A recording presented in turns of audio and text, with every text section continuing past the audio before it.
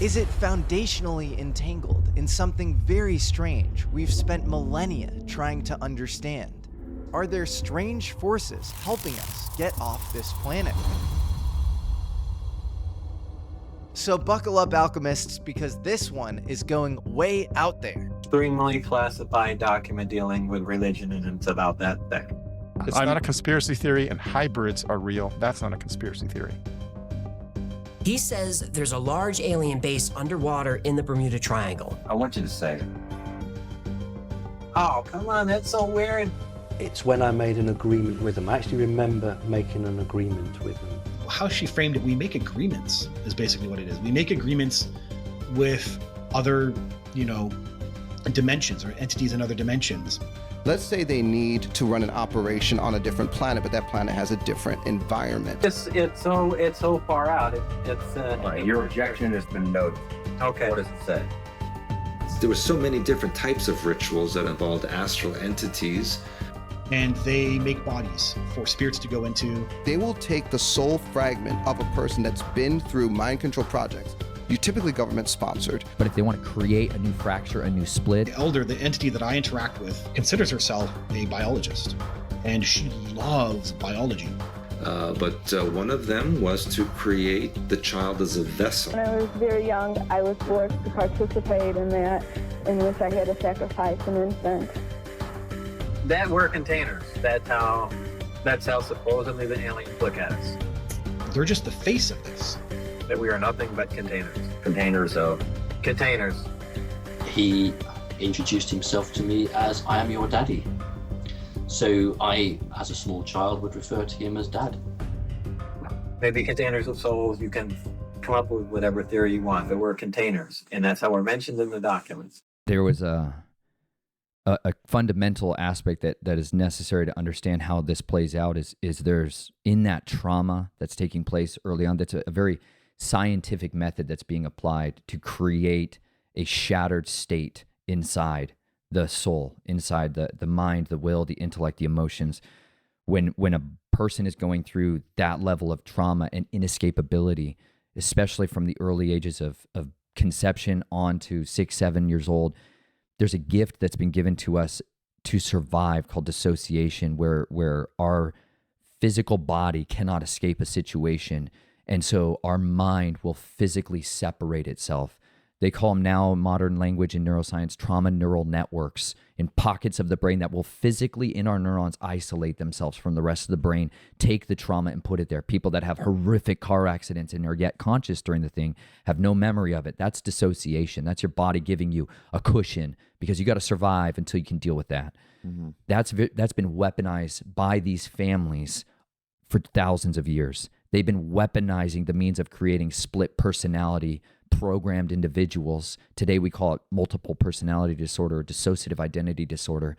But back then that was a way of governing and ruling and controlling not only the elite, but also those that were subservient to that. They were always different. They're always male, never female that would do these kinds of things. The beatings were the most horrible. And the fact that they were doing it without the approval of the kids. It was literally kidnapping. One thing they loved to do was drown you, hold you underwater to the point where you were about to give up. They wanted to split the mind. They wanted to shatter the mind. And then they would program each individual piece for something else. But what was the intention on the beatings and the drownings? That must have... That was to shatter the mind even further. So they can manipulate it? Yes, they can manipulate it. They put me in a metal tub filled with ice water, and it was just absolutely shocking to my body. I know I was wearing something. I had underwear on and like a tank top or a tank t-shirt of some kind. They submerged me in this ice water, and I'm screaming and yelling and trying to get away from what they were doing, but I couldn't get away from them. They take me out of the ice water and put me in another tub that was full of really hot water. And so the shock to my system again with the heat was just intense, and I'm screaming and yelling and trying to get away. They moved me from that tank back into the ice water, and they went back and forth like this between shocking cold and shocking hot. And my body was just screaming. I was screaming and yelling for it to stop and trying to pull away, but they had control of my limbs. Finally, I couldn't fight anymore. I just gave up fighting. There was no point. I lost the will to fight.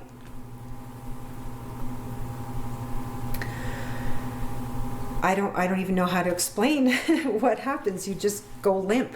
You just lose your will after a while because you have no choice. They're going to do to you what they're going to do to you, and you just give up. It's like, I guess, when you're breaking a horse or you're breaking an animal in to be domesticated. It felt like they were taking me from wild animal into just limp ragdoll. Breaking the psyche of the person, to install programming, to fracture the mind pattern, is to make you uncomfortable. Because when you're, first you're cold, then you're hot, then you're cold, and the mind doesn't know what to expect, and after a while it fractures. You would get to a point where you just didn't even care anymore because you couldn't even feel the pain anymore. I think that was a form of dissociation. And that's what they wanted. They wanted you to dissociate, fracture the mind. That's how the programming begins. I did see a couple of their sessions. It was disgusting, made me sick. Can you describe a little bit of that? I would just as soon die. The amazing things that they could think of to create fear, anxiety, and fracturing. I don't know how human beings could even think up such things, but they did. Personality. But if they want to create a new fracture, a new split, he would take me into the bathtub. They had a big walk-in bathtub, like big tile, like deep. And he would drown me, hold me down there as I was drowning. And as I was fading and splitting and losing consciousness and beginning to convulse and drown, he would bring me out of it. And he would clear my airway and he would resuscitate me. And when I would come to consciousness, I didn't have any memory of the past. That was a new split, a blank slate is what it's called. That blank slate now is a new personality, and I'm actually bonded to that man as my savior. He saved my life. He rescued me. I love him. I'll do anything for him. And you're in a fugue state, a dissociative state. You're very much impressionable. Easy. Whoa. I'm here to help you, son. Take it easy. It's gonna be all right. I'm here to help you. Just relax. No more pain. I'm Jack. I'm here to get you out. That's when you would be extracted immediately, and the programmer who would be doing this to you would tell you, I saved your life, I am your new God, and you must behave and listen to me always. Okay, when you take a personality and you fragment it into pieces, they take one of the pieces and then they develop it into a sub-personality or a related personality, which is a little different than the core personality. And then they provide a code that triggers that personality to come forward and take control of the body. What has the eagle done that has been threatening? The eagle makes phone calls that initiate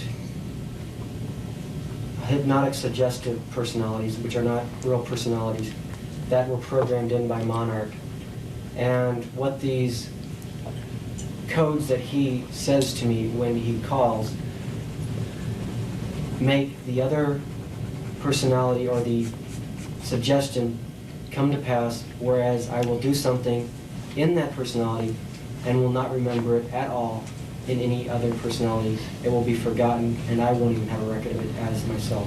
Replace the triggering mechanism with hypnotic codes, keys, and triggers, hand signals.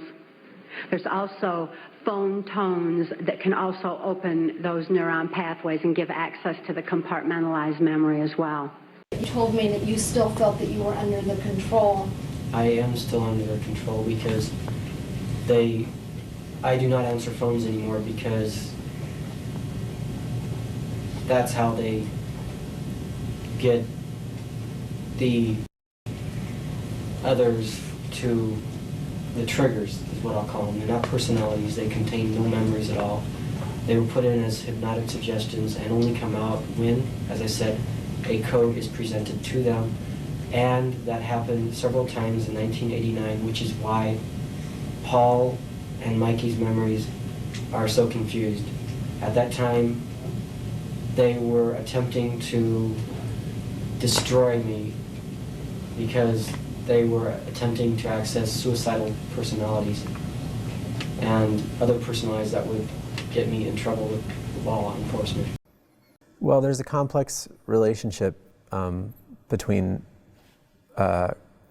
hypnotic suggestions and programming to commit suicide and the practical need of the cult to keep people alive to use them. So there's this push-pull that a lot of us, especially when we're born into it, I mean, we experience this from birth, where we're being told to kill ourselves and to live at all costs at the same time. And that's part of the cognitive dissonance and the psychic torture aspect of it, just a glimpse.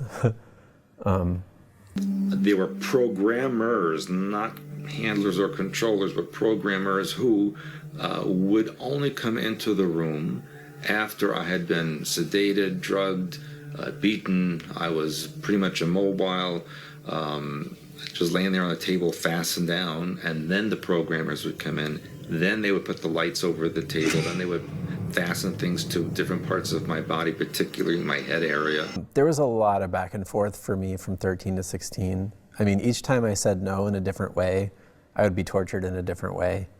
And they would try to basically kill the alter who had said no and create another alter that they could talk to start the conversation over.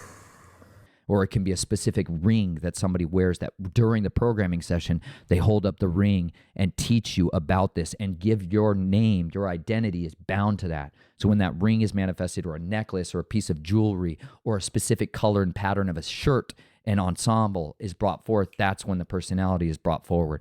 Or you'll see checkerboard floors are used because it's that duality of those two parts. That's why it'll be in the entrance of people's homes to trigger those personalities as they go in. This is why you'll see it in elite circles or in specific types of temples and ritual chambers, because they're bringing forth these other personalities, and with them, the spirits that accompany it. When you drown somebody, you kill them, these spirits are coming and going during these interactions. These spirits they're spiritually transmitted diseases that are being passed forth, and that's what gives a groundwork and a framework that reinforces this substantiation going forward.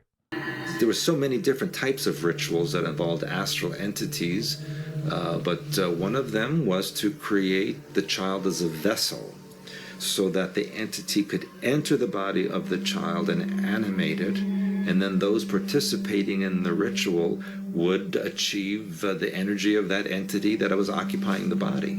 When I was very young, I was forced to participate in that, in which I had to sacrifice an infant. And the purpose of sacrifice is to what? Is to bring you what? What are you sacrificing for? For power. Uh-huh. And there was a ritual going on stage, and I won't go into any details, but it was pretty barbarous, and it was with sexual connotations and a lot of sort of X-rated stuff happening. And at a crucial point, there was all I could see from the candle lights was a very high vaulted sort of a hall-like main building that we were in, and because it was matte black, it didn't reflect any light, but you get the impression that the ceiling was very high above us, maybe 40-50 feet, I don't know, just it went out of sight anyway. And a shaft of lightning, or bolt of lightning, or a shaft of light came from the ceiling straight down onto the stage. And I swear there was a fire-like being stood there. When they take a child who is more afraid than an adult in most situations, and they bring them to a state of extreme fear, and at that moment they sacrifice them, then they immediately extract the adrenochrome from the pineal gland, And that was more valuable to them than gold. I've talked to Satanists all over the world, and some of which have experienced some of these major bloody rituals involving these elite people. And they tell the same story of how these people, these Satanists, are interacting with this astral dimension. And they are conducting the ritual to generate maximum terror in the victim, because the terror is a very powerful low vibrational energy. These entities are overseeing these rituals, and they're feeding off that energy coming off the victim. This is the gift to the gods that the ancients talked about. Depending on the kind of programming that they were going to use a particular person for, depending on that person's mind pattern and genetics, they would use drugs like LSD because they were trying to find the combination that would create an altered state that allowed easy downloading of the programming. Some of it was thanks to the Nazis. Some of it was thanks to some alien groups that had been doing this for millions of years. Right, this is a Draconis reptilian. I'm looking at it now. I think probably what are spines at the back, which are actually wings. What are spines at the back, which are actually wings, probably are too big. But he's white-skinned. He has red eyes. He's like an albino. He is a royal. No doubt about that whatsoever, because other creatures have to come to him and they have to spread eagle themselves on the floor. He is the king. He is the king. He introduced himself to me as, I am your daddy. So I, as a small child, would refer to him as dad. When you deal with these creatures, you have to be very much on your guard. You have to be very careful what you think to them, because if you have to choose your thinking words very carefully, because they can be misconstrued. You can upset them. These are very proud creatures, very much into ritual, hugely into ritual. Their whole life is controlled by ritual and ceremony. So every action that you have, every thought word that you send, can have an effect on these creatures. They don't have a sense of humor. There were the reptilians, and there were, I'd say, several different versions that I saw of those. They were more like observers. They were involved in understanding the technology, giving ideas about what could be done with it. They were also very brutal. They claimed to be the original colonists or inhabitants of the Earth from the Draco star system. They had a hierarchy, which they said they had created most of the Asian civilizations from the Lemurian continent eons ago. Okay.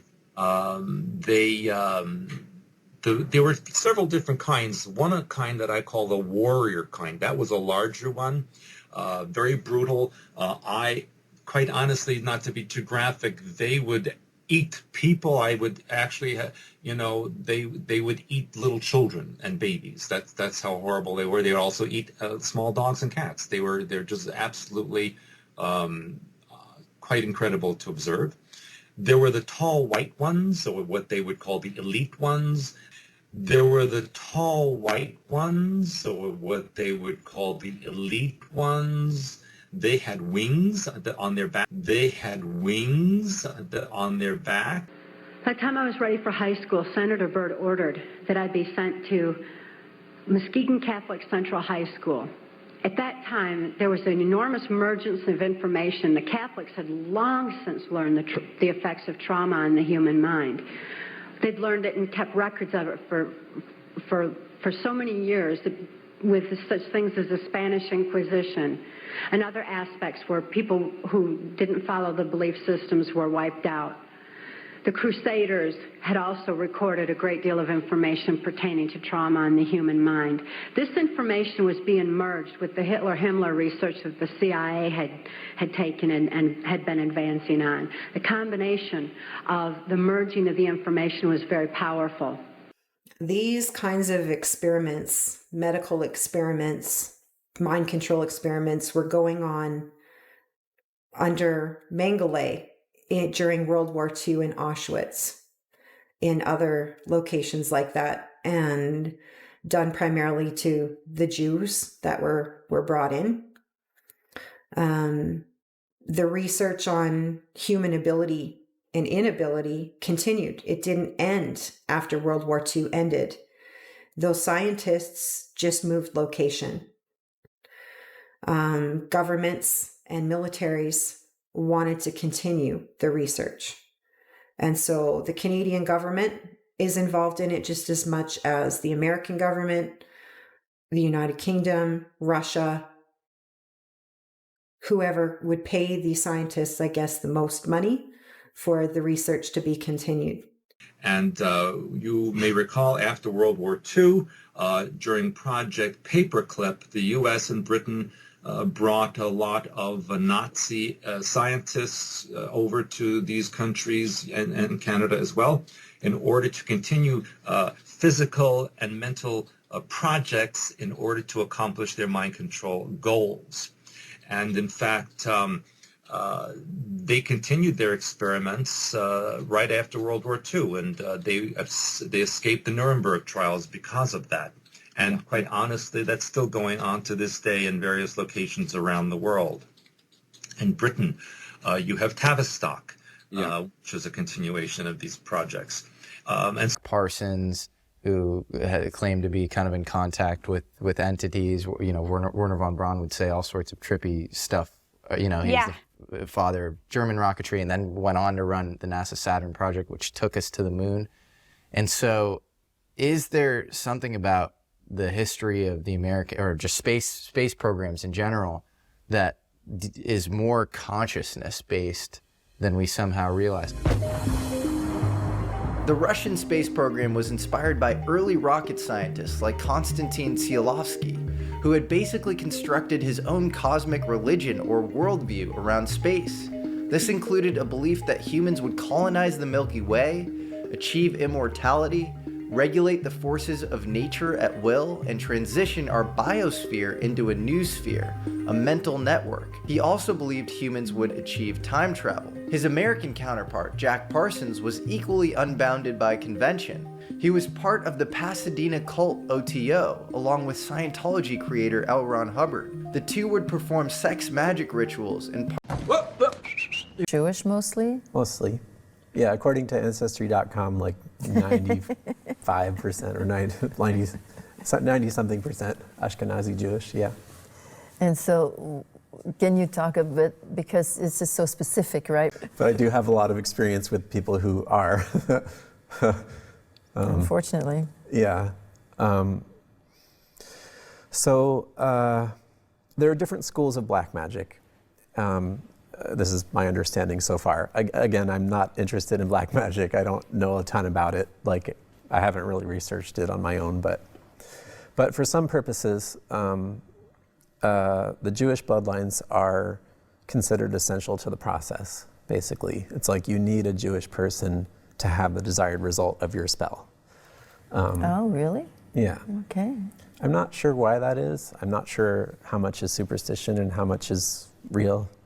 But that was definitely the case. In many cases, as I mentioned before this interview when we were talking, they need specifically a descendant of Solomon.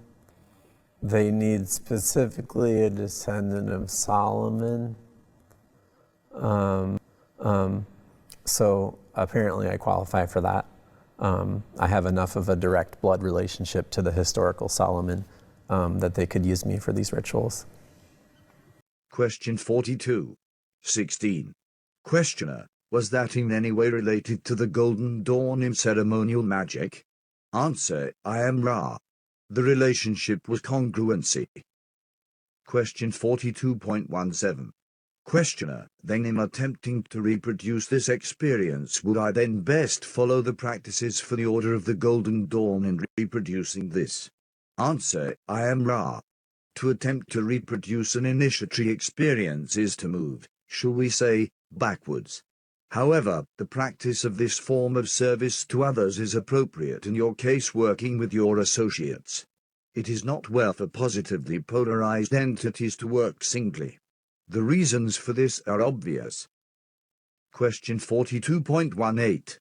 Questioner, then this experience was a form of initiation. Is this correct? Answer, I am Ra. Yes. Taught people magic, and whatever was revealed to these angels at Babylon.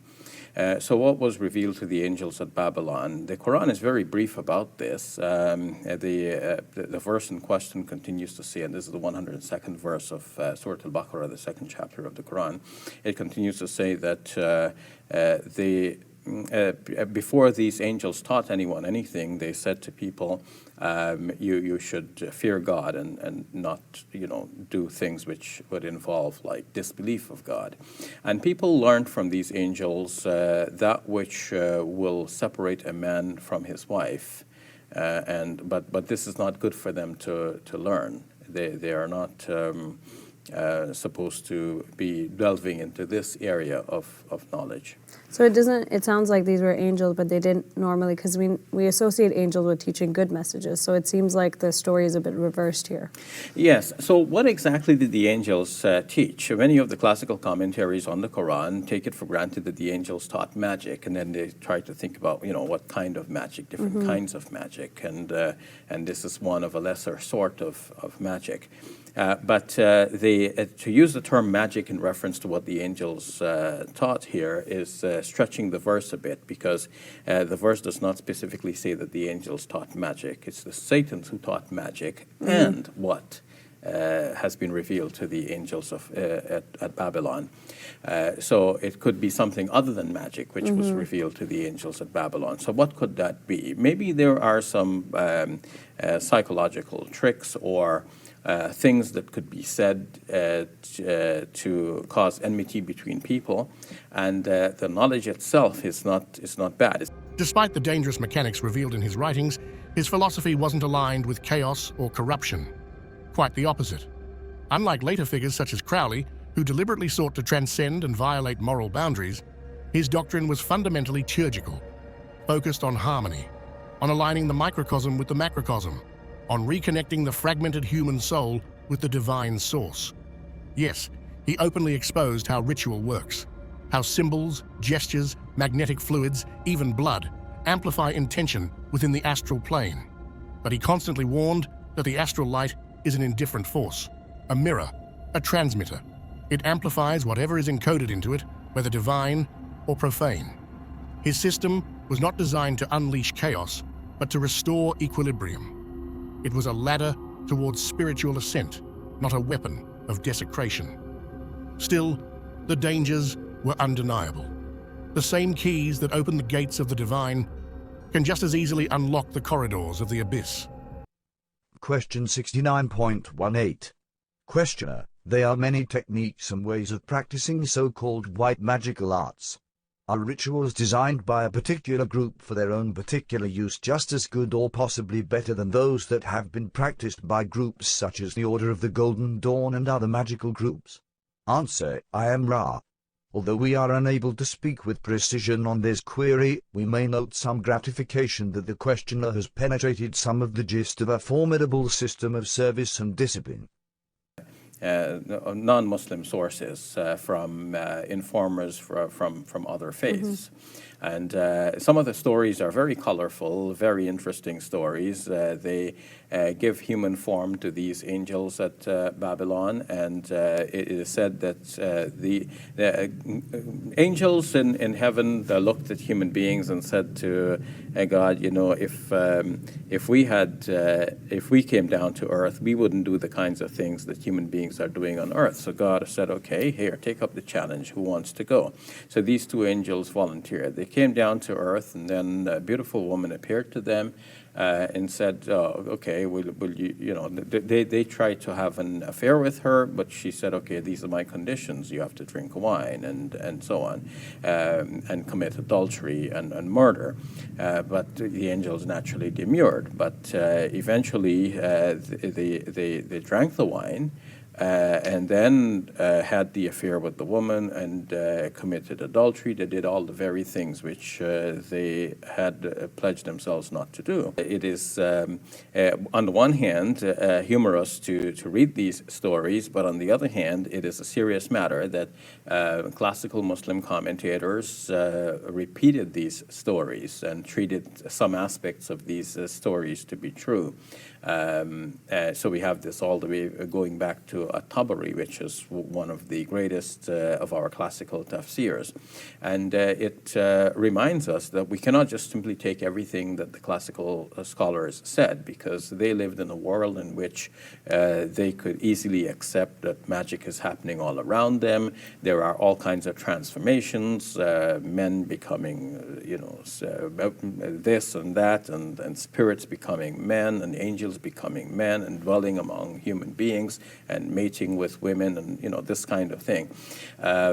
But we live in a very different world in which we are more attuned to science and technology and physical causation of things. And it is not possible for us to believe in these stories the way in which the classical scholars believed in them. And it's not only the story, it's the whole worldview that they had at the time. Magic is not superstition, nor is it a collection of irrational beliefs. It is both a science and a religion. In his view, the universe is not a random, chaotic expanse. It is a machine, a living organism governed by immutable laws that apply equally to matter, mind, and spirit. And the magician's role is to become the engineer of that system, the one who learns to input commands into the cosmic machinery through rituals, words of power, numbers, and intention. Look at sort of alignment or parallels with other biblical traditions or other religious scriptures. So do we know of anything further from sort of other traditions? There are stories of fallen angels in the New Testament, in 2 Peter, and also in the book of Jude. There is also the most close parallel to this is the story of two fallen angels in the Talmud who are said to have been trapped in Babylon, and the Quranic story may be actually a reference to that Jewish version of the story that may have been known at the time when the Quran was being revealed. So in light of the limited information that we have based on these parallels, what are some overarching lessons that you think Muslims can take away from it? Well, the lessons from this, one is that not every bit of knowledge is good to have for everyone, and knowledge can be misused. Two would perform sex magic rituals, and Parsons even received a past life regression in which he was Simon of Magus, a biblical character who used black magic to levitate. A biblical character who used black magic to levitate. Have met people who claimed to be Satanists, who claimed to be involved with black magic, who claimed that they not only knew a lot about it, but as I said, I've certainly never been involved, and I warn all of you, never, never, never. You will not only lose your mind, you lose your soul. I don't have a big library in the account, no. Do you regard black magic as being purely fictitious, or is there some truth in it? Some truth. 100% truth. There is nothing fictitious about black magic, in any way whatever. It is a fact. It is a fact which has existed for several thousand years. I mean, when we talk about black magic, we are talking about Satanism, necromancy, alchemy, witchcraft, the worship of Satan, the worship of dark forces, whether it's voodoo, juju, whether it's something practiced in the Western world or the Eastern world, whether it's easily defined or not easily defined, the order of the left-hand path, the following of this, the following of that. It is basically the worship of the force of evil as embodied by Satan, Lucifer, the princes of darkness and their legions and so on. In a very simple sense, of course, it goes much more deeply than that. It is a fact. It is a desperately dangerous fact. And the people looking for a road out, an exit, an escape, some form of safety valve which will help them to blow off steam. They don't realize how dangerous it is to get involved in this respect, because inevitably they start at a lower level and then they get absolutely under the control of the bosses, because the bosses exist. They have the same ranks in the church of evil as they have in the good church. They do. They have ranks in the hierarchy of the priesthood, just as you have bishops and deacons and archbishops and cardinals and so on. You have various ranks and grades, like Magister Templi, the master of the temple ipsissimus, the sort of number one top man. And this is not just occult writing for the sake of writing. This is a fact, and people really believe in this. It does exist. It exists around us today. Satanic ceremonies will be happening in Britain tonight, very definitely. Ask any priest, ask any member of the forces of law and order, and they will tell you that Satanism as such, it's there, and it has been for thousands of years. Man has worshipped the devil longer than he has worshipped perhaps an established religious figure. Do you think you're in any danger in mimicking it in front of a camera? No, that's an interesting question, because I must admit that it did enter our minds when we were performing some of these ceremonies. You see, I am playing, as I told you, a priest. The various ceremonies that are carried out by the priest, in this case myself, and the members of his group or coven, are blasphemous ceremonies, totally blasphemous and totally profane. They have to be. That is to say, they must be profane and blasphemous to be effective. This is part of the ritual and part of the belief of these people that in order to make any kind of ceremony totally effective, it must be the exact diametrical opposite of the real ceremony. That is to say, if you make the sign of the cross, you do it like that, upside down. If you are going to carry out a satanic ceremony, whether it's a baptism or a particular group of people doing something like trying to raise an elemental or trying to create the perfect situation for an evil spirit or trying to produce evil vibrations and so on, they plug in, so to speak, to the force of evil like plugging in on a switchboard with a telephone. In order for this to be effective, it must be carried out, as I've already said, by a consecrated person, i.e. a priest, and it must also be carried out on consecrated ground. A limousine arrived and you got hooded. You were told before you left to bring nothing metallic on you, and that at the time anyway you'd be given clothes to wear, a cloak to wear when you enter this coven, this church, this cult building. You drove around. I was in Wellington and we drove for I think half an hour or so. I had no idea whereabouts in Wellington we might have been with the hood on. And we were escorted up the steps into this church-like building. I didn't actually see the outside of it, but from the inside it was painted matte black. I often compare it to a monastery, to be honest. It was like a satanic monastery. It had kind of a feeling of a cloister. Wow. If that's okay. Yeah. And ask you what you can tell me about this church. Yes, and we dance in the church with the baby skulls on. Do you? So, definitely, I did see people die. I saw animals being murdered. I saw people being murdered.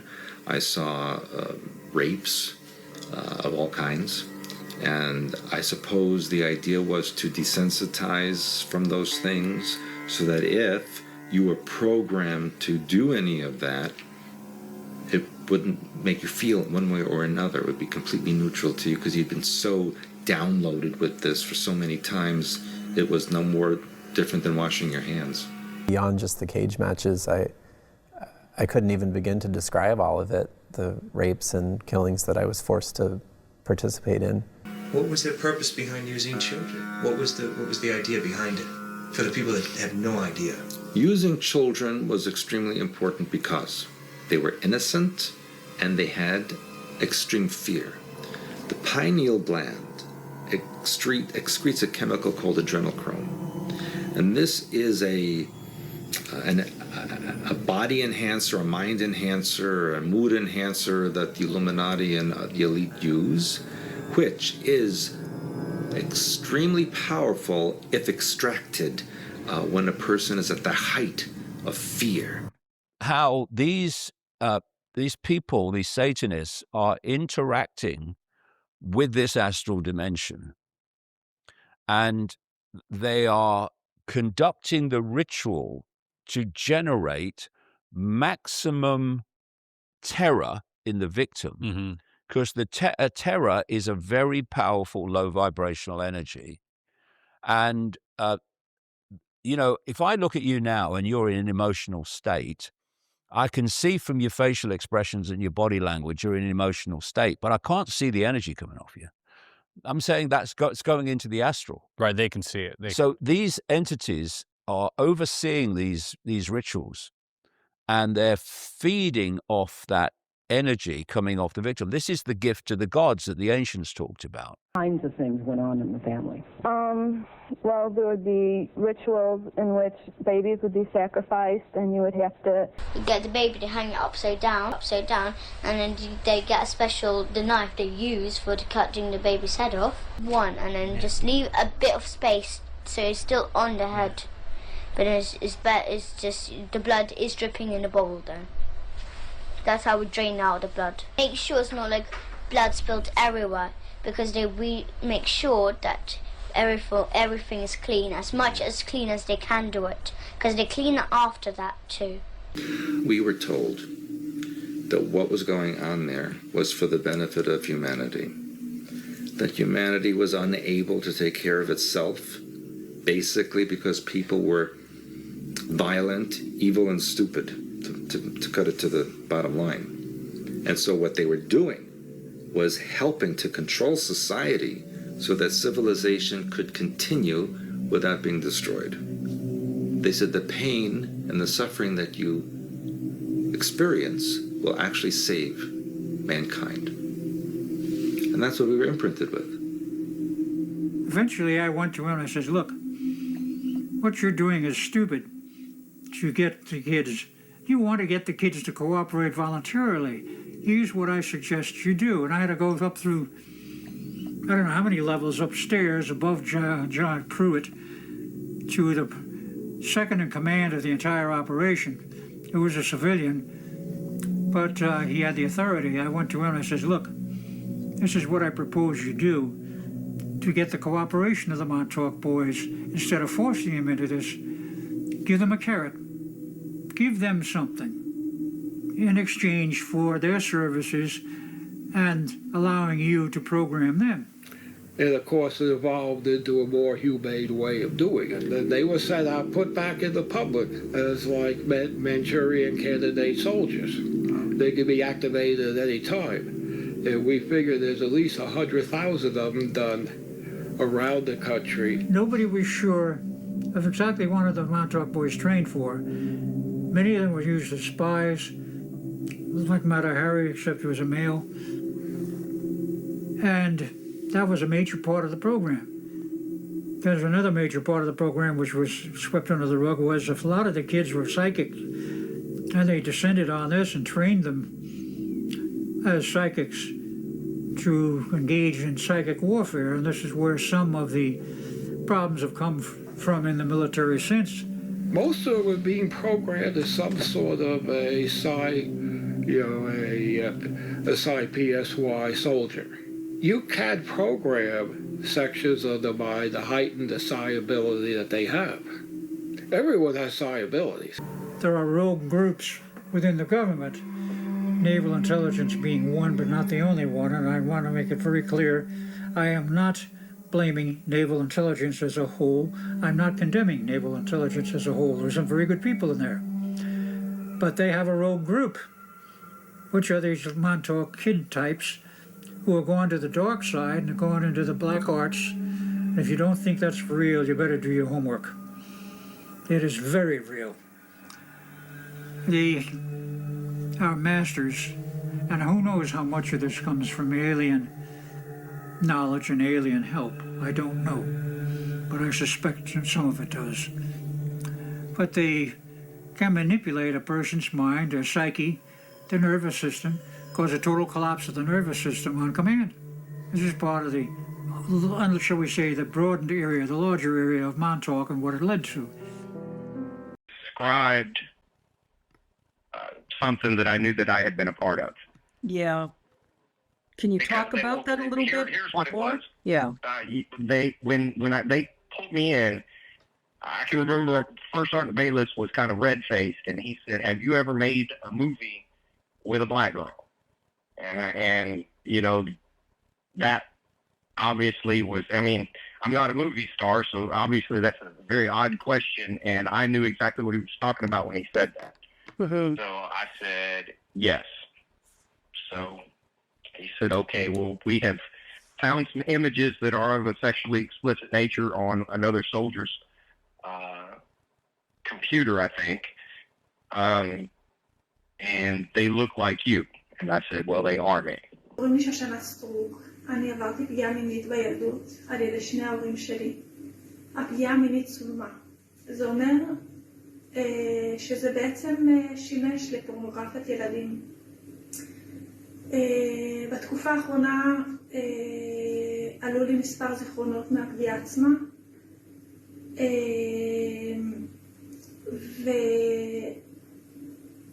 והבנתי שכנראה היה מדובר גם בפגיעה טקסית. יצרתי קשר עם מישהי בפייסבוק שמספרת הרבה על פגיעה טקסית שגם היא עברה, והיא הפנתה אותי למישהי בשם נעמה גולדברג. שנעמה גולדברג בעצם היא אמרה לי שיש לה הרבה מידע על פגיעות טקסיות. לקח לי כמה ימים לפנות לנעמה גולדברג, וכשפניתי אליה היא ישר תוך רגע הייתה זמינה, וזה היה נראה שהיא כמו חיכתה לזה שאפנה אליה, והיא בעצם שלחה לי איזושהי כתבה שבדיוק התפרסמה. לא הייתי מסוגלת לקרוא את הכתבה בתור התחלה, כי כמובן שזה מאוד מאוד הפחיד אותי.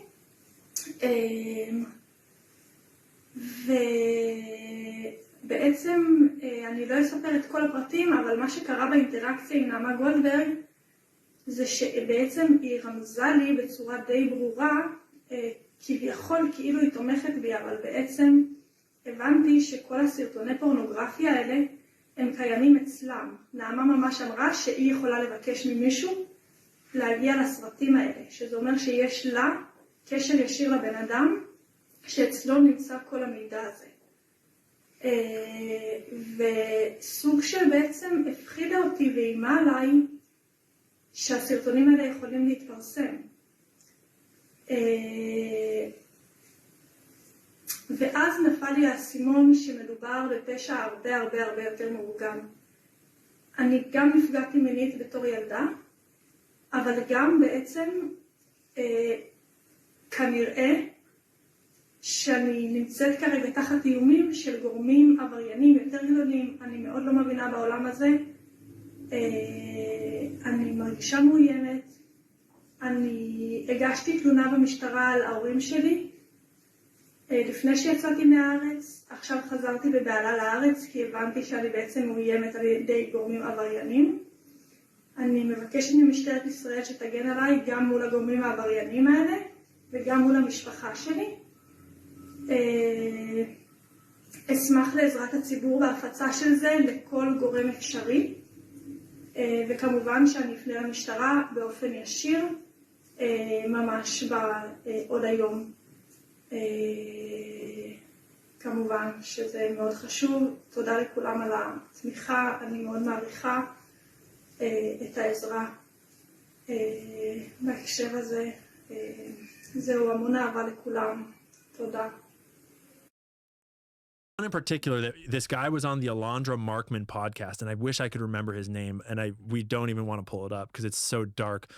And everyone should, watch it for themselves and judge it for themselves in terms of whether you think he's telling the truth or not. But personally, it's like you can look into his life, and this guy, like his whole life is based around him recovering from this essentially story of his childhood and abuse, and it looks looked far more likely that he's telling mostly the truth than entirely lies to me. And what he alleges in this interview that aired like a year ago or so, a little less, on Alondra Markman's podcast, is that he was born into a satanic family, of which there are many around the world, and that he was groomed from an early age to essentially be a Jeffrey Epstein type of character in a global satanic cult that is not all satanic, but the Satanists are a part of this sort of bigger network of crime and everything. And he alleges that he was... I'm curious how they define themselves, Satanists. Like, what is the definition of a Satanist to them? My understanding is that some of them, based on what he said, is that some of them are literally worshiping Satan, and some of them are practicing these things in this cult format and structure. And when I tell you what he's alleging, you'll realize. He's a familiar. A vampire wannabe. If he's loyal enough, And he proves himself maybe his master. Turn it. That are so like in the same way that like some Jews are really practicing Jewish people, and some Jewish people are, and I don't mean to say, I'm not trying to make that connection. I'm just saying that we were just talking about Jews. Some people are more practicing of a religion than others, but you might still go to church and you might still, you might identify as Christian, but you're not as Christian as the next guy. But he alleges that he was groomed from an early age, tortured every day as a child. It's like abused every day as a child, to be groomed to have multiple personalities. And then by the time he was like a preteen, he was engaging in child death matches where he would be put in a cage and he would fight to the death with another child in like downtown New York in underground like parties that rich people and businessmen would attend. And then that and it sounds so insane, but when you watch it, it's like hard. And it's not like he's the only one that has claimed this. He's just one that put it all in a particularly, like, lots of people have lots of claims about this kind of shit. And he also claims that then after that, he was being groomed to be an actor, and he froze up in his acting interview. And so he got shifted from the acting pathway, because these guys, like, there's a fuckload of money in this community, allegedly, as in, it's tied into all of the global sex trafficking networks, because how do you think that global trafficking sort of gets all the handlers and gets all of the sort of like operatives that run it? היי, אני שושנה סטרוק, גדלתי ביישוב היהודי בחברון. אחי מגיל 2.5, ההורים שלי היו לוקחים אותי לטקסים פדופילים, שבהם כמו אילפו אותי, תכנתו אותי באמצעות סמים, באמצעות היפנוזה, באמצעות פגיעות מיניות, ובעצם הם יצרו אצלי כל מיני חלקים, כל מיני זהויות. החל מגיל 13 אבא שלי התחיל לסרסר בי בתל אביב, עשה עליי כסף מה שנקרא. הפגיעות המשיכו עד גיל די מאוחר. בעצם מה שקרה עכשיו זה שאפילו שכבר פרסמתי את זה, ואפילו שכבר סיפרתי, אבא שלי ממשיך לפגוע בי. הוא הגיע לדירה שלי, ואני שכרתי דירה באופן עצמאי, גרתי לבד. הוא הגיע לדירה ופגע בי שוב. הוא הביא איתו גם עוד בן אדם. את הבן אדם הזה הוא בעצם מכשיר כדי שיוכלו להמשיך לסרסר בי גם אחרי שאבא שלי ימות, כי ככה זה עובד, הם מעבירים את זה ככה דורות בין הדורות, את הפגיעה, את הסרסור, את הניצול המיני של ילדים, את הניצול המיני של נשים. מאז הפגיעה האחרונה עזבתי את הדירה שלי, אין לי בית. לבינתיים מצאתי כמה אנשים טובים שמסכימים לארח אותי כל אחד לכמה ימים, אבל אין לי ממש דרך לפרנס את עצמי, כיוון שאני מתמודדת עם הפרעת זהות דיסוציאטיבית, זה נקרא DID. אני נמצאת במצב נפשי מאוד מאוד מאוד קשה, ויש סכנה אמיתית שאני אגיע באמת לרחוב. אני חושבת שמאוד מאוד חשוב לעזור לי, כן, שתהיה לי תמיכה נפשית, שיהיה לי ביטחון כלכלי, שיהיה לי שקט נפשי, שיהיו לי אנשים שיעזרו לי, שיהיה לי ביטחון פיזי, שיפסיקו לפגוע בי. מאוד אשמח לכל עזרה כדי שאני אוכל להגשים את החלום שלי, ולעזור גם לנשים אחרות שעברו פגיעות טקסיות. אמנם אני עכשיו במצב קשה, אבל בהשכלה שלי אני למדתי פסיכולוגיה, ויש לי חלום לעזור לאנשים אחרים שעברו פגיעות טקסיות. אני אשמח לכל עזרה. תודה רבה לכם. Is you need people that were abused in order to run these things, because you need to be that kind of broken, like you need to be groomed to be able to run this without breaking it all. Yeah, is this all like tied into like the Franklin scandal? Similar, yeah. What does he say? Saying, please don't hurt me. Did you hear him call? Did you hear him call? What'd you do to him, Paul? They told me to do to him. Huh? I did what they told me to do to him. What did they say to do to him, Paul? Have sex with him? Okay. And you were used to having sex with people, right? Something else must have happened then when it fell. He was crying and I was telling him.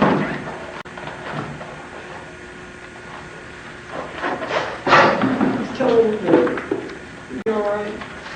And I told the guy, I said, I don't want to do this, I don't want to do this. And they're going, do it or else. I will finish you too.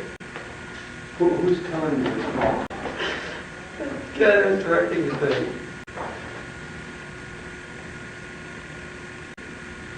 If you either do this or we're going to kill you too. Do what, Paul? Do what? Screw the kid. Okay, so you screwed the kid, then what happened? Did Nicholas screw the kid too? Yeah. Something you're not telling me, Paul. Yeah, had some other guy came in and we didn't even know about it. And Nicholas didn't even know what was going to go on next. This guy came in and he started kicking the shit out of Nicholas and he started trying to kick the shit out of me.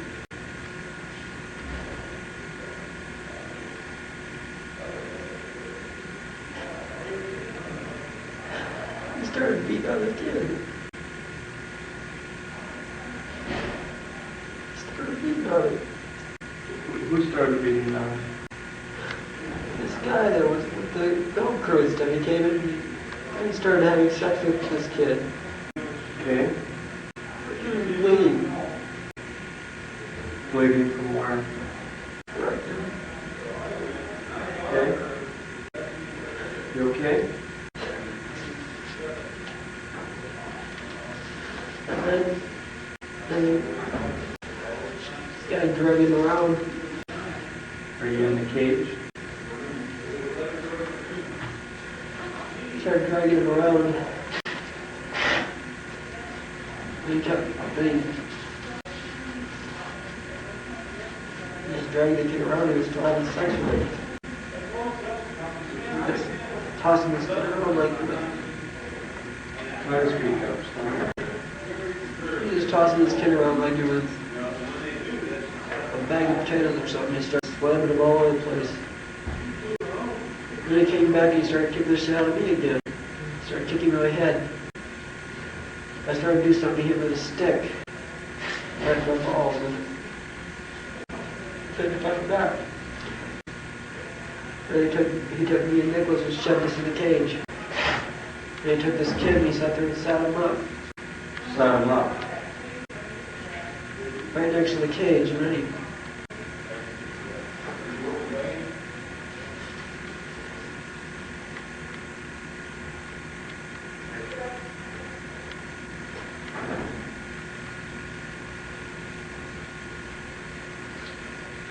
started kicking in his face. The kid was just crying.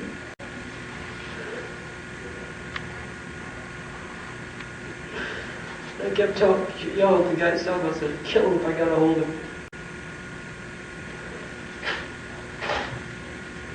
And I said, no, they shot him. They what? Shot him. Shot him in his head. Yes. The first time that I can recall anybody that it ever coming up, I always knew that they were, that the films, at least one or two of them were out there. I don't even know how many times I was filmed. But I can tell you that some of them are extraordinarily horrible. I can give you one instance where they were filming us. It was me and a girl that I knew that I had been trafficked with in other venues. And while we were filming, they came in and shot her in the head. So killed her, obviously. So he claims he met Jeffrey Epstein on 2 occasions. He claims that he was being groomed to essentially be a handler similar to Jeffrey Epstein. Mm-hmm. And he had a really lucid description that Jeffrey Epstein was an insanely good code switcher, is what made Jeffrey unique, that he could be completely normal businessman, like banker guy right now, and then like literally turn the other way and be an absolute depraved, abusive monster, and then like right back on like the drop of a pin. And that's what made him so unique in this guy's perspective. And he kind of like had his programming, his like trauma did not work correctly. And so rather than going that route, he became a breeder. And he alleges that he was sent to a compound in Mexico where he would breed with trafficked girls all day, every single day. For like 2 or 3 years, and they would just breed and breed and breed and breed. And he alleges that that is because they were particularly interested in him because of his bloodline and his heritage as some sort of direct descendant of King Solomon, is what he says. And it's like, who's this dude? What's this dude's name again? Say like you should, and first, you should not watch it if you are at all sensitive in any way. And you should only watch it when you are of like a sound heart and ready to like hear some of the most dark and fucked up things you've ever heard in your life. And then they started sending me to a breeding compound. A breeding compound? Yeah. Okay. What is that? I can guess, but... It's a dedicated facility for breeding human people. So what kinds of things? You don't have to give us the gory details, but what kinds of things went on in the family? Well, there would be rituals in which babies would be sacrificed, and you would have to, Whose babies? There were people who bred babies in their family. No one would know about it. A lot of people were overweight, so you couldn't tell if they were pregnant or not, or they would supposedly go away for a while and then come back. In my case, this was in Jalisco in Mexico. Really? Mm-hmm. So I'd be brought down there once I hit puberty, and I was on all sorts of steroids and aphrodisiacs and drugs, and it's a very intensive physical program that they put you through when you're slated to be a breeder. They try to induce puberty as early as possible. And they put you on different sexual enhancement drugs and different mind-numbing drugs, and it really turns you into all you can think about is sex. It's because of all the drugs that you're on and the environment that you're in, and that's the idea. If you're in a breeder role, you just basically have sex constantly, or you're raped. More properly, just every day, all day. So that was the case for me. Starting around 12 or 13. So was that place like a lab? I often compare it to a monastery, to be honest. It was like a satanic monastery. It had kind of a feeling of a cloister. Wow. Yeah. But it was a breeding facility. Yeah. I should also say, I'm calling this a monastery pretty intentionally. It wasn't just sexual. There was a lot of ritual associated with it. And basically, to produce the sort of children that they were interested in, they believed that different forms of black magic were necessary. And so there was a lot of careful planning around that. And there was a lot of ritual involved. Prayers and sacrifices and killings, all sorts of things going into this process, basically so that I would conceive what they considered desirable children. Epstein wanted Virginia to tuck him in to bed at night. Can you explain what that ritual was? He didn't want to be touched other than maybe like scalp massage, foot massage, but he didn't want sex. And she was instructed to stay with him until he fell asleep. It just struck me because this is a young woman who wasn't nurtured all that much as she grew up, and here she's turning around and having to perform this nurturing act to her abuser. Yes. And it's one of the reasons that Epstein and Maxwell said to her repeatedly, "You'd make a great mother." They asked her to carry a child for them, raise the child, and forego all parental rights, sign those rights over to them. It's like a modern Handmaid's Tale. And interestingly, that was the straw that broke the camel's back for her. We kill babies, we drink their blood, we eat them. Right. But then after, so the social services who are in it, they go to families, so the families can't afford, so they get a baby but they can't look after it or anything. They can't buy food or they can't buy clothes, they can't look after it. So the families who sell their children, so the social services get them. They say they get them to a foster home, but they don't. They get the babies or the children, and then they get Miss Marden, our nurse in our school. She injects the child or baby. I was part of a very large group of children that were used. Initially, they used people who they thought would be expendable. They used derelicts, they used orphans, foster children, people that would not be missed if they vanished for some reason. And so eventually, after they started going through this and realized that the genetics of these people weren't the best, they started to take the children of military people, authority figures, political people, entertainers, people who could advance their position by offering up as sacrifices their children. And this does happen in Illuminati culture. Well, to make a very long story short, I was one of those children that was taken in for that reason. But I became an anomaly, and the reason is that I survived it. 99.9% of the people, especially the children that went through these horrendous experiments and projects, did not make it. They never survived. They were fried literally inside and out by the microwave, ELF, the torture. They even had sexual ritual magic that would be going on there.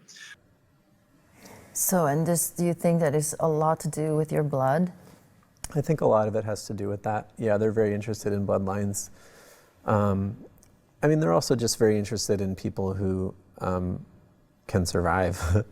I mean, a lot of other people, other boys, for instance, I would just see them dying, from just sheer exhaustion, from stress, from all kinds of things.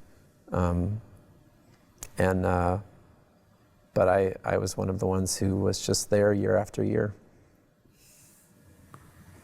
Yeah. Well, I'm really sorry. Thanks.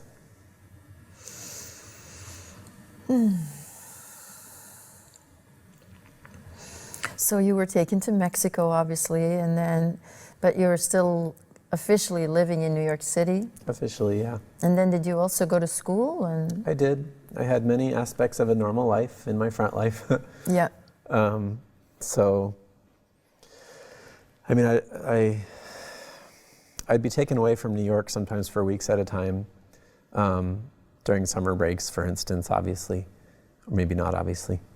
But yeah, I'd be brought back to New York for a lot of the school year, and I'd have a relatively normative experience in school during the winters. Yes, and then on the breaks, that same with me, like for that year anyway. I was gone the whole summer, I was gone for every vacation, and then that was when the training was happening. Mm-hmm. Or what, in your case, what was it? Yeah, training, breeding. What about year 4? How come you're missing that one? Because I got a problem in my school. Have you? Yeah, my dad is friends with the whole school. Is he? Yeah. Oh, okay. So how's he friends with the whole school? They met. Where did they meet? When I wasn't with my dad, they met, then... I was brought all over the world, and different people were brought to me also, because this breeding process is very intricate, it's very delicate.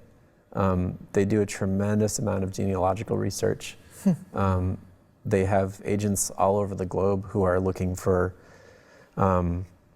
certain bloodlines, but also certain psychic characteristics, other kinds of, I'm not privy to everything they're looking for, obviously. But this is a very global program. And so I would sometimes, if it was deemed helpful to their plans, I'd be brought to other places, other countries, or they would bring in women and girls from outside the US to me. But the real thing is something which I wouldn't be prepared to discuss. I have never attended a ceremony of this kind.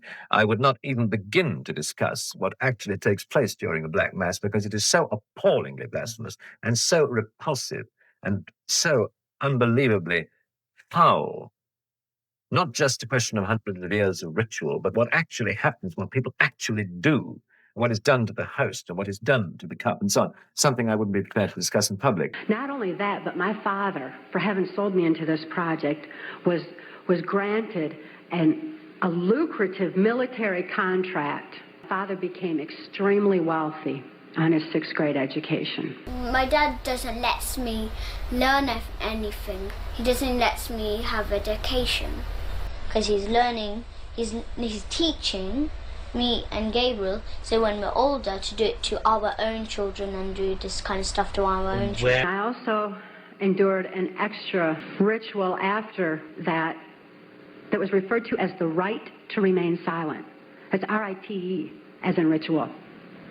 This involved Congressman Vanderjack and the head of our church at that time, Father Don, and they subjected me to an occult blood ritual. This was so horrific. It was this reversal of the Catholic Mass. It confused my mind because when a person's operating on a subconscious level because they're so traumatized that consciously there's no place for what they're enduring, the subconscious mind has no ability to discern and to question and to reason the same way that the conscious mind does. And this reversal of the Catholic Mass into occultism just made it all seem to run together in my mind. It was absolutely horrific. This blood ritual was so horrible that my mind readily accepted the mind manipulation that I endured afterwards, a hypnotic language, the neuro-linguistic programming, mind-controlled programming that actually changed the way that my brain was functioning, so that, you know that part of my brain that I said would open up to deal with my father's abuse again and again? They changed that so that they decided when, where, and how that particular compartment of my brain would be opened and accessed. And they replaced the triggering mechanism with hypnotic codes, keys, and triggers, hand signals. There's also phone tones that can also open those neuron pathways and give access to the compartmentalized memory as well. They replaced that at that time. And this was with this right to remain silent. I also had a silence in my head after that, because up until that time, I heard, it was just my own voice, but I heard my voice arguing back and forth with all these different perceptions and from the different compartments in order that I could formulate some kind of a decision about things. I remember before the right to remain silent that I had some free thoughts of my own, and I had hoped for a place in the world where people didn't abuse each other. I'd hoped to have 10 children that I knew would be at least 10 children in this world that weren't abused. I'd hoped for those things, but with the right to remain silent, I lost my capacity, my ability for free will thinking. I lost my ability to even hope anymore. I lost all free will entirely. This right to remain silent silenced this argument that always went on in my head, and instead, all I ever heard from that point on was the voices of my abusers directing me, telling me exactly what it was I was supposed to do. And your adopted dad, William Kyle Riley, worked as a pilot and was involved integrally in the Epstein-Trump plan. All kinds of things. Yeah, and he worked a lot with Trump and Epstein, correct?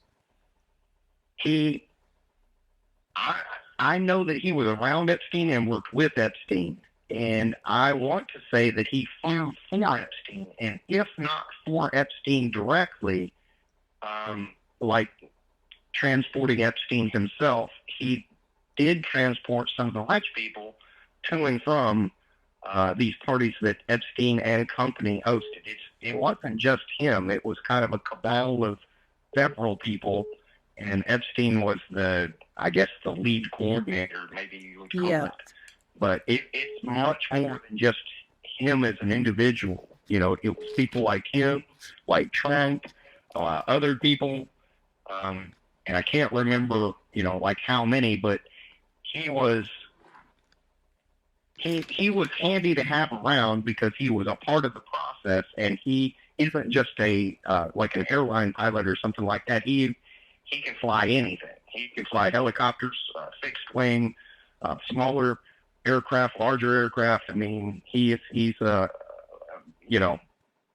pilot, that multi-purpose guy that could transport whatever you needed. Okay, so it was. I don't know if he ever got into the drugs. I can remember him talking at one point, and he had refused to do a drug run, basically, and somebody else took that drug run, and they got busted. Yeah. So I don't know what kind of aircraft it was or whatever, and it was around Florida that guy got busted. Maybe he flew down to the Virgin Islands or something like that. I can't remember these specific details, but I can remember the conversation that my dad had talking about, thank God I didn't take that. And because the guy got busted and he wound up, huge amount of charges, 25 to life or whatever the heck he got. But I can remember from his perspective being nervous because the people that he was walking with, he was scared that they were going to set him up to take the fall for something, to just get rid of him, because he had been involved in so much other criminality that he was really nervous about taking on anything else. And at the stage of my life where I was, when that covenant was offered to me, when I could enter into the covenant of death that was promised to me, because my family were heraldic carriers of the seed of this death, and not some ethereal concept that we read about lowercase d when somebody's died or passed away, but the actual entity, that death, that entity is who I was covenanted with and bound in this oath with. And I was offered a power that I was so desperate for. I was offered a freedom that I was longing for, because up until that point in my life, when I was a real young boy, I had only known inescapable suffering. Okay, so your dad told you him and the Year 4 teacher are BFFs. Okay, and when did he tell you that? He did when he was doing the sex to me. He does sex to me. What does that mean, sex? What do you mean? He touches me in the private.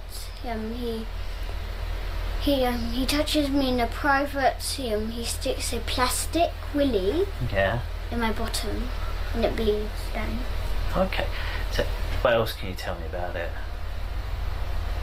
It's really big and fat, and it hurts really much. What do you mean, big and fat? What does big and fat mean? It's really fat, and it's...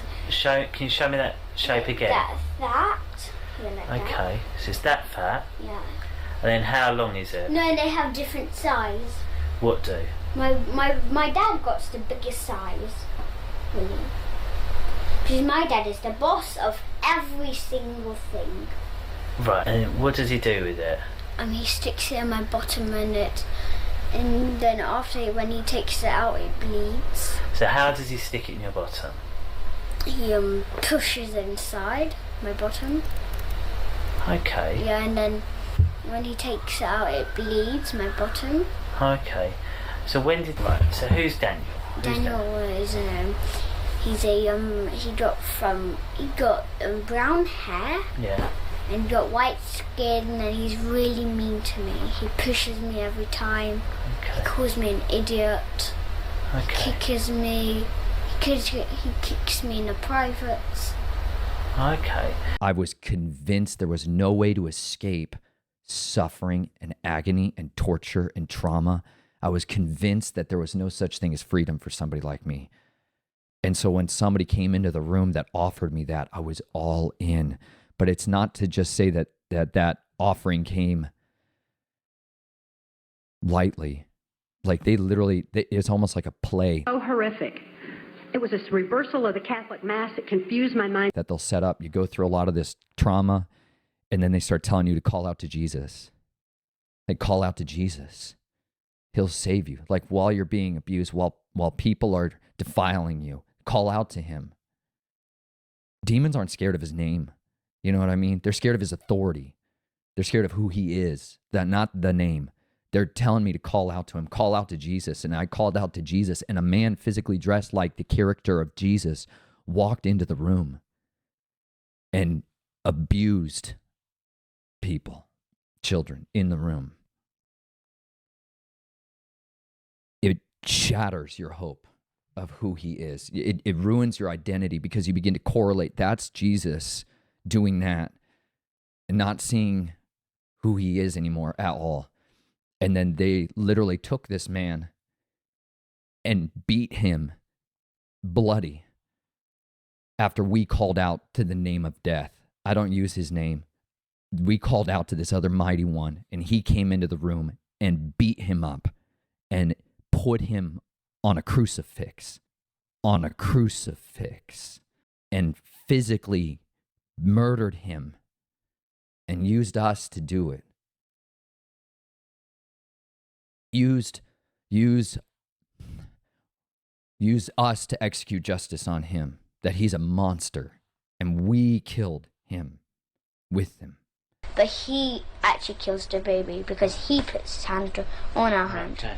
So then he says to swing and then just chop off the baby's head off. Questioner, I am interested as to how the first distortion applies to the negatively polarized entity misplacing the mind, body, spirit complex. Why is the negatively polarized entity followed to the place of negative time-space? Why would one of us freely follow the entity? Answer, I am Ra. The positive polarity sees love in all things. The negative polarity is clever. Question 68.18. Questioner, then I am assuming if the negative polarity used any other approach that did not use the free will of the other self, he would lose polarization and magical power.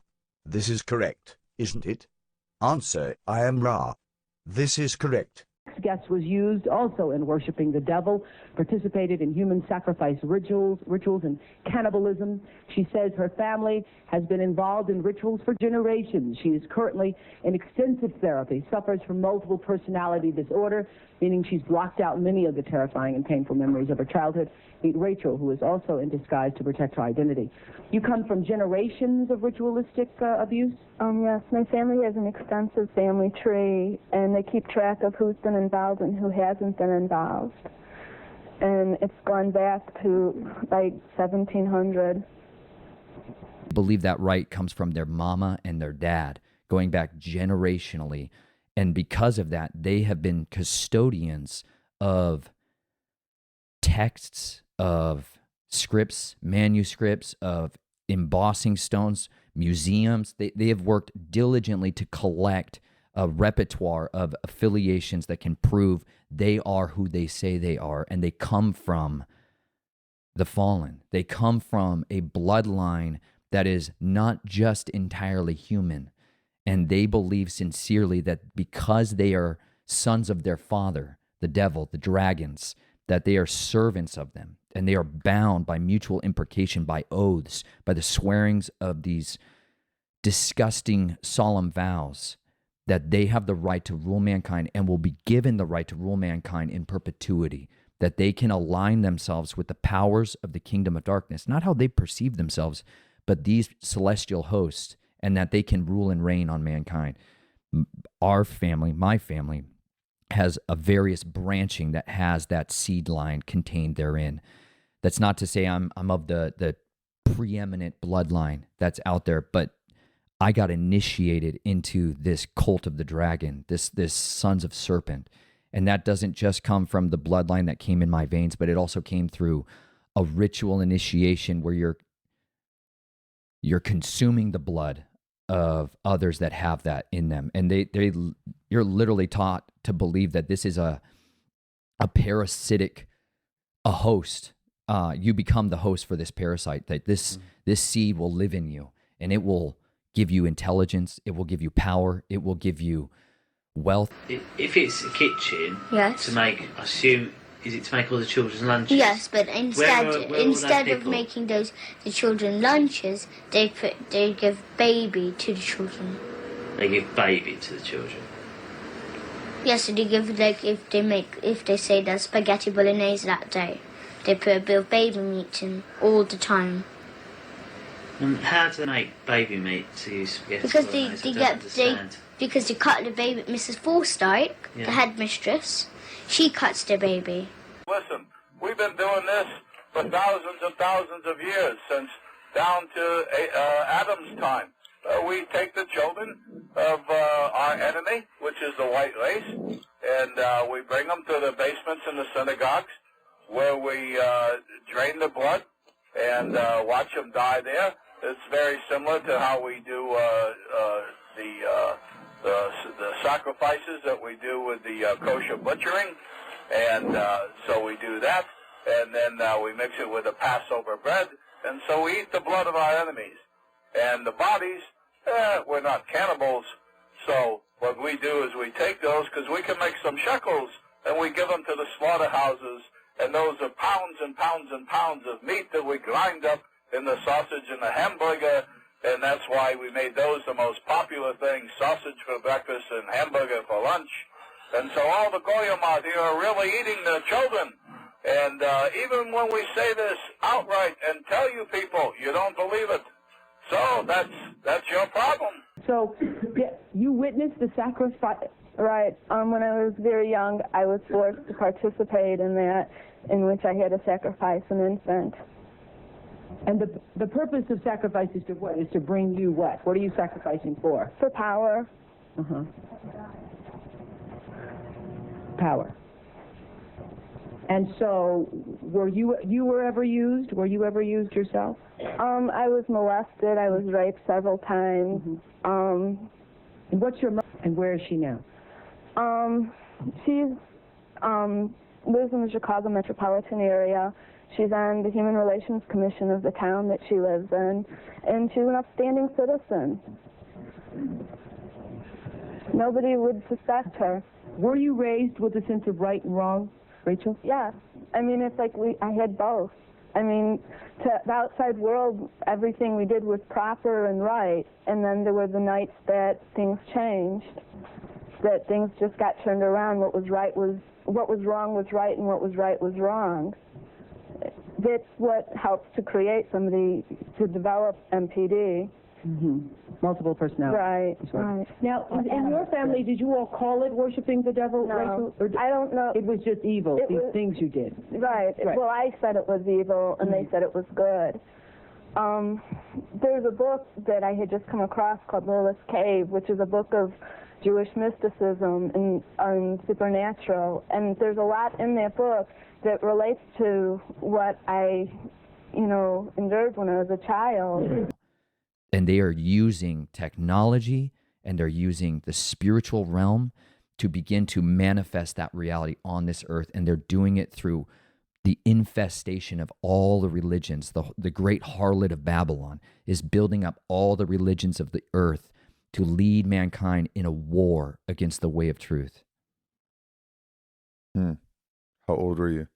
6 years old. Realized it was the kittens being thrown at a wall. I experienced another ritualistic event, was witnessing a black man being murdered on a cross. Yeah, I was about 8 years old, being in my dad's station wagon, my mom and dad in front, and I call him Dr. D in the back seat with me. And then we went to this shack out in the country, and the man let us into his house. There were 2 women, and there was another little girl who was just my size. The man knew us, knew my father. He let us in, and then when he did, a gun was pointed at his head. And then the man was put, tied to the cross, and a gun was held at my head, a gun was held at the little girl's head. And then 8mm camera. It was my mom took footage of it. And apparently the kind of people who like to see films of black men being murdered also like to see little girls without clothes on, because I was made to do something to that man while he was on the cross. There's an order of the willies, of the plastic. There's an order of them, high up and low down. And what does that mean? So brown is the lowest, it's the third, but then second is the golden colour of the skin, and then it's white. White is the highest. First thing you said was about this plastic willy, and you said about 3 colours, and they're three sets, did you say? Yes. Golden is the it's like this, gold, silver and bronze. So just like that. Right. So bronze is black colour, skin black. Right, okay. He was told that if he would go along with it and pretend to die willingly like Jesus Christ did, that the little girl wouldn't be killed. And so he did. But then as soon as he died, as soon as his last breath, then the gun went off and the little girl was killed. The way I was raised, I had no sense of personhood. It was ritualistic with the white cross, black man. And my therapist, when I told her about it, she said, well, that's a lot of imagery, so maybe it's symbolic. So that night, I have cousins with similar memories. So I called one of my cousins and I told him what happened. And I said, did that happen to you? And he said, the black men I saw crucified were homeless. They weren't men with families. So he has seen black men crucified on crosses, and other of my cousins have too. And I've tried to call like the police and report this, because murder, there's no statute of limitations, but you have to know where it happened. And I just knew I lived in the Seattle area. I was put in a car. It seemed like I was driven a very long ways. I fell asleep in the car. I could have been driven to Canada, or I could have been, you know, still in Seattle area. One of them is a major philanthropist in the Seattle area. Really? Yeah. That is connected to that program, that is to say that they have like a big role in it, or? Yeah, a major role. So the philanthropist I just mentioned, I called her the abbess. She was basically the director, as far as I could tell. I mean, of course, this is from a child's perspective, so hard to say what's really going on. But from my perspective, she was the abbess of this monastery. And basically her word was absolute, and whatever she said went. And for me, that was usually, various forms of, just sexual functioning. And that creates these split personalities, and you're predominantly given a left hemisphere and a right hemisphere between those, a day walker and a night walker. So I was being fragmented into different personalities from the time I was born. From the time I was an infant, I mean, even before the formation of any coherent personality, my experience and my sense of self was being fragmented into lots of different alters. One thing that would happen if I started telling, about a certain torture experience or a certain, sexual experience that I had had, that aspect of me that was telling would be shamed and punished and banished, and made into a separate altar that I wasn't supposed to access. So I have many dozens of altars, some of them quite well thought out, and with a lot of thought put into them, and some of them just sort of stopgap experiences, like, oh, that was just a shut up altar, and it's like, it's a named individual within me, but its entire purpose is just to stop some certain story from coming out. And the vast majority of the trauma, the abuse, and the programming happens with that night walker side. And so that side is the one that's taking the pain, it's taking the torment, it's learning the dark ways, and it's becoming adept in the ritual world. And then your day walker is the one that is around in the normal surface life. That is where the joy is, that's where the hope is, that's where the life is, the purpose is, that's where the getting through the normal day-to-day is. But that is where the Christian family operated. That was where the surface dwellers lived. I was born into a satanic family, so this was on both sides of the family, going back quite a few generations as far as I'm aware. Probably going back many generations, but it gets difficult to know.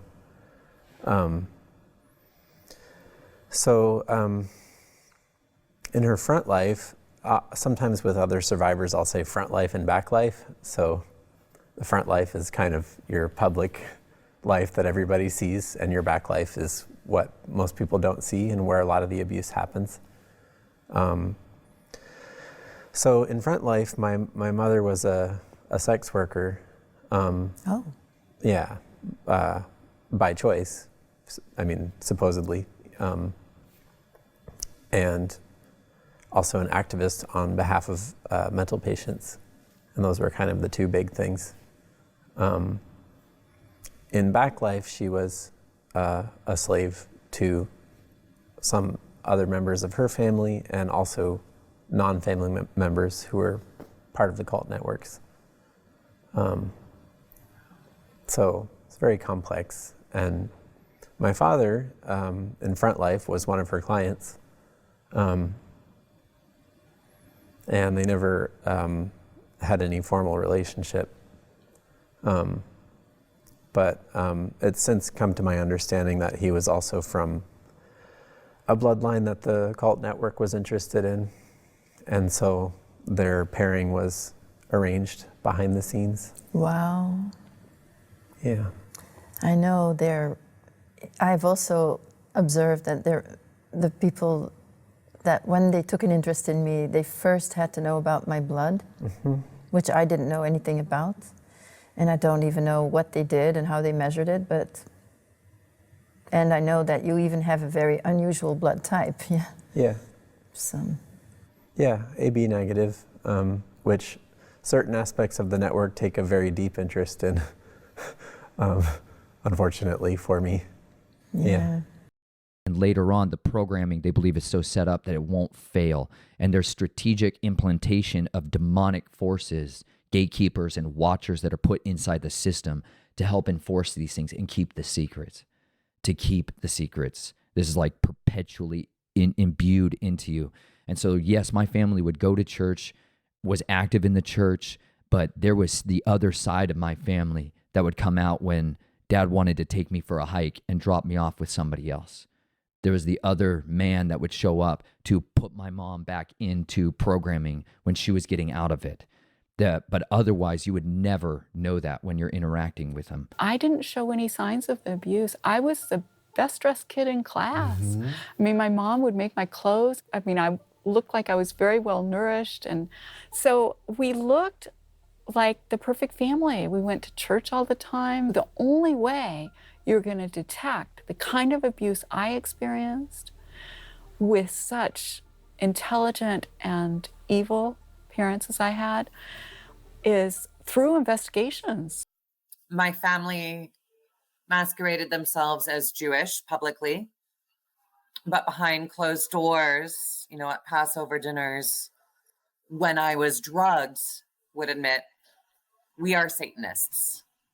And so you were... Right. I was born into a family that believes in this. And this is, does everyone else think it's a nice Jewish family? From the outside, you appear to be a nice Jewish girl. Definitely. And you all are worshiping the devil inside the home? Right. There's other Jewish families across the country. It's not just my own family. Really? And my family had my direct people that were raising me, people. They sincerely are believers. And that's going to be really hard for people to understand. In almost all your interactions with them, it would only ever be the Christian person. It would only ever be the light person. It would only be under people that knew how to bring out the other personalities during ritual days like Beltane or these other feast days and festivals for the arcane occult. Those personalities would come out. But that shifting between personalities is governed very heavily in the early years of your life. These drugs were administered to me when I was an infant. Macro doses were given every single time I was assaulted. And I was kept on micro doses the rest of the time in my waking life to maintain some control, some separation from my peers. They could get me in a hypnotic state. And they did that when I was a child. And they drugged me sometimes too. But they could get me in this state so they could keep getting me in this state later and into my young adulthood. So I was put on these large doses designed to knock me out when I was assaulted. Small doses to keep me complacent the rest of the time. What this did essentially was sever my memory. Everything that happened to me, everything that was boasted about to me, that occurred on those large doses was locked away in what I thought was a nightmare fantasy world. I was primarily unconscious for the physical assaults. And if I was awake, I was so high, I thought it was my own nightmares. This ensured I wasn't going to go telling anybody about it. in a ritualistic way, killed our kittens. They threw the kitten at the house, and they had water there to drown kittens. I mean, these were several different kittens, but we had to stand for a long time watching our kittens die. The video I'm about to show you is probably going to make you sick to your stomach. It made me sick to my stomach. This is one of the ones, and even I've been doing the child trafficking stuff for the last 4 years, and this one's tough for me to watch. I'm going to ask you to brace yourself, and I know it's going to be uncomfortable and you might not want to share this video, but people ask me every day, Ryan, how did you spend the last 4 years investigating child trafficking? And how does it not just tear you up on the inside? And it absolutely does. This shit eats me alive every single day. But when I watch videos like this, I know, I can see, I can feel the pain that those poor little children are suffering, and nobody else was coming for them, so I did.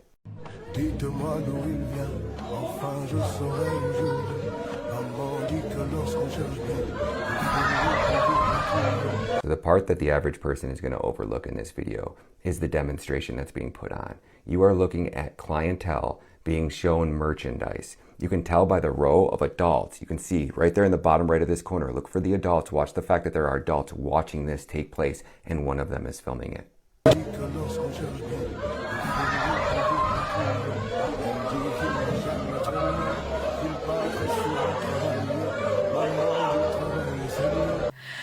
And then they said the same thing will happen to you if you tell about the abuse. And you blocked these memories out for a very... Until I was 37.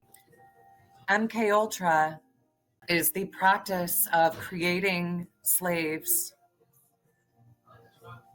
with the severed memory. So when you were brought up in this kind of evilness, did you just think it was normal? I've blacked out a lot of the memories I had because of my multiple personality disorder. But yes, I mean, it's like if you grow up with something, you think it's normal. Mm-hmm. I always thought... What are doing? She's...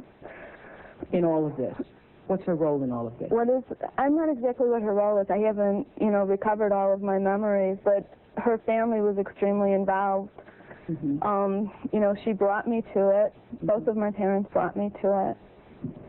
And, but how much of that programming, or since you were asking a bit more just about the programming, that a lot of that programming much more comes in those early patternings of the trauma that's taking place, and of teaching you, okay, for example, my grandfather would take me to, when I would actually get to his house, there was a lilac bush that was in front of their house.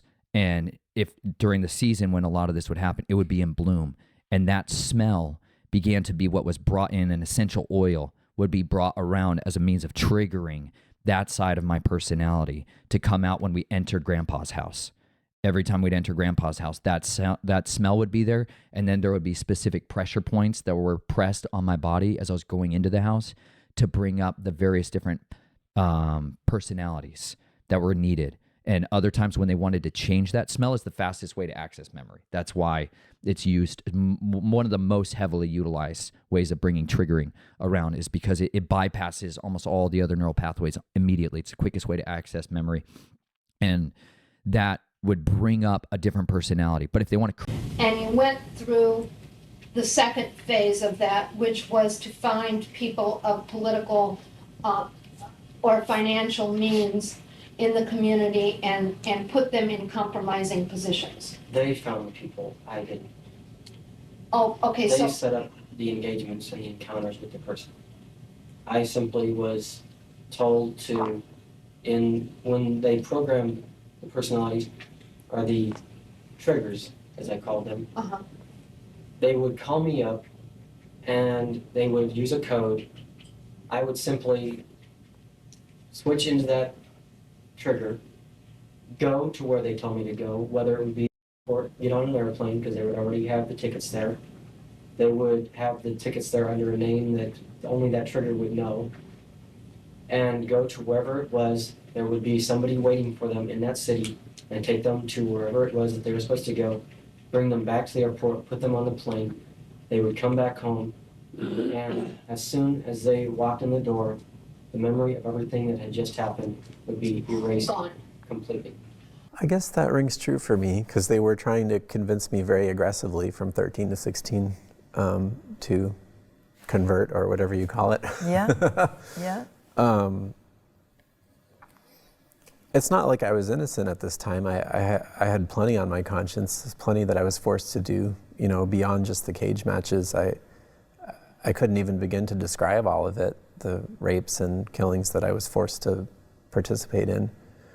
So it's not like I, you know, was necessarily above any of this. You know, I had sadistic murderer alters who, when in the right circumstances, on the right drugs, with the right handler, you know, easily could kill dozens of people. This is not a public prayer resource because, you know, people are, I mean, I guess your audience is now going to be ready for it. They're just going to get slapped in the face.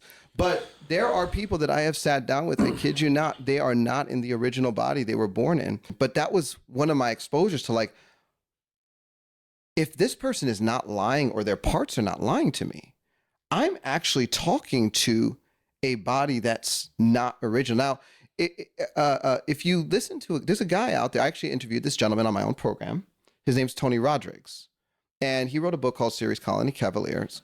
Sweet guy. And, you know, one of his things was he was explaining the 20 and backs. Well, because of this new energy that's being formed, pockets of resistance are now being formed all through the universe, and in our galaxy, it's right now between us and Sirius.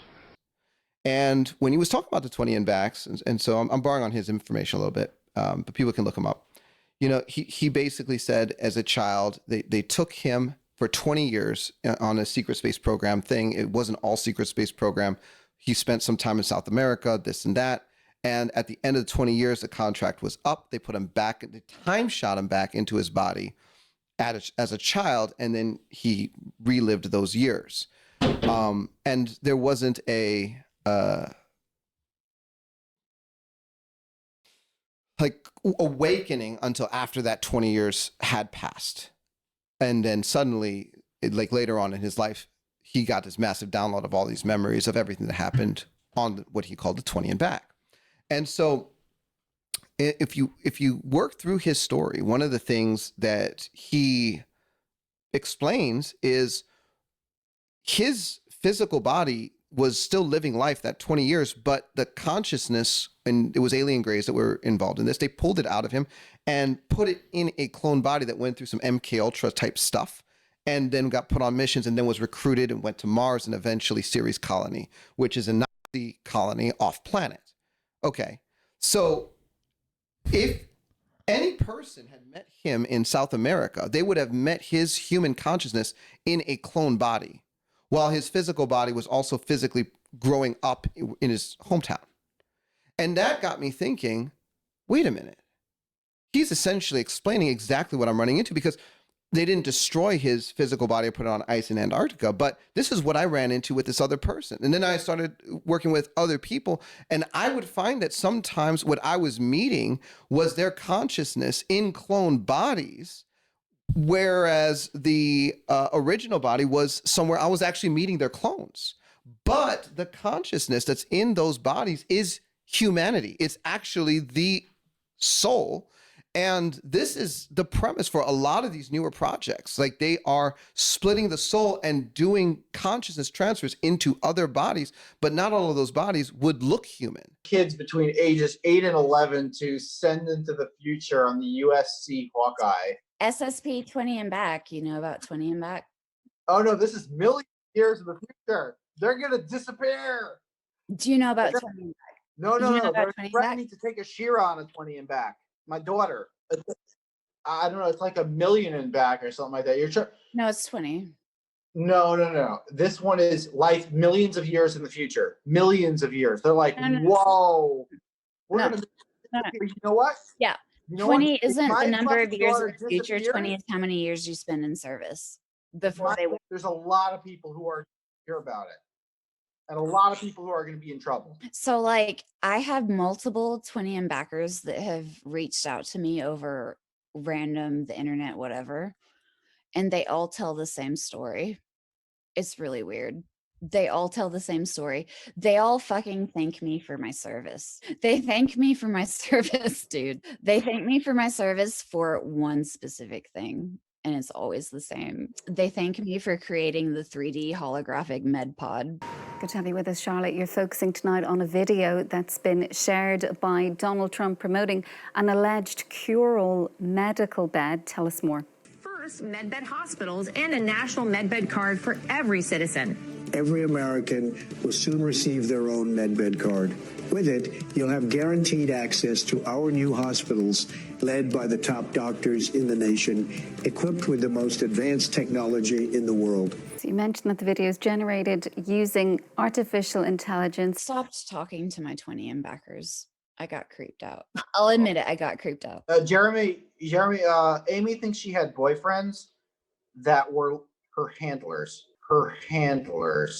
In reality, I was surrounded by people all the time, other handlers.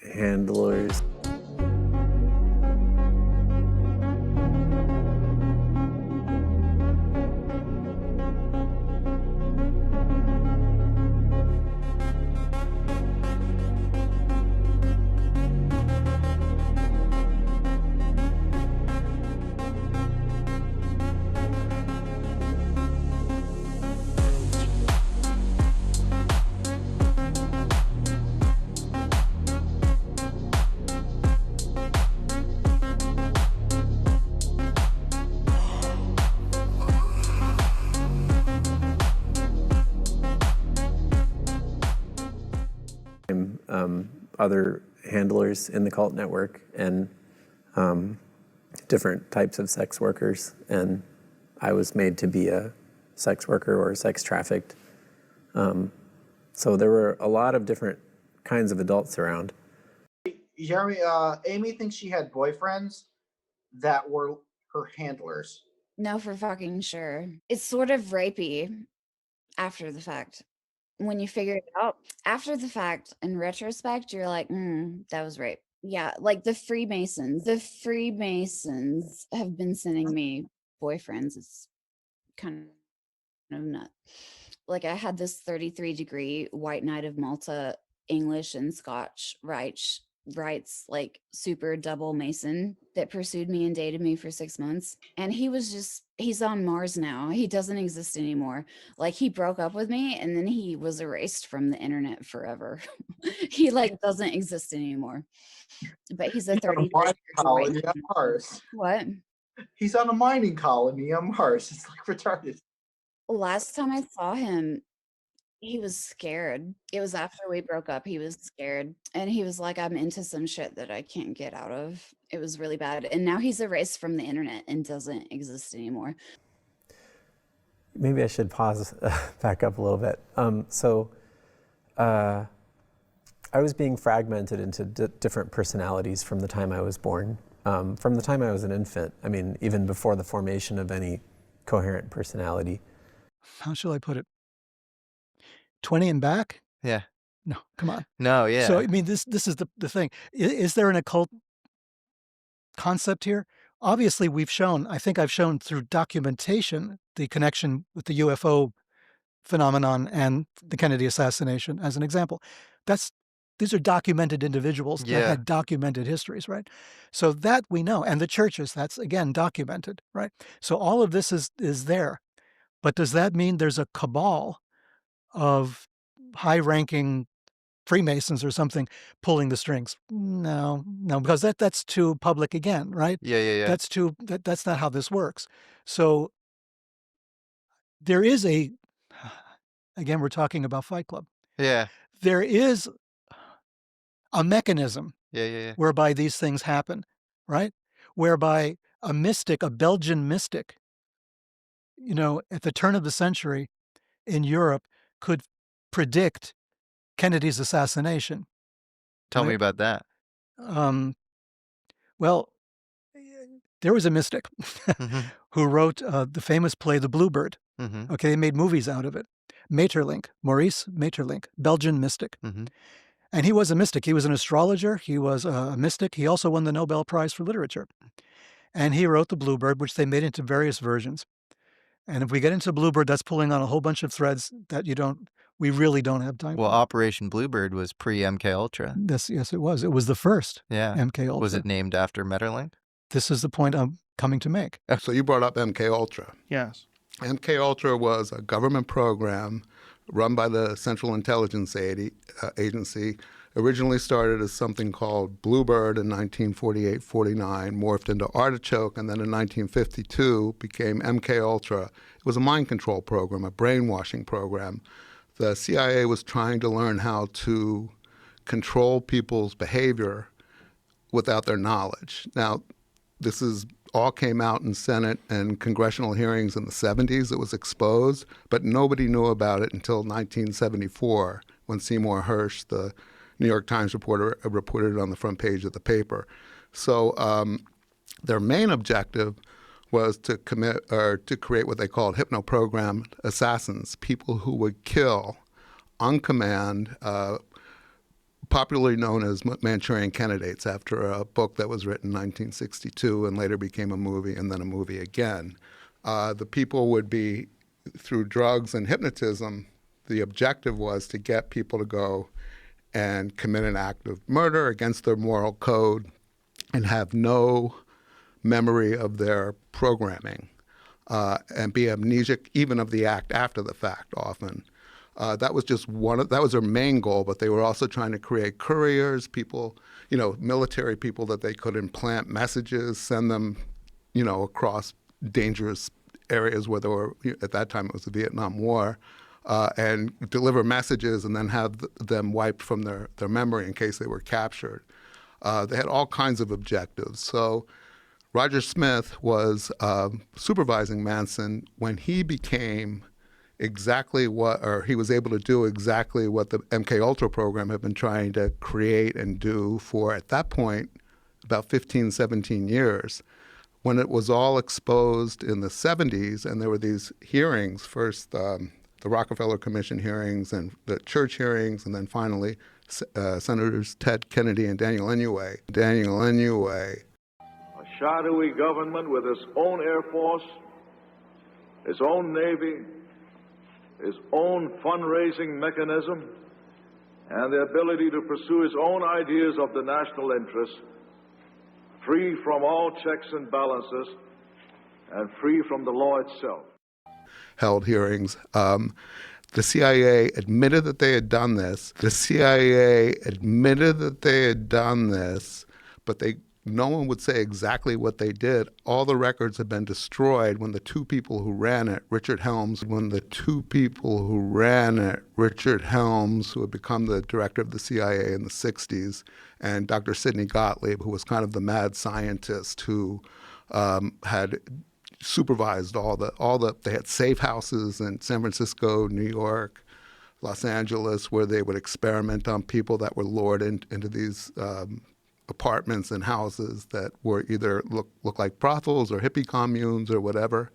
And the people who were working at the Haight-Ashbury Free Medical Clinic that was run by another Smith, which makes it a little confusing, but Dr. David Smith, who founded it, he had given an office to a scientist named Jolly West, Louis J. West, who was, when the hearings occurred in the 70s, identified as a top MKUltra researcher. He was an academic, come out of the military, had been at the University of Oklahoma, and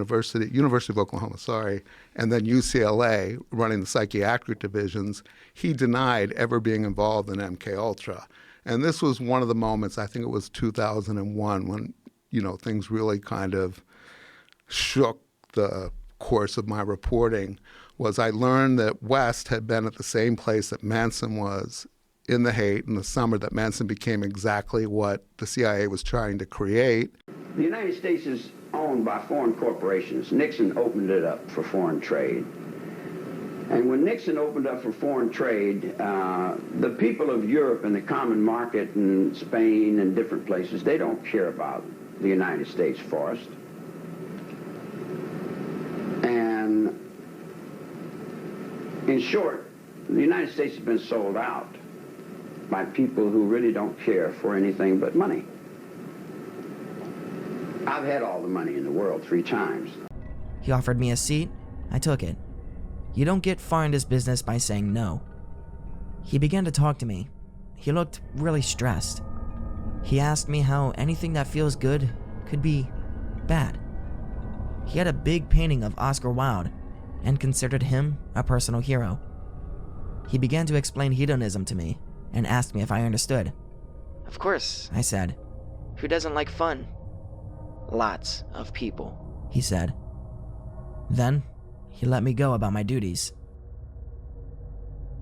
I fucked up really bad one evening and entered one of the maintenance sheds to return some tools that I'd been using, and saw the sweaty, pale back of a large man, hunched over, and he had a tattoo of Nixon on his back, and he was wearing a bull's head mask. He was one of the regular staff members' mouth. He turns to me, and I'm just standing in shock, and says quite angrily, "Do you mind?" And I slam the door shut. As I'm closing the door, I get a glimpse of my coworker's face, and he's crying.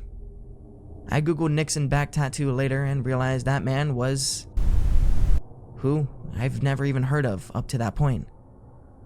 And I knew, actually, I'd interviewed West about 7 years before for a story I did about celebrity stalkers, the people who were obsessed with stars and then only to kill them or try to kill them. And he was an expert in violence, hypnotism, brainwashing, and he was the chair of the psychiatry department at UCLA at that point. He was dead when his name came up in the Manson story, and there wasn't a lot of, I mean, I guess there was a lot of Google then, or a little bit, but when I did a little research, I found out that there had been these allegations that he'd been involved in MKUltra. He always denied it. He was never prosecuted, never even investigated. He went to his grave threatening to sue anybody that said he would have anything to do with this kind of a program. Again, through another long story, but I got access to his files, which had been left at UCLA, and they had never been processed when I called. And when I made the request, it took them 2 or 3 months to process the papers. I went through them through the whole summer looking for a needle in a haystack, and it was intuition, gut. I just thought there might be something there, and sure enough, I eventually found it. It was correspondence between Jolly West and Sidney Gottlieb, the doctor that ran MKUltra, beginning in 1953, about conducting experiments on people without their knowledge to get them to have amnesia of the acts after they were programmed, and everything that he had been accused of and denied, he did. Not only did he do it, he created the blueprint for the whole program with Gottlieb.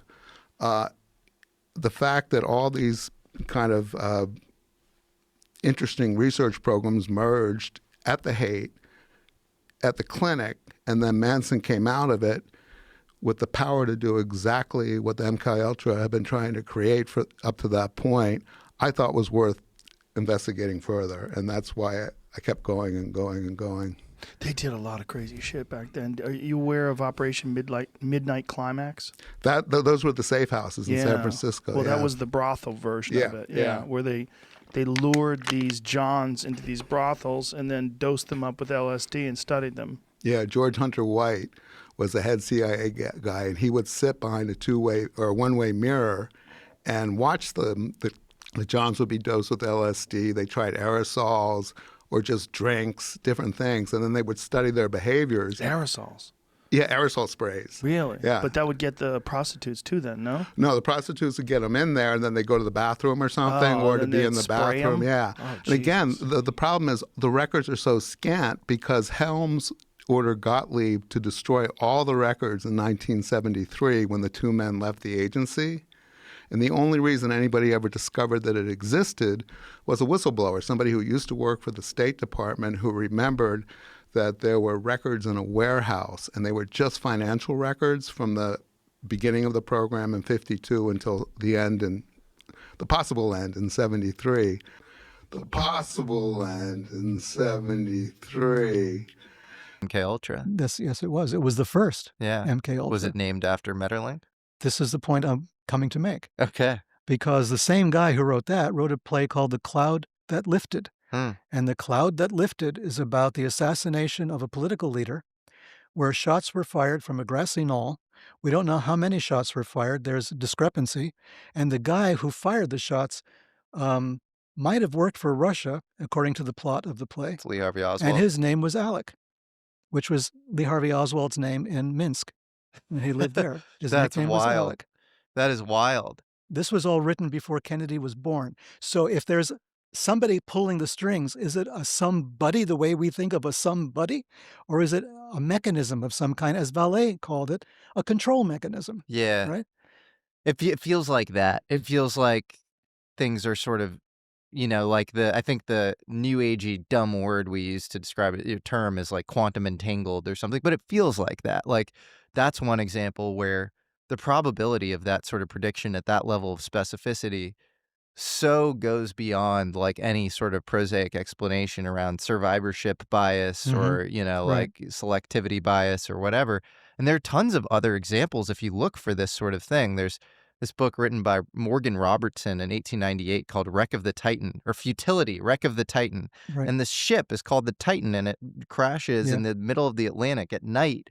And it hits an iceberg, and it's the largest, liner of its time, and it's in April, and it's the same size as the Titanic. And so you get down to like levels of specificity that are insane, and it's like basically a decade before the Titanic. I think some blue-blooded elites were on board. The Astros were on board the actual Titanic. Right. And you have a lot of these examples. There's a sci-fi author, Dean Koontz, who predicted COVID, the Wuhan lab. Yep. You have this kind of modern, self-proclaimed prophet talking about Trump getting shot in the ear, that he was shot in. Right. Like 4 months before it happened or whatever. You have the adventures of Don and Baron Trump and their time-traveling adventures, which is a book that was written, I think, also in the 19th century. So it's just crazy how many examples. And there was the book that talked about the Texas Tower sniper before it ever happened. Wow. With specificity, even to the name of the police chief, who was not the police chief at the time, even to the name of the police chief, who was the police chief eventually, the one who solved the case, who got the sniper. His name is actually mentioned in the book, and he was not part of the police at that time. He was not anywhere near it, right? So the whole Texas Tower sniper thing was completely described in advance. Was that Texas A&M or where? Texas A&M. That was A&M, yeah. And so is this like you're glitching into a future that already, in a block universe like pre-exists, and you're sort of like, figuring out what's happening, you're getting some download, or is it some sort of predictive programming where you are causing the future by writing about these things? You've made it to the bottom of the Epstein rabbit hole. Pay close attention. Jeffrey Epstein was on the board of directors for an organization called the Lifeboat Foundation. He was also on the board of directors for an organization called Teachers in Space. Look them both up. They actually exist. They have websites. They don't even try to hide what they're doing. Isn't it wonderful here? It's everything we dreamed of.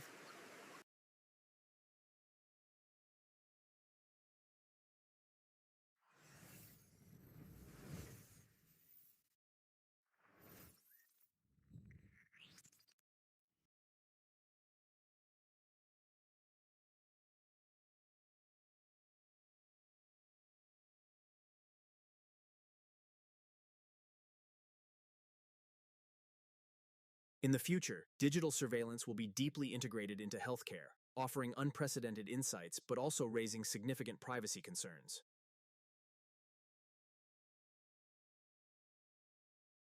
The Lifeboat Foundation builds giant underground cities, okay? They openly advertise it, and for a fee and with an application letter, they might accept you to join their little society where they apparently have whole cities underground. They also advertise being able to take the clients off-world in the event of a catastrophe. And it's really interesting because Teachers in Space also talks about taking payloads off-world, which is all really weird, right? It gets even more interesting. You see, Donald Barr was the one who inducted Jeffrey Epstein with zero experience into the Dalton Institute, where he was a teacher. Donald Barr wrote a really interesting book called Relations in Space about an aristocratic elite trafficking children into space. Are you following me here? What's even weirder is the district attorney that was supposed to prosecute Jeffrey Epstein and bring him to justice was literally William Barr, Donald Barr's son. Now, the Lifeboat Foundation is really interesting because in 1996, they pioneered wireless money transfers. They are the second organization in the world to ever do this. This is a decade or two before Bitcoin even was a concept, right? So you got an organization that is doing wireless money transfers that are untraceable of large sums of money, and they're building giant underground infrastructures. It gets even weirder. I found out through looking on archive.org that Lifeboat Foundation has a homeless youth outreach program. And they used to have a whole station in Rhinelander, Wisconsin, and a whole board of people. They're all out of the Rhinelander, Wisconsin area. And they had this meeting in 2017, a homelessness problem-solving meeting, right? So you have an organization that's interested in homeless youth, interested in wireless money transfers, and interested in underground infrastructure. I don't know if you guys heard about Sasha Riley, but he's telling the truth. He was trafficked by the Epstein elite. He was in snuff films that he survived, but he witnessed people get unalived. And what I'm telling you is it gets crazier. The reason why Epstein surrounded himself with a scientific elite is because he was doing human cloning and he was doing consciousness transferal and stuff like this. I swear to God, I know this gets crazy, but it's true. And what I'm telling you is he had celebrities down there. He had a cloning center down there. And I know because I was in some of these films. They're on the dark web. I'm in films on the dark web, okay? And what they're going to try to say is it's all AI because there's celebrities and stuff in it. It's not, all right? It's not AI. You received intelligence that suggests that there are perhaps deep water alien bases right now sitting on the ocean floor on this planet. Is that accurate? I would say that's pretty accurate. Can you go into more detail? How long have they been here? Where are they? Well, I'm extrapolating all this with my East Tennessee vernacular. So we've got five or six deep water areas of our oceans. Plato said he heard the story from his grandfather, who had heard it from the Athenian statesman Solon. Solon learned of Atlantis from an Egyptian priest who said Atlantis was destroyed 9,000 years before. That timeline lines up nicely with the global flood at the end of the Younger Dryas, about 13,000 years ago. During Edgar Cayce's psychic reading, he confirmed that Atlantis was a real place. He said it was a large island nation in the Bahamas. In the Bahamas. He predicted that evidence of Atlantis would be found there. Specifically, he said evidence of Atlantis would be found in the area of Bimini in the Bahamas in 1968. 30 years later, in 1968, divers were exploring the area of Bimini when they saw something on the ocean floor that stood out from the surrounding landscape. If you look at ancient maps like the Piri Reis map, you can see the Bahamas not depicted as a bunch of small islands. It's shown as a single large island. And running right through the middle, something that looks just like Bimini Road. Oh, in the fucking making. Hey, videotape that shit. Dude, that shit is just rolling. That's a fucking video. It's aliens. It's an orb. I got an orb on video right now. A fucking orb. What the fuck is unedited. Oh my god. What the Oh my god. Oh my god. Oh my god. It's on the surface of the water. It's on the surface of the water. It's just skimming across the water right now. It's not above the water. It's on. Oh! Shit! Like every good captain, Columbus kept a journal of the entire voyage. 1492, October 11th, 10th p.m. I and Pedro Gutierrez, while on the deck of the Santa Maria, observed a light glimmering at a great distance. It vanished and reappeared several times during the night, moving up and down in sudden and passing gleams. It was sighted for 4 hours. Columbus made his first landfall the next day, which means he had his UFO sighting while he was in the Bermuda Triangle. There have been sightings of underwater lights ever since. In 1644, the mayor of Boston saw 2 bright lights rise out of the water. In 1873, the Adelheid sailed over something in the South China Sea that lit up the ocean for over an hour. They said it looked like a Ferris wheel. In 1879, the HMS Vulture saw a large Ferris wheel spinning in the ocean. In 1880, commander of the SS Shah Jahan described a massive Ferris wheel under a calm sea near India's coast. Later that year, another ship with the British India Company saw the same object. They said it was 300 yards long. Those are just a few of the many reports of this object. There are reports of the same Ferris wheel type craft that span 200 years. Whatever objects are in our oceans, they've been here for a very, very long time. AUTEC is the Atlantic Undersea Test and Evaluation Center. This is a highly secret Navy facility located within the Bermuda Triangle. It opened in 1967, and it's in a remote location in the Bahamas near very deep water. At AUTEC, the Navy tests all kinds of equipment, including advanced weapons. It's been called the Navy's Area 51. Former employees of AUTEC base have reported mile-wide craft silently emerging from the sea. They create no sound. They make no waves or splash when going in or out of the water. I don't know what that is. That is some weird So they exist in our universe, but they can pass through solid objects as if their physical matter is out of phase with ours. Local resident Ed Walters photographed a glowing acorn-shaped craft hovering above his neighborhood. His images triggered a wave of UFO sightings in the area, with hundreds of witnesses reporting similar encounters. Skeptics accused Walters of hoaxing the photos via double exposure, but analysis showed no sign of manipulation, only an ominous, unidentified object. Walters' photos are still some of the most compelling I've ever seen. Thing is real. It can't be no balloon. No balloon, man. No balloon. That is real. That's a real thing, dude. It is the real thing. Where the hell did it go? Gone, man. Gone. Of the undersea alien tunnels theory. He gets his information from sources in the military and NASA. He claims there's a vast network of tunnels beneath the seabed. UAPs use these to move quickly from one part of the Earth to the other. Within this tunnel network are hubs which contain large bases, 12 bases to be exact, and they're all over the world. South America, Russia, Japan, and there are bases in places you'd expect. Like several in the Bermuda Triangle, there's a base in the Baltic Sea. Near the aluminum falcon. Yes, there. And there's a major base in Alaska. Mount Hayes.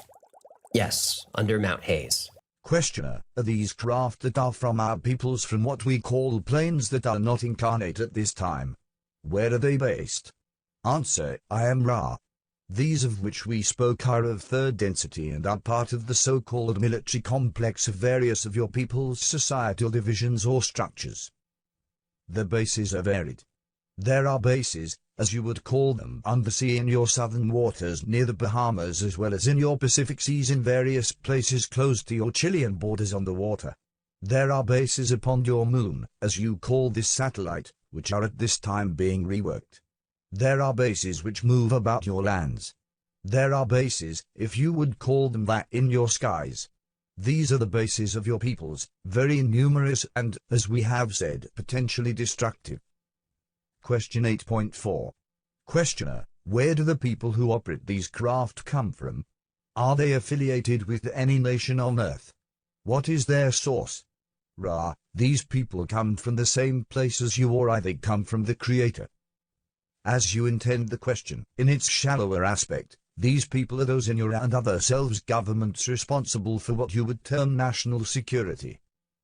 Question 8.5. Questioner, am I to understand then that the United States has these craft in undersea bases? Answer, I am Ra. You are correct. I've remote viewed for every major intelligence agency in America. I did see some USOs that were operating within the vicinity of AUTEC. 4chan post. 4chan. He says there's a large alien base underwater in the Bermuda Triangle. The reason planes and boats disappear is because they get too close to the base. In fact, he says the Navy knows where this base is, and they specifically avoid it. The alien base can move. The Navy sees them move, and they set up a new no-go zone. He said that one plane strayed too close and disintegrated into dust. But here are the bullet points. The US military believes the base has been there for a long time. At first they thought a few hundred years, but now they believe the base goes back to at least 4000 BC. It might even be older, though he says there's an internal debate on this. So what the hell is it?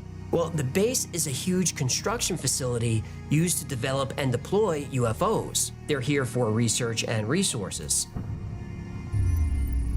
The military believes the base is operated by some kind of AI, not necessarily a sentient being or group of beings. The aliens, or whoever's in charge of the base, they don't really care about humans. The only time they'll get involved is if we start messing around with nuclear weapons. And we've seen UFOs appear on film of nuclear tests in the past. There's even that story of something shutting down a US nuclear missile facility. Here's how the base works. It decides it wants to survey some area of the Earth. The ships do go to space, but rarely. They're here for Earth and a little bit of the moon. Again, different episode. Anyway, this whistleblower claims that the aliens are the Greys, and they're not fully sentient. The government believes they're drones or possibly even clones. They're grown as needed for mission support, just like the UFOs are built to be mission specific. Now, you have, and this is how it's been explained to me, you have different underwater kingdoms in different areas of the world. You have different underwater cities. One of the things that has been explained to me is that many of the surface cities that are on the coasts, you will have underwater cities that correspond to the cities on the surface. This is especially true around the coast of Africa.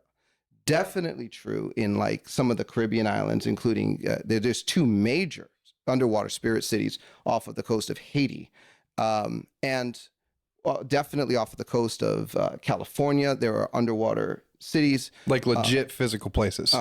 Yeah, with people or just spirits. Both.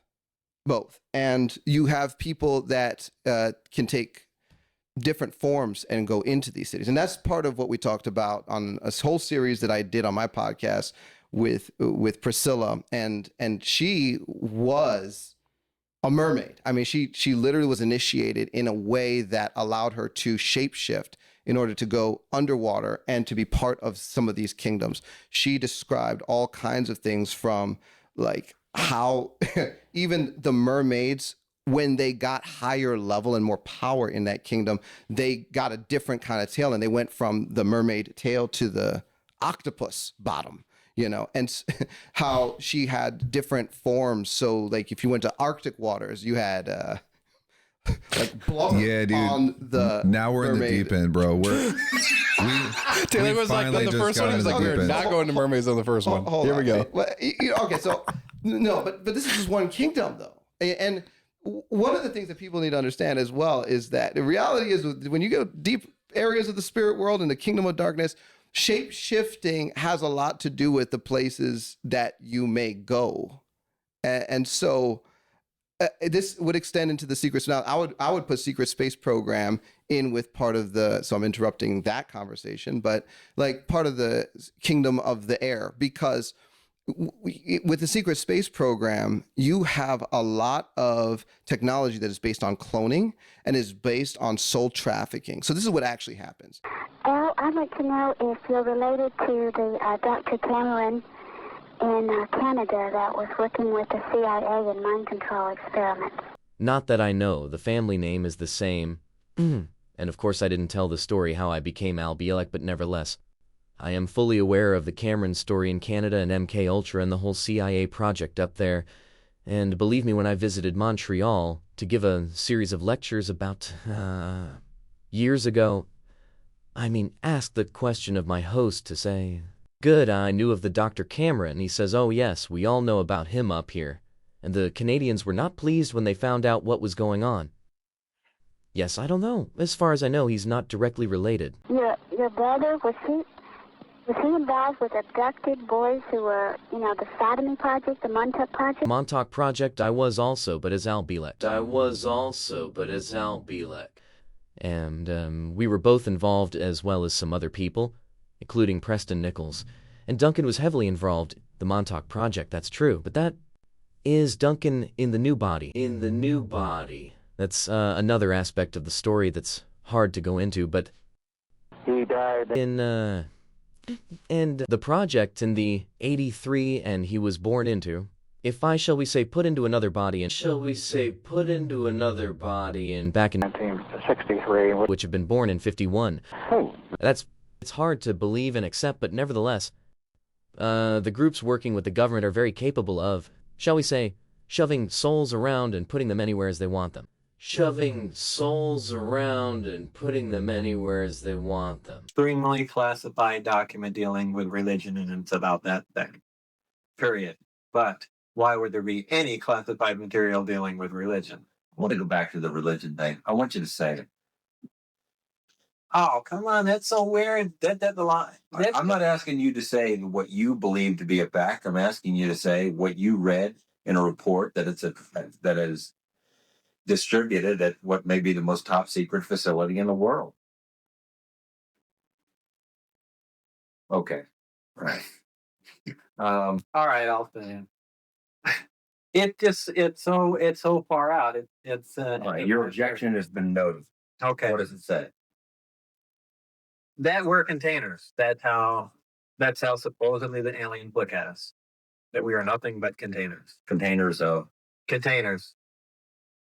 Maybe containers of souls. You can come up with whatever theory you want, but we're containers, and that's how we're mentioned in the documents. That religion was specifically created, so we have some rules and regulations for the sole purpose of not damaging the containers. The souls. Meaning, well, the souls or the bodies, or whatever. Right? That's meaning like we're containers for souls that they're going to use at some other point. Right.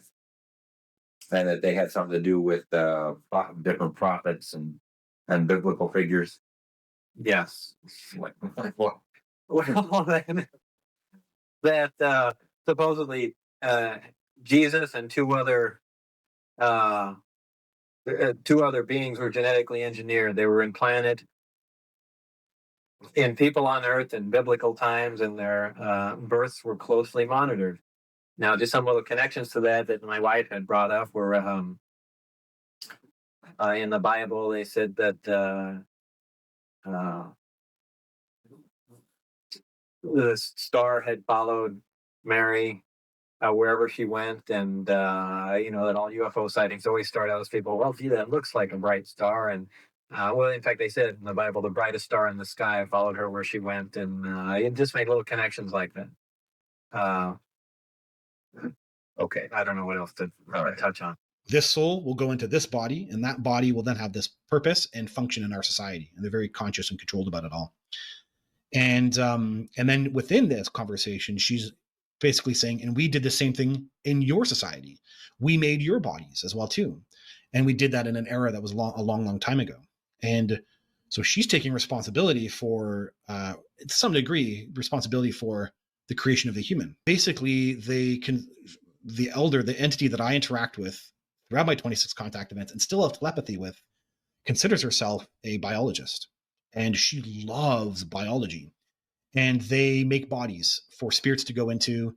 And they know they're basically perfectionists, or how does she explain it? They are the highest type of life engineers. And there was a hint in this exchange too, that they're just the face of this. That how she framed it, we make agreements is basically what it is. We make agreements with other, dimensions or entities in other dimensions. And in those agreements, basically that's how we function. We function with creating these arrangements that we make bodies for space, for planets, for dimensional spaces. And that's what we focus on. We focus on body creation for dimensional spaces and planets. And maybe those are the same things. I don't really know. But, and that the we part, it had this essence of kind of hinting at someone or something else kind of being above them that they create agreements for. And she's not explaining who that is, but obviously they did that with us as well too. I do know that one of the things that gets really confusing for people is, orbs. Now, these little balls of light that come in, if you're watching Discovery Channel, you think that these are ghosts, and they have them on Ghost Hunters and all that kind of those shows. And like they'll have camera footage of an orb that goes down the hallway of a haunted house or a hospital when someone dies. But those same orbs do some pretty funky things to people that see UFOs all the time. You know, the orbs can show up and cure someone's cancer. I know somebody who had his cancer cured by that, and I've actually seen all the videos and photos of the orbs in his backyard because he's being studied right now from various places. And these orbs will do some tricky stuff. They make him feel that it's all religious. So to this guy, it's all about Christianity, and he's just like, thank you, Lord, thank you, Jesus, and I'm so blessed that these lights are here. Now, those same orbs are projecting holograms of gray aliens, the little ones with the big black eyes. I call them bugs. And you're kind of going, okay, so why are these orbs showing up and downloading into this guy's head when he's in his living room? Go get your camera and come out to the backyard. And then it does a song and dance for him. Maybe it shows an alien. Maybe it cures him or his friend. They brought other people over that got cured for cancer, you know. And but then there's this whole, it's like this big religious experience, and it's all good, but it's all kind of confusing. And then on the other side of the world, these orbs are showing up, and they're doing really, really bad stuff to people. And there is no good about it. There is no happy, like a Christian tale. So it's you know, what is the phenomenon? Well, it's a lot of different things. It's kind of all the above. You know, is there a craft in the sky that's controlling these plasma balls of light, and they're little drones, and they're meant to confuse you, and they're meant to make you feel like it's all hunky dory, you know? But I don't know the answers to all that stuff. But I think it's just not simple, you know? So this is what actually happens. Let's say they need to run an operation on a different planet, but that planet has a different environment. Well, they may design a reptilian body with a person's DNA in it and hybridize it with some other stuff. So it's like partially reptilian-like. They grow it in a lab. That may be done in an off-planet lab. They will take the soul fragment of a person that's been through mind control projects. You're typically government sponsored, so they have access to these people. They will pull that soul part or consciousness out of the body. They will put it inside of this reptilian composite body, and they will run an operation with that body, which is a type of cloning technology on the other planet where the atmosphere and the air and all this stuff is different. And then they will pull that soul part back into the body when necessary or applicable. You'd be surprised at how far cloning technologies have gone, and because we're in an age now where we're engineering our way into all of these different kingdoms. Like there's a lot of partnership that's happened. But the other issue is that these gods from you know, you got to look back at ancient history and all those stories about gods that came down and did this and that. It's all true.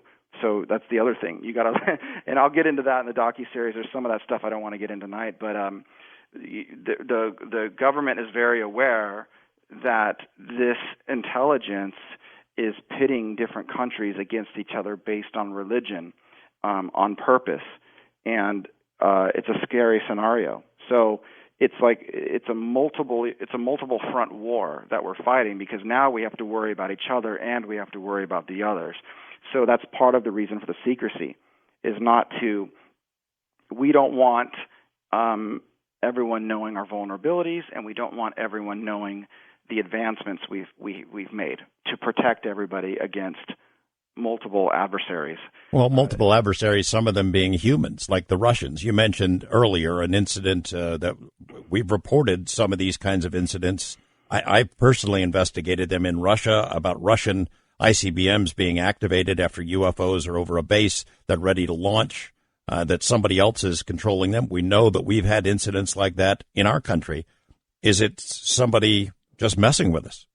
Yeah, it's absolutely. And the scary thing is, and the way it's been told to me, is that we are trying to keep it secret so we don't you know, get the conflict. We don't initiate a conflict where other people aren't, quote, considering the manipulations of the others. Could you shed some light on the type of human the aliens are looking for when they abduct? Answer: I can tell you that the most common are petite women in their early 20s or early 30s, dark-haired boys between 5 to 9, small to medium-sized men in their mid-20s to mid-40s. But let me stress that there are all types of people being held against their will in the Dulce base. There are tall, heavy men and women, teenagers, elderly folks, and very young girls in the cages and the vats. I only mention the most common age size are the small young men and petite women. The boys are favored because at that age, their bodies are rapidly growing, and their atomic material is adaptable in the transfer chamber. The young small women are frequently very fertile. The men are used for sperm. I have no idea why they prefer small to average-sized men. Question: what is the prevalent human race at the Dulce base? I'm curious about both the human workers and the inmates. Answer: the human workforce is made of people from every nation on the surface world. The one thing they share is that they all speak English. If you're asking if there are white, black, red, yellow, and brown skin color, again, I'll have to say that there is no prevalent race there. So sometimes people are meeting what they think are entities. There's human souls inside of these bodies. Those bodies were built. So they're not like genuine reptilians or genuine alien grays. So this further complicates the whole alien conversation, right? Mm-hmm. Especially when you realize that some of those things are actually your clients. I had another gentleman, so I'm weaving a tapestry together. His name is Benjamin Brody, and he was on my podcast. And he talked about, so he was part of a bloodline, and one of the agreements on the bloodline was that so many people would be autistic, and then they would be involved in certain operations in the spirit world. And he had a counterpart body that was reptilian that he did missions in on, I believe it was Mars. And so he had memories of that, reported that on my podcast. He talked about it. And so with the human clones, though, when people are in that state, maybe it is part of a 20 bank, maybe it is part of some other kind of thing, but somehow they end up sitting in front of me in that condition.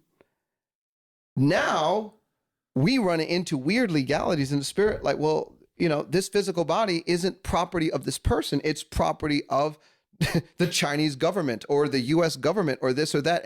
And so they don't have authority to make agreements or to get deliverance or to get this nanotech out of the body. They were doing some extraordinary types of rituals, and they definitely believed that they were in touch with these beings. They presented them differently. So the Parsons crew, they were way out there.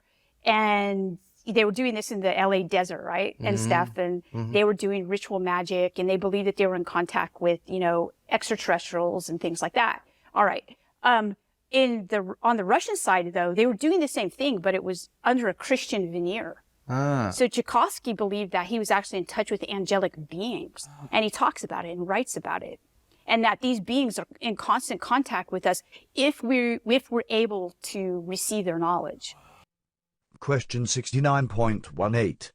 Questioner: there are many techniques and ways of practicing so-called white magical arts. Are rituals designed by a particular group for their own particular use just as good or possibly better than those that have been practiced by groups such as the Order of the Golden Dawn and other magical groups? Answer: I am Ra. Although we are unable to speak with precision on this query, we may note some gratification that the questioner has penetrated some of the gist of a formidable system of service and discipline. Because I don't want to be conspiratorial, but yeah, this whole focus on nuts and bolts takes us away from what I found really to be the case. And it sounds like they were interested in your work on St. Joseph the Divine, who could levitate, and very much so. Other kind of historical figures in Catholic history that could literally levitate. I remember one time I was talking with Hal Putoff, and he said to me, where I was like going really deep on science and like, you know, vector and scalar potentials that the, you know, kind of quantum field breaks down into, and how that could, you know, be the mechanism through which telepathy occurs, or, you know, whatever. And I remember he cuts me off and he goes, or it could be a medieval secret society that knows how to levitate. Say that again? And I remember he cuts me off and he goes, or it could be a medieval secret society that knows how to levitate, and they put these metal capsules around them. And I was like, what? Like, that was the weirdest thing he had ever said. And I just remember that forever. Like, it was as if maybe the levitation history that you know is somehow tied in with the UFO story, and maybe we go down these really deep rabbit holes of science and how to reconcile UFOs with, we talk about Alcubierre, warp drives and whatever, and maybe it's just sort of the human body is somehow way more integral to this. It seems like it's not just the human body in and of itself, it's like groups of people too. Because I noticed that there was a lot of, so I have, because, I've been a scholar of Catholic history, and I'm in conversation with Hal actually about these very things, about levitation in the past and levitation here and now, and looking at the data, right? And so what's interesting, and I have looked at so much data. I mean, I have the Joseph of Cupertino records, right? And been reading them, and they're pretty intense, and it's really difficult to read through the whole thing without coming away saying, heck yeah, that guy levitated, right? Joseph of Cupertino was a 17th century Franciscan friar that would experience ecstatic visions as a child, and many people witnessed him levitating while participating in Mass. He was deemed holy by many of these witnesses, which the church thought was subversive. Eventually, they imprisoned him in a small cell, forbidding him to join any public gatherings in the community. He had his own strict protocols of asceticism, only eating solid food twice a week and adding bitter powders to all his meals. And so when I started to look back at some of the research data that I had from my Catholic history stuff, I started to notice the people who were said to have levitated or who received these miraculous interventions and things. They seemed to either be doing protocols, or they were children, or they were somehow childlike, or had a childlike goodness about them. Want to look at. You want to maybe get into mysticism and the idea of classical versions of mysticism, the lives of the saints. What did certain saints see? I'm reading a book now called They Flew, about saints who actually levitated. And they had, hundreds of witnesses who saw them flying, you know what I mean? So, okay, to me, that's all part of this. Context, the research context between somebody in religious studies and somebody in the Space Force, boom, collaborating almost accidentally, it's emergent. Yes. It's an emergent thing. So what comes out of it is completely what people use the term emergence for. Something bigger than its parts.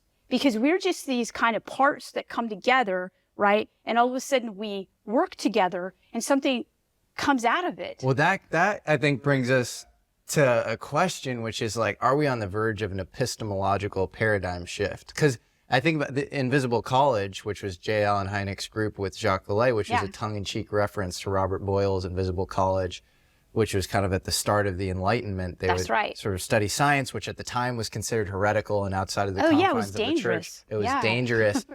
And then later on, I started asking questions very carefully at the agency. And there are people in all the intelligence community and through DOD that study this. Their name was the Invisible College back in the day. And so I got in touch with them and learned a little bit. I pushed the envelope a little bit while I was in the agency. I became, a few years after that, special assistant to the deputy director of operations, the chief spy. Did that for almost 2 years. And it was then that I learned that there are a lot of agency people, very senior agency people, who actually did have a strong interest in this. But I didn't identify any program or anything like that the agency had. So it wasn't until I retired and I went back to work for the agency in another capacity. And it was around 2014 that I met a fellow from the Pentagon, John Alexander, who you probably know of. I met him at a conference on energy, and he had just finished his book, written his book on UFOs, and so I chatted him up and told him my story, and then he came to my house, videotaped my wife and I, and then the next thing you know, he sent it off. He went to talk to some of his colleagues, and then I started getting phone calls from, well, first Jacques Vallée came to my house. We spent the day together, and then a group of people came to my house and took my medical files, took blood samples, saliva, you name it. Gave me a HIPAA-restricted briefing on intelligence and people, intelligence officers, and JSOC officers and pilots, and who've had encounters with UFOs, and what had happened to them physically. We made a plan and wrote it up like it was aimed at the Russians. But if a plan is read in General Trudeau's instructions, they're in the book. The letters he gave of instruction, you see that we were aiming at any enemy from outer space also. And MacArthur knew about this. So obviously at that point they had hard knowledge that there were others and that they were not necessarily friendly at all. Yes, and what we said, just in case, was our motto. Just in case, yeah, just in case. I'm only halfway through the Colonel's book, but I've reached a very disturbing chapter. The Colonel says that the military has been fighting a war with the aliens since 1947 and considers the aliens to be enemies of the United States. Would you please ask the Colonel if it's true and if indeed these aliens are our enemy? Art, I had a list of overt acts on their part. Maybe accidental, maybe not planned, but they were overt acts. They killed our men, they brought down aircraft, and they even experimented on civilians. So we had to consider in the military that those were hostile acts. By design or not, they were hostile. Colonel, can you give me any details? You say hostile acts, overt acts. They killed our men, you said, and experimented on civilians. Well, von Braun even wrote of a missile that was thrown off track by them, by electromagnetism. And we were at Ramstein Air Force Base. They shot at them, and that's in the book also. And the Maelstrom Air Force Base, they flew over that and they knocked out all our guidance system on our Minutemen missiles. The guidance system on every one was knocked out. And then at Baikonur, at the Cosmodrome in the Soviet Union, yes, sir, a UFO came over for 14 seconds, and all their steel towers fell apart. All the welds and the rivets came apart. The Cosmodrome was down for about 3 weeks. And the UFO only was over 14 seconds. And also we had information that they followed all our Gemini and... General McDivitt, have you ever seen a UFO? Yes. During my flight on Gemini 4 in 1965, I saw an object in space fairly close to our spacecraft that I could not identify. It looked to me like maybe the upper stage of another rocket. I tried to take some pictures of it, but unfortunately the pictures did not come out properly. We never were able to identify what it was, and all of our ground radar tracking data indicated that there shouldn't have been another object anywhere near us at the time.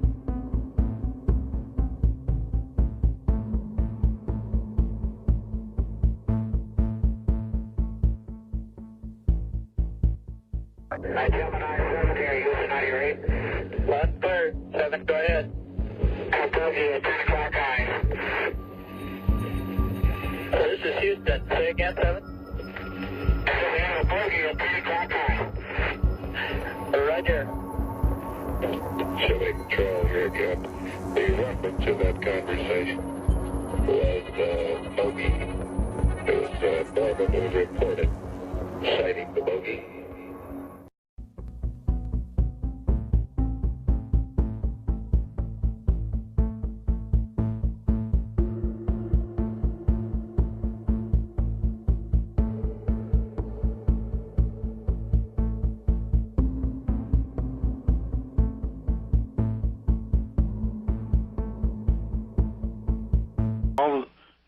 Russian Voskhod, I think, a shot in the air.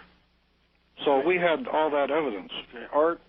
Yes. One thing I might add, and this is, I'll be the cautionary note here, is when Phil here talks about the military, and that's a pretty inclusive term, because I don't think that most, if you went to the military, that you would get consensus on this. So this is clearly speaking for some people within the military as opposed to an institutional position. Yeah, I think John's right there. All right. Well, clearly the acts were or appeared to be overt, but from what you have told me, short of people who may have died, it seems hard to conclude that their action was that of an enemy that wanted to come at us or have a war with us, because surely they had the technology to wage a much larger scale war than... Well, on that, we used to discuss, if they fight a war against us, are they going to fight on our level or their level? Now, that's a question we never quite answered. We didn't think that they were going to fight a war with guns and missiles like we do. Uh-huh. Remember, they were DNA experts. They made these clones of that superintelligence. We found implants, we found chips in people. And in the 1950s, they were one of the 7 groups that directly encountered or appeared, basically, to certain groups on the planet. Not overall, not in the widespread picture, but since in the 1950s, with the crash, groups all around the planet, especially in Europe and especially in Russia and especially in the US, they were looking into advanced technology, very, very advanced at that time, definitely. And it was not unusual that then in these facilities, ignoring all security protocols, Grace would appear and would just walk in and say like, hello, we would like we could offer you something with that. We could help you with building that technology, but we would like you to sign a little contract with us. And that was basically one of the reasons why after 50 years of blindly signing contracts, certain groups on this planet said like, hey, let's investigate what these contracts are about and why the species has so freely shared a lot of technology with humanity, which is still used, even though it's not in the public eye. And Richard Bandurek from Field Propulsion Technologies. So Richard. So I'm CEO of Field Propulsion Technologies. My background is electrical engineering and mathematics. And 40 years ago, I was involved in a company, the part owner that used to do reverse engineering. And one of the things that came out of there, some of the NGOs that were trying to reverse engineer advanced technologies that pinged us to look at some of the stuff they had. And that got me really curious because this stuff was definitely way more advanced than we actually have. So one of the things that ended up is I ended up getting pulled into classified programs. And in there, one of the things I wanted to look at was to see if the U.S. government actually was using these technologies. And it turned out that my conclusion was the U.S. government was not.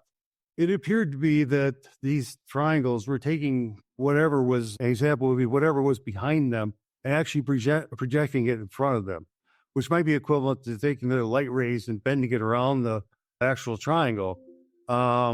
And so our conclusion, they were doing something along those lines. They were probably doing it with a lot less energy.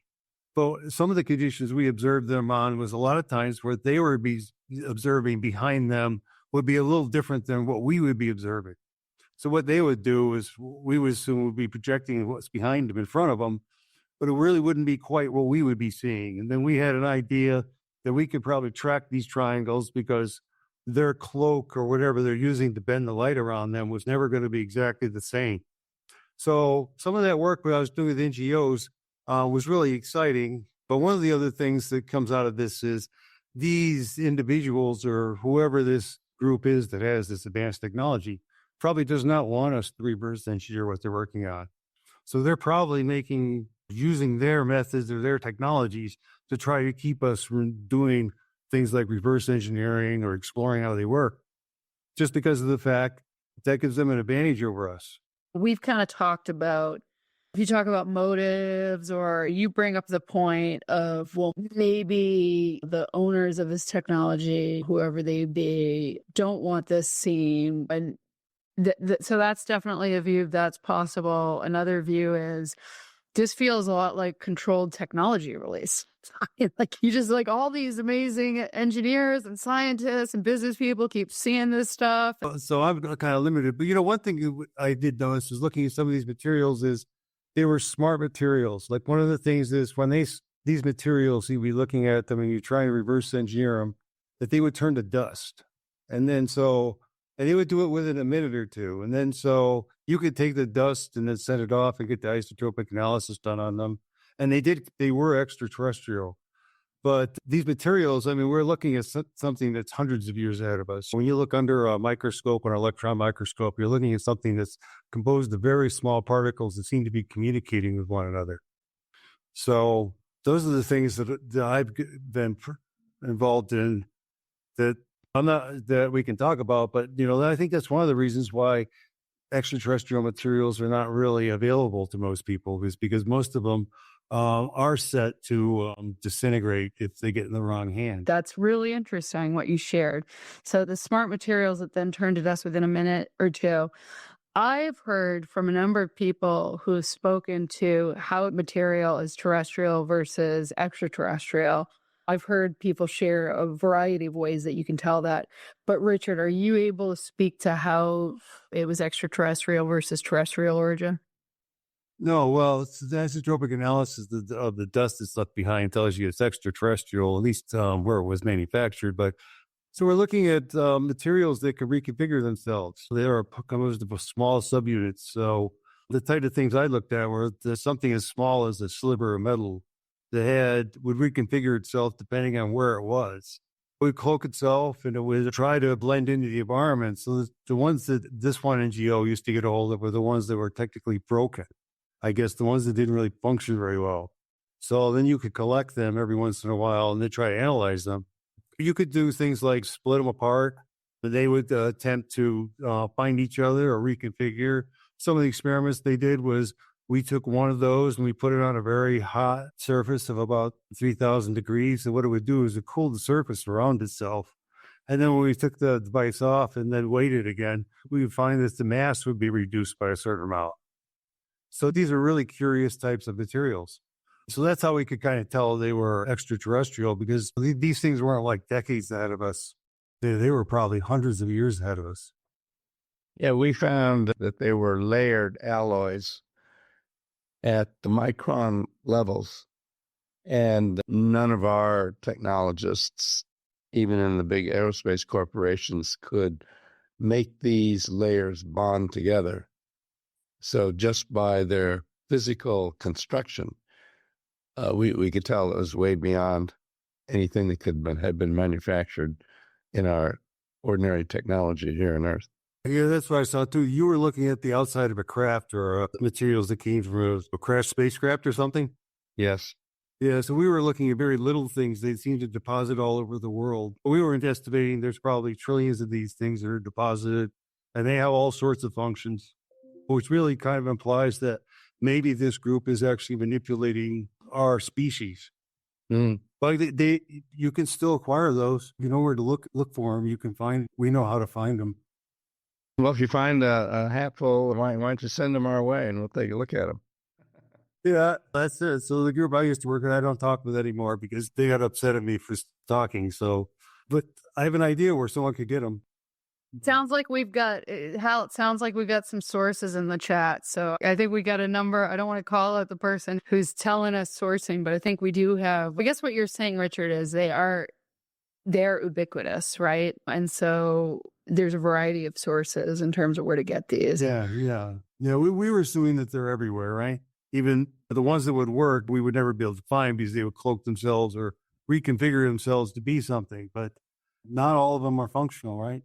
UFOs and what had happened to them physically. So that was a little bit of a shock. And so anyway, that's sort of how it began. And then later on, I got briefed, classified briefings, not so much on UAP, but on other areas of what we would call paranormal, or we would call the phenomenon, and what it is, aspects of it. Had that, and that was life altering for me. Realizing that all this stuff is actually true, and oh, by the way, we don't know what the hell it is. And then I went to medical services, and they were going to check off on that I reported to medical services. And then I go, oh, by the way, I had something done here way back when, and by then it was like 10 years have passed. And can I get those records? I said, sorry, your medical records are classified. You cannot have them. So, okay. Wait, they classified your own medical records? They told me, yeah, you do not have access to your medical records. You do not, that doesn't make sense. It doesn't make sense. So I couldn't get my medical records because I want to see what they found or if there anything in there. They extracted something. Right. Now, I understand they don't give you your security file at all. That they keep. But my medical records, they won't give me. That's wild. So years later, let me advance this story. Jim Semivan, I knew that he had an implant. He told me, private conversation, before I came out in public. This is before I came out in public. I knew he was an experiencer. I knew he had that encounter, which he now freely talks about. So I knew that background of his implants. And I told him my experience. And so he connected me to a former CIA doctor who told me that if you ever mention my name, I will deny that I know you. Okay, what's his name? I'm not going to mention his name. Still deny that I know him. So I promise I won't mention your name. Okay.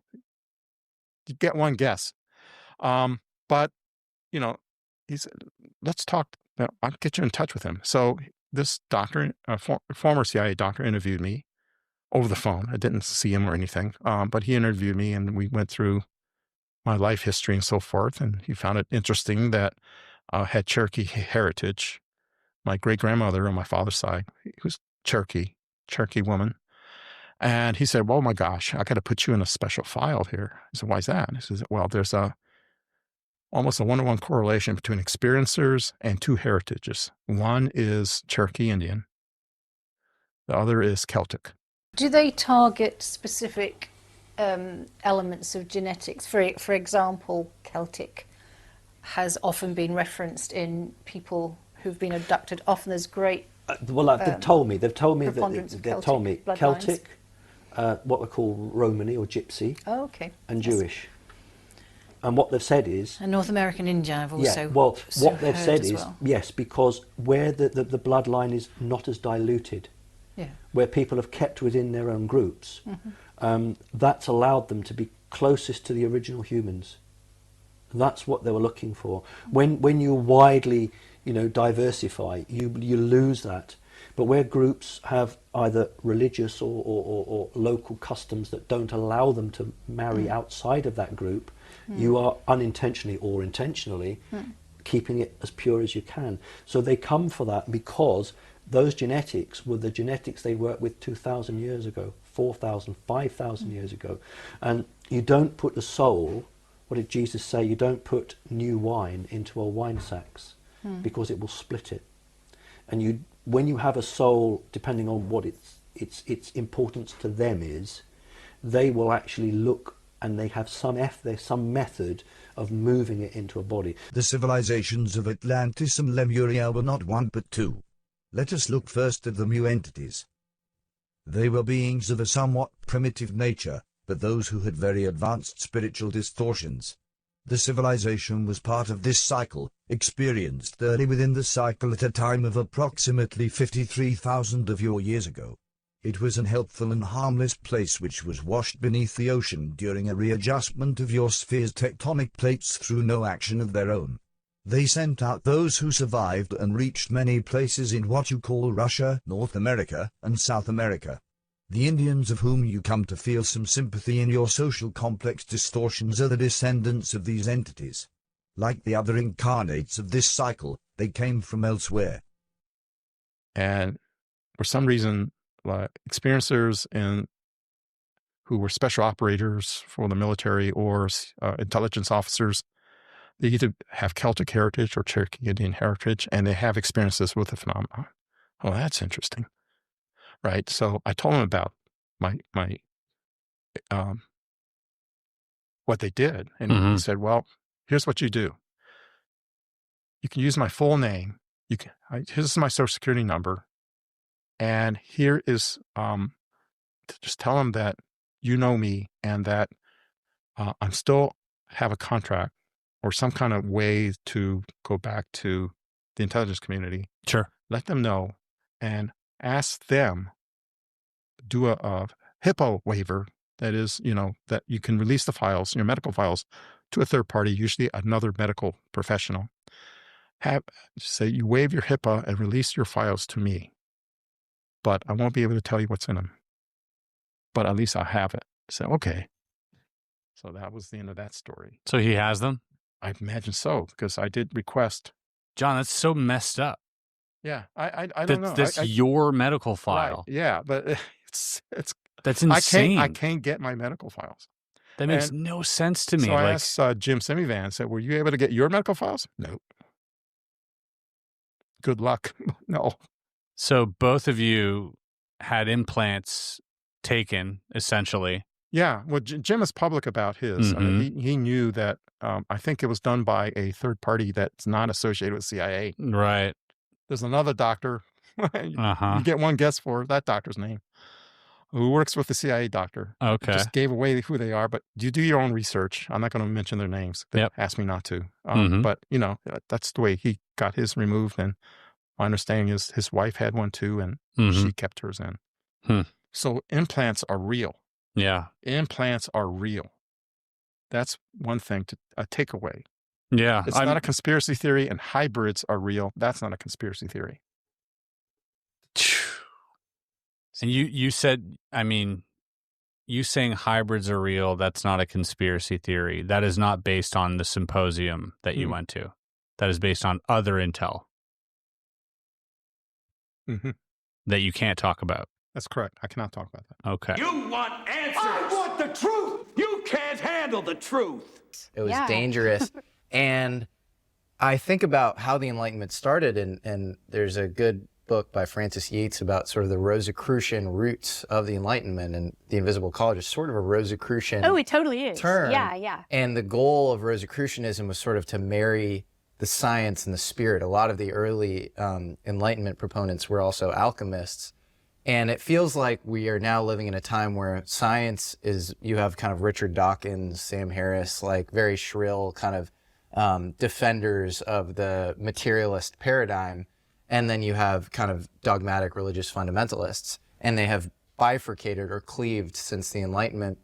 And now emergently they're coming together. Like the fact that a religious studies professor is collaborating with a secret space program person who's a mission controller who's worked on all these missions since the Challenger in the 80s is wild. Yeah. And so where are we headed?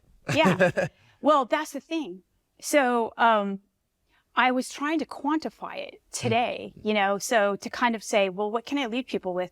And I thought that's probably not the best thing to do because I'm just a part. The idea of disclosure, as it's currently happening, being a very colonial concept because it assumes that it's like this newfound, like we're discovering this for the first time. I think when we try to reduce things so much to like the observables that we can write in these specific formats, and we think that the human account of a story is the weakest. I mean, Johnny Harris is really like the weakest scientific measurement is when you actually rely on the human story, and I'm like, but what else do we have? That's all you have. Yeah.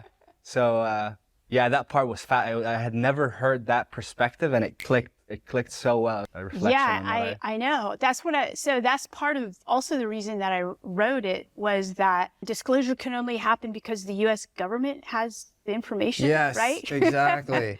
And it's like, really? But you talk to other countries and you talk to people in Native American tribes. Yeah, exactly. Aboriginal Australians, indigenous Australian tribes, and they even have these, different initiation ceremonies for it, just like you and I talked about the Merkaba tradition, and so I just wanted to put a light on that, just to kind of, I don't think I could ever balance out that discourse that's happening now, but I wanted to put it out there. There is some hubris in saying we are now going through disclosure or whatever. Yeah. And it is what frustrates me about sometimes the super anti-UFO people, and often the anti-UFO people like were super pro-UFO, like it's two sides of the same coin. And it's like, you're relying too much on the intel community. Like, cause sometimes people will come after me because I interview people in that world or whatever. And I'm like, they could flip tomorrow and it wouldn't change my belief in this stuff because I know there's so much outside of what they're talking about. And maybe there are ways in which the government is spinning things, but like, I don't care. There's so much open source knowledge. You're over relying on the government in studying this. And I think Encounters is a really great kind of comprehensive overview of how you can study this outside of official channels. We better be prepared, and if not, there's going to be a lot of explaining to do. And so I think that dialogue has happened with previous decades, and this show up, there will be mass panic. Have you talked to John Ramirez at all? He's the other CIA analyst. Yeah, what do you think of his story where he's invited to a meeting essentially and with high level members as well? You know, there's no classification markings, and they say that I believe we're hybrids or some relation to that. Yeah, John told me that story. I can't get into any of the details around. And John and I spoke privately about that, and there's a well, let's put it this way. I believe what he said. There's no reason for John to, particularly talking with me. You know what I mean? There's no reason for either of us to shade anything with one another, and so yeah. What he said, I think what he said is accurate. It happens. I mean, you have some of the most really highly John. Well, what? So I can't get into too much detail because where John worked, how John came across this makes sense to me, and what his story was, he told me, made sense to me. It fits the pattern. It's like what Dave Grush, said. Yeah, that fits the pattern. I mean, it makes total sense to me, but I can't tell you why. This brings me to something that happened to you in 2001. Yes. I want to talk about this because this, to me, is one of the most fascinating little tales that I've ever heard, in that you were invited by, let me get this straight here, just to make sure I got my ducks in a row. You encountered an officer within the office of the chief scientist in the Directorate of Science and Technology, and that he told you about a symposium that was being held that you should attend. And this symposium, if I'm not mistaken, was at BDM? No? Where? No. This was at a hotel. Oh, this was at a hotel. Yep. It's in Tyson's Corner, Virginia. Oh. And wait, okay, so this is separate from the other meeting. I see that was a separate meeting. And that's what the seminar was about up until then. Up until then, yeah. And so, yeah, he said, but 1 in 10, Gerald K. Haynes said 1 in 10 were UFOs. We have case files of real UFOs. The 1 in 10 sightings were actual UFOs. That's a high number. That's 10%. Yeah. Yeah. And so going back and thinking about, wow, the CIA knew that there was something up there that were real UFOs. And this is like more of the public side of CIA, it's still classified side of CIA, but not the program side of CIA. Yeah. Right? Yeah, it's not deep. It's not deep. It's just interesting information that you saw a UFO, and that 10% of them couldn't be explained. Yeah. So the second part of that discussion was about beings, that there were aliens, there were actual aliens, and that they were able to collect DNA from aliens. And that's when they discovered, and this didn't happen in 47, happened later. Probably they had tissue samples or whatever that they've stored, and they were able to recover DNA. And when we discovered how to sequence the human genome, when we sequenced the alien DNA, and we discovered that, there are markers in there that look very human. Human hybrids. That what looks like an alien has, for some reason, has human genetic markers in their DNA, in the genome. And so I found that to be interesting. And to answer your question, that's when I thought, this sounds pretty classified to me. This is coming from a CIA historian. A CIA historian, yes. Like, that comes with some weight behind it. This isn't going to a UFO conference and you know, somebody like me going up there and talking about hybrids. This is an official CIA historian with background, with checked credentials, with clearances, telling a group of other individuals from universities, from different departments in the defense, intelligence agencies about hybridization programs. Right. And I would say this, I would preface that with, like, I don't think there were other members of the intelligence community there. I think there were only CIA officers and these postdoc folks that we sponsored. So the CIA was interested in potentially tracking the activity of hybrids, human alien hybrids in the United States. That, and going back in their lineage as well. Their lineage. Right. And going back in their ancestry as well. I don't know how they collected this DNA. You know, we have oversight now, and that oversight started in the mid-'70s, congressional oversight. This sounded like it occurred before there was congressional oversight, because you couldn't do that today. Yeah, no, it'd be illegal. Yes, completely. So this may have occurred earlier. Right. That they were interested. And then when we developed in the 90s, we developed the ability to sequence the human genome completely, that may have furthered the investigation into the alien DNA. Has there ever been, and feel free to answer this with a one-word answer, has there ever been a situation that you were in where you've gotten confirmation of the government's involvement with human alien hybrids? Yes. Okay. And from a credible source, you could say. Yes. Okay. So they know about the hybrids. Yes. Okay. And you would, I mean, gun to your head right now, you would say absolutely. Absolutely. Yes. Wow. That's, I mean, that's something that's, you know, my mind races to all the different cases that I hear, right? We hear about so many people talk about this, and so many researchers look into this, from Bud Hopkins to David Jacobs to, you know, John Mack and John Carpenter, and all these researchers who've looked into abduction phenomena, experiencers. And the one thing that a lot of people, I think, find interesting is the interaction with these human-like aliens. Yes. For lack of a better term. Now, is there anything else during that symposium that might have, you know, caught your attention about the human hybrid program?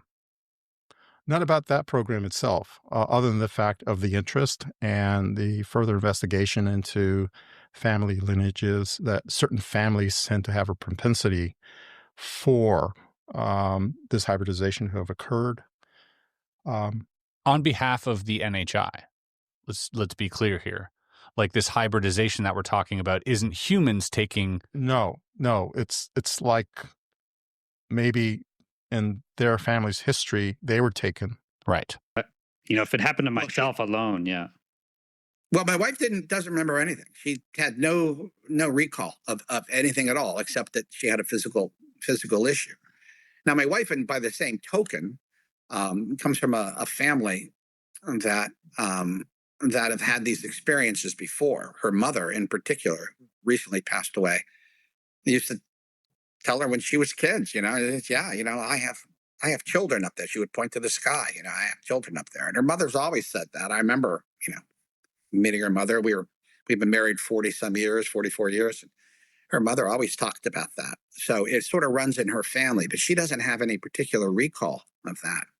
Now, in the same time, we lived in a house in Virginia that had what you would call now classic poltergeist activity. My wife and I, we don't have any children, and we're generally very easygoing, and my wife's very spiritual.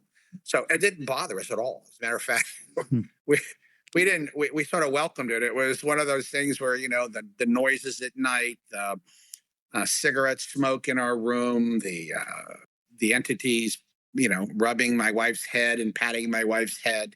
odd things in the house, being moved. I mean, it was amusing more than anything else. But I never really gave it much thought. And my wife and I were like, well, stuff like this happens, and through my studies, I knew this was happening. But what I did was you don't give it energy, right? You don't focus on it. You don't get scared. You don't get happy. You don't do anything. You just let it alone. If it's there, it's there. At one point, my wife got together with some of her friends who were spiritually inclined, and they asked this entity, if it's okay, and if it needed anything, and if it wanted to stay, it was welcome to stay at our house. But if it needed to move on, then they would help it move on. Well, it left, and it hadn't come back, and so that was pretty interesting.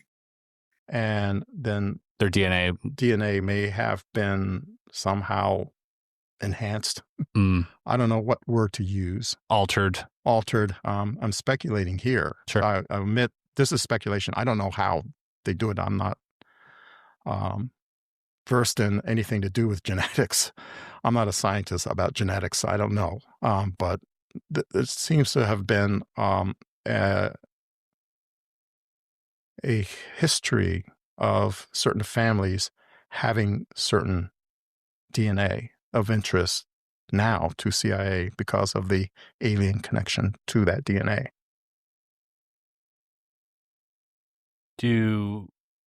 Are some of these families aware, do you think? I don't know. And the twin says, so I'm saying, what is this? Though I'm connecting to it and I can feel it, I'm asking, and he says, this is God. This is our creator. He says, we want to show you something. He takes me down these stairs. It's like I'm in a huge warehouse craft, a lit up area. And as we walk up towards it, hybrid grays, hybrid humans. And they're all in these tubes, and the tubes are lit up, the ones close to me, and they're all slumped, and they're all like they're not aware, but they're all kind of slumped in their tubes. And he says, "See, we're making the new human," and I get uncomfortable by that because he's not explaining anything at the moment, and so I'm assuming he's talking about replacing humans. What about us? Like, don't we get an opportunity to change? He said you had the opportunity, but the nuclear weapon was the last opportunity. Like, hello, Jeff, welcome, thank you for being here. And so there was a biological event first, and in that biological event, there's a distinct sensation of, hey, as we were talking earlier, actually, there's an exchange that goes on. So there was a distinct feeling of, if you give us this, we'll give you information. And so there was an exchange. I gave them biology, and then it's disturbing at the time, but I also was intimidated by them. But simultaneously, you needed to know this information. And so I was curious, and I was trying to get information from them at certain periods. And so this was an opportunity. Jim Sparks, I don't know if you know who he is. He's written a book called The Keepers. I'm aware of Jim Sparks as he is the personal friend of a couple of folks with whom we became close acquaintances. Okay. So he's telling us that he has conscious recall of his abduction experiences, and that groups of people were abducted by what sounds like P-45s because they have real issues with control.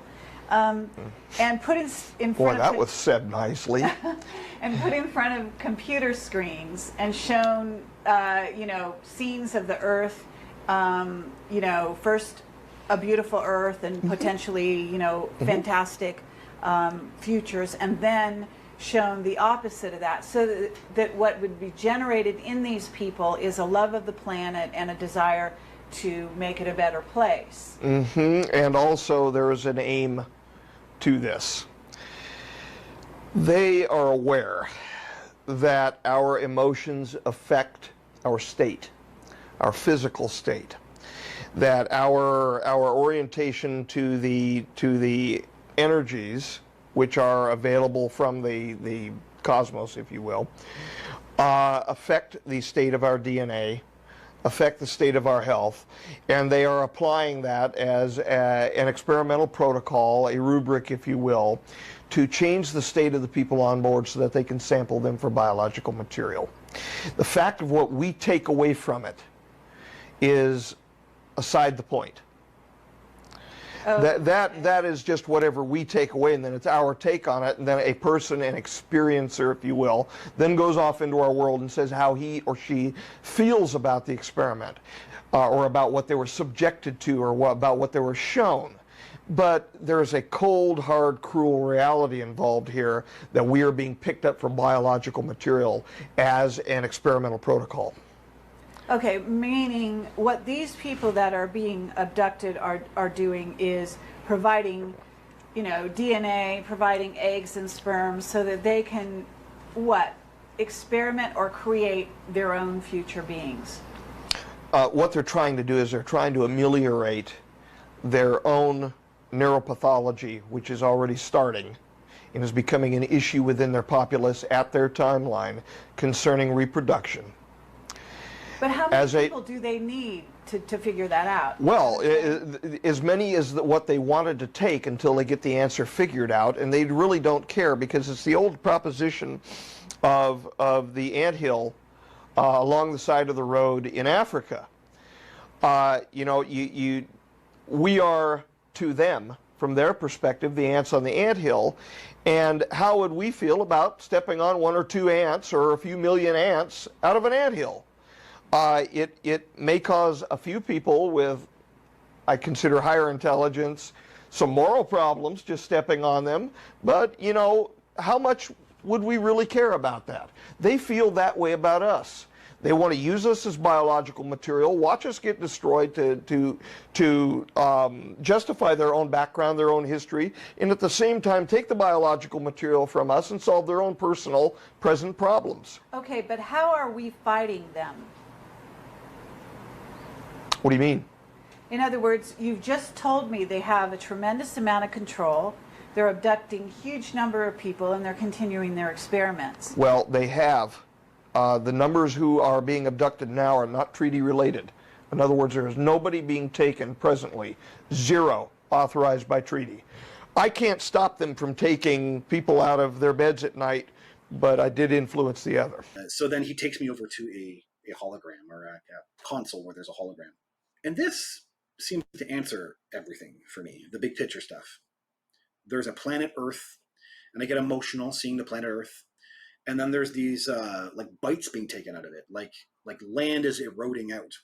And the whole entire hologram, they can all of a sudden I can feel that the land, the biosphere, the land or the water, the air is all kind of becoming more destabilized. And there's a sense of it kind of, basically being destabilized. And then the entire thing goes up in flames. So it was really a premise of like humans are damaging things so extremely. And then the idea that going up in flames is really weird because temperature is increasing in for a lot of countries. And then there's this rebuilding that occurs. And it's a hologram, so it's a symbolic to me, and I'm very aware of that. But the sensation of it being recreated, it's the same planet with the same continents, but the vibration, the feel is different. And it's a distinct feel that the grays are involved. And I actually say the gray mind would dominate. That's the feeling, that there's this gray mind now. Now, it's not dominate, though. It's like as if, big brothers, like, hey, we know how to help manage, a planet kind of thing. We're going to help with that. And our ideas are going to help with that. It wasn't this like authoritarian or dictatorship or government. There was not even a government sensation. It was nature, and with the creation of the planet was a distinct feeling of saving nature. That was as if like nature was about to go over the edge, and that they were catching it. And then there was in the recreation was a sensation of celebration, as if they would maybe throw parties that we saved the planet, that we actually got it before it went over this hump. And so that's huge to this whole thing. Who have worked at the test site at Groom Lake. One gentleman spent 12 of his 30 years in black programs at Groom Lake. When I asked him, I said, first of all, do you believe in UFOs? And he looked at me with a straight face in one-on-one. He said, absolutely, positively, they do exist. I said, can you expand upon that? And he said, no, I can't. About a year later, we were talking about, again, activities at Groom Lake. And I asked him, I said, can can you really tell me what's happening out there? And he said, well, there's a lot of things that are going on there that I won't be able to tell you until the year 2025. 2025. 2025. 2025. But we have things in the Nevada desert that would make George Lucas envious. Another individual who was an NCO, an E9, which is the highest grade you can get as an enlisted man. He's a chief master sergeant in the Air Force. Was a safety specialist. He had 3 different tours of duty at Groom Lake on various programs. Now, he had no connection with my friend who worked on the other black programs. We were talking, I interviewed him at Nellis in 1985, 86 time frame.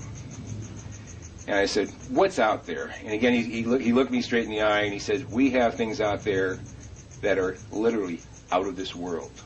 I said, explain. He said, I can't. But trust me, so we have things that are better than Star Trek, better than anything you can. I mean, I'm going to have to ask 2027. No, I don't know why people keep saying 2027. Listen. Now, there is some speculation, and I won't say specifics, that there may be something in later on. But the problem is I wouldn't go to the bank with it. And what the specifics are, because it's first of all, it's hearsay. And it's also yes, there was an official effort by some people in the government to actually look at this data, and there were some products produced. That's a fact. I won't go into more detail than that, but it wasn't 2027. Okay. And it was based upon certain observations. And again, I can't, I'm very careful because what I don't want to do is people are going to take this, they're going to hang on to these words and say, Lou said something's coming. No, I'm not saying that. What I'm saying is that there were some people who were anticipating something happening,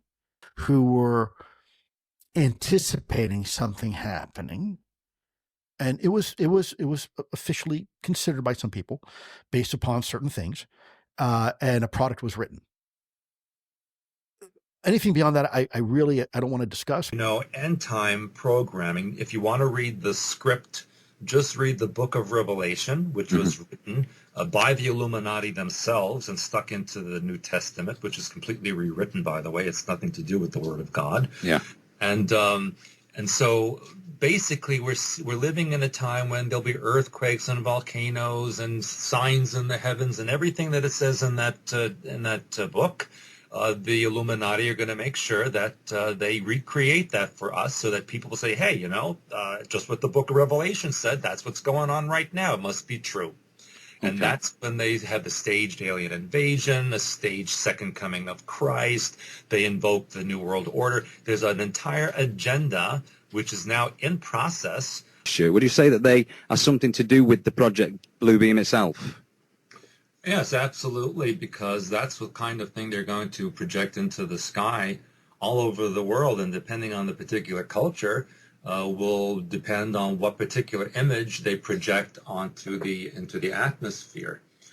They will produce a physical body that will claim to be the second coming of Christ, and when they check the genetics, it will match with the blood genetics on the Shroud of Turin, which has recently been issued, if you will, back for display. And the Israeli scientists at Hebrew University somehow got a piece of that shroud and determined that there were pollen samples in it that could have only come from ancient Israel 2,000 years ago. Aware of projects? Are you aware of projects of the UAP narrative being slightly obscured? Look, they did in the 70s. Look, Air Force OSI penetrated civilian organizations, in violation of DOD 5240.1 and other rules and regulations, possibly Executive Order 12333, and conducted intelligence operations and propaganda and manipulation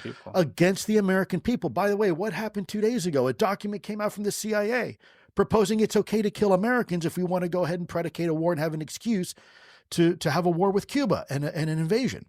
Now think about that for a minute. Wait. Who the hell are you to propose killing American citizens for a political agenda?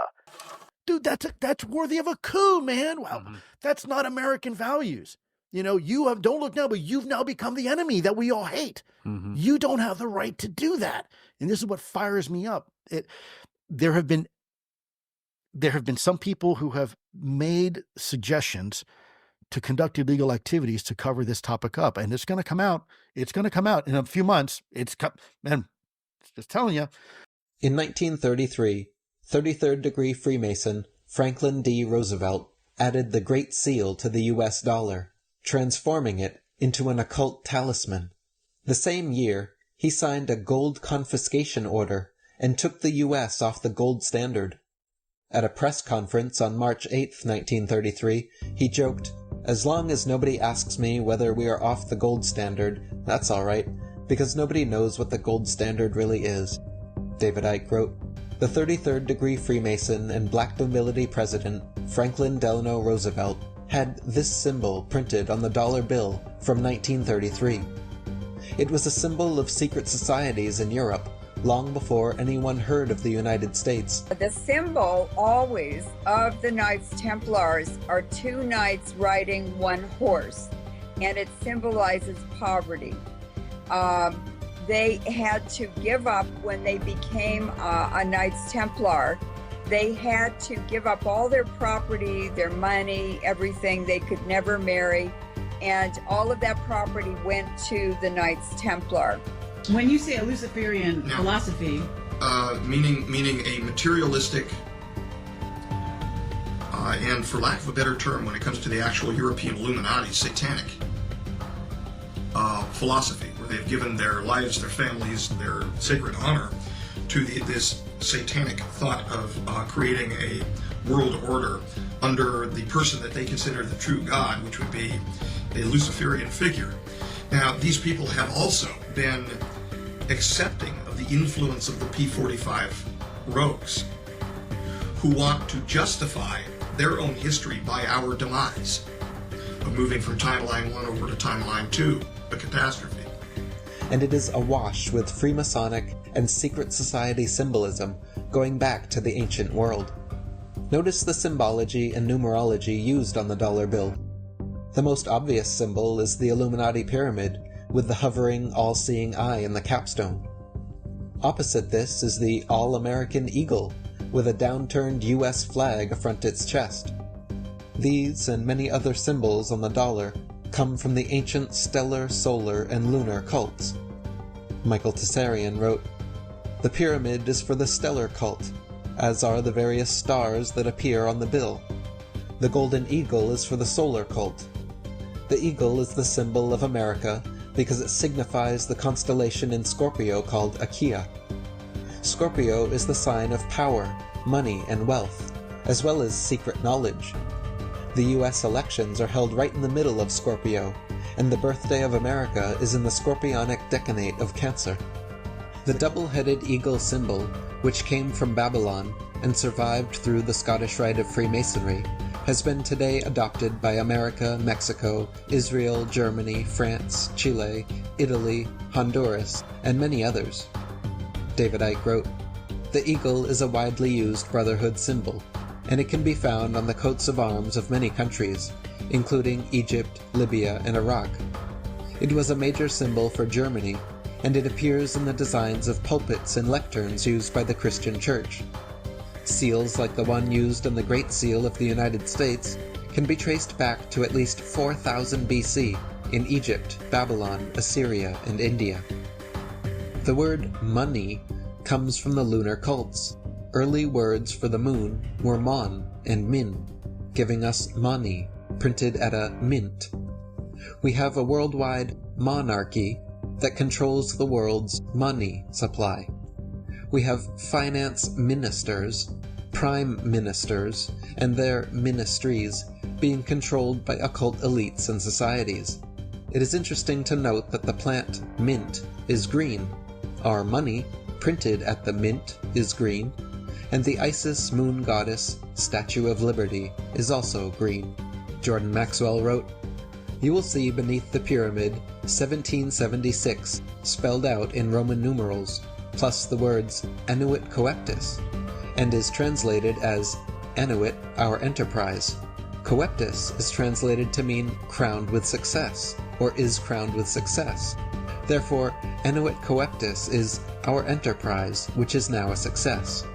Then, in order to find out what enterprise was a success, read on the $1 bill at the bottom of the pyramid, Novos Ordo Seclorum, which translates as the new order of the world, the new world order. Same entities.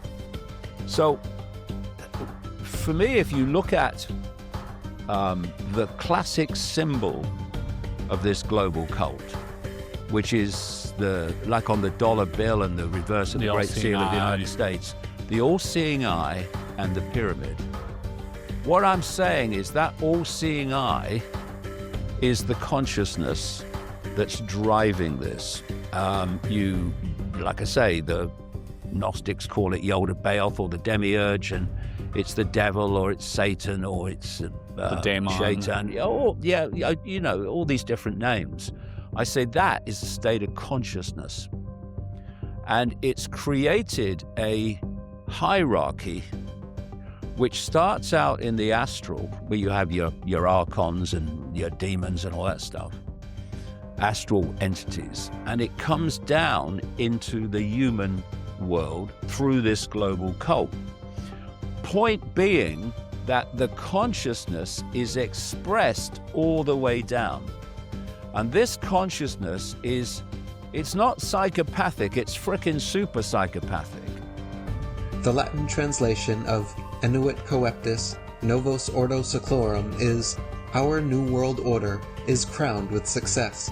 The other Latin phrase, e pluribus unum, means one out of many, order out of chaos. The Hegelian dialectic, the problem-reaction-solution paradigm used by the elites to drive world events, opinions, and policies. There are 13 letters in Enuit Coeptus, and 13 letters in E pluribus unum. The dollar encodes the number 13 repeatedly. There are 13 stars above the eagle's head, 13 steps on the pyramid, 13 vertical bars on the shield, 13 horizontal stripes at the top of the shield, 13 leaves on the olive branch, 13 arrows, 13 fruits, and 13 numbers. If you draw a 6-sided Star of David hexagram around the pyramid on the back of the dollar, 5 of the 6 corners will point to letters ASMON, or when you rearrange them, MASON.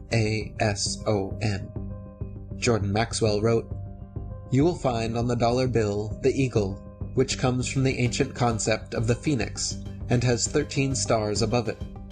The 13 stars are arranged in the configuration of the Star of David, or the hexagram. Most people think the 13 stars represent the original 13 colonies. In the first place, why did they have to have 13 colonies? Why couldn't they have 27, or 4, or 10? When one understands that the number 13 is a very important, profound Masonic number, and that many of the founding fathers of this country were Freemasons, as well as Rosicrucians, then you will follow this connecting thread of material to see what was actually being created. They knew what they were doing when they divided this country into 13 colonies. The number 13 is not an unlucky number for them. It's an unlucky number for you." Hey everybody, how are you doing? I'm glad that you're here. I know that I've been talking about this video for quite a while now, and I just now am getting my arms around it and this subject, and so it's taken me a while, longer than usual, to go from when I thought I was going to be releasing it to now, to actually releasing it. And so I say all that to say that it's been a real journey for me, and I think that anybody that takes on this subject, which is who actually runs the world, who actually rules the world, anyone who takes on this subject will find that it is not something that is quickly gathered. And I've really found that as I've dug into this, it seems like almost every day another layer is revealed. And that's also been a reason for the delay, is that I keep uncovering more and more about this group, because this group goes so far back. So what I've decided to do... World wars change worlds. And if you have a global agenda, then global problems allow you to offer global solutions. This is an agenda that's projected a long way forward. The Muslim world being brought into a war with the political Zionism, what today we call Israel, and that this would, you know, in my terms, create a vortex that would draw in the world, in our terms, America, the European Union, NATO, into this war. I mean, I know it's hard to believe for anyone frickin' sane. And then you've got what I've been saying now way back in the 1990s. The idea is for this Third World War to involve Russia and China against the West. Yeah. And what's opening up in the Ukraine, while all this is starting to go on in the Middle East, is another front against Russia. The United States is preparing for a war against Russia through Ukraine, and that what they plan is to try to take Crimea back. Saudi Arabia and Qatar, who are 51st states of the United States, there are many of those, mine, funding this ISIS and funding this terrorism, while the Americans, who could tell them to stop any time, are saying, are condemning the very terrorism that their 51st states are supporting. Well, the picture's so bloody obvious. It's a setup. Sending $40 million a week to the Taliban.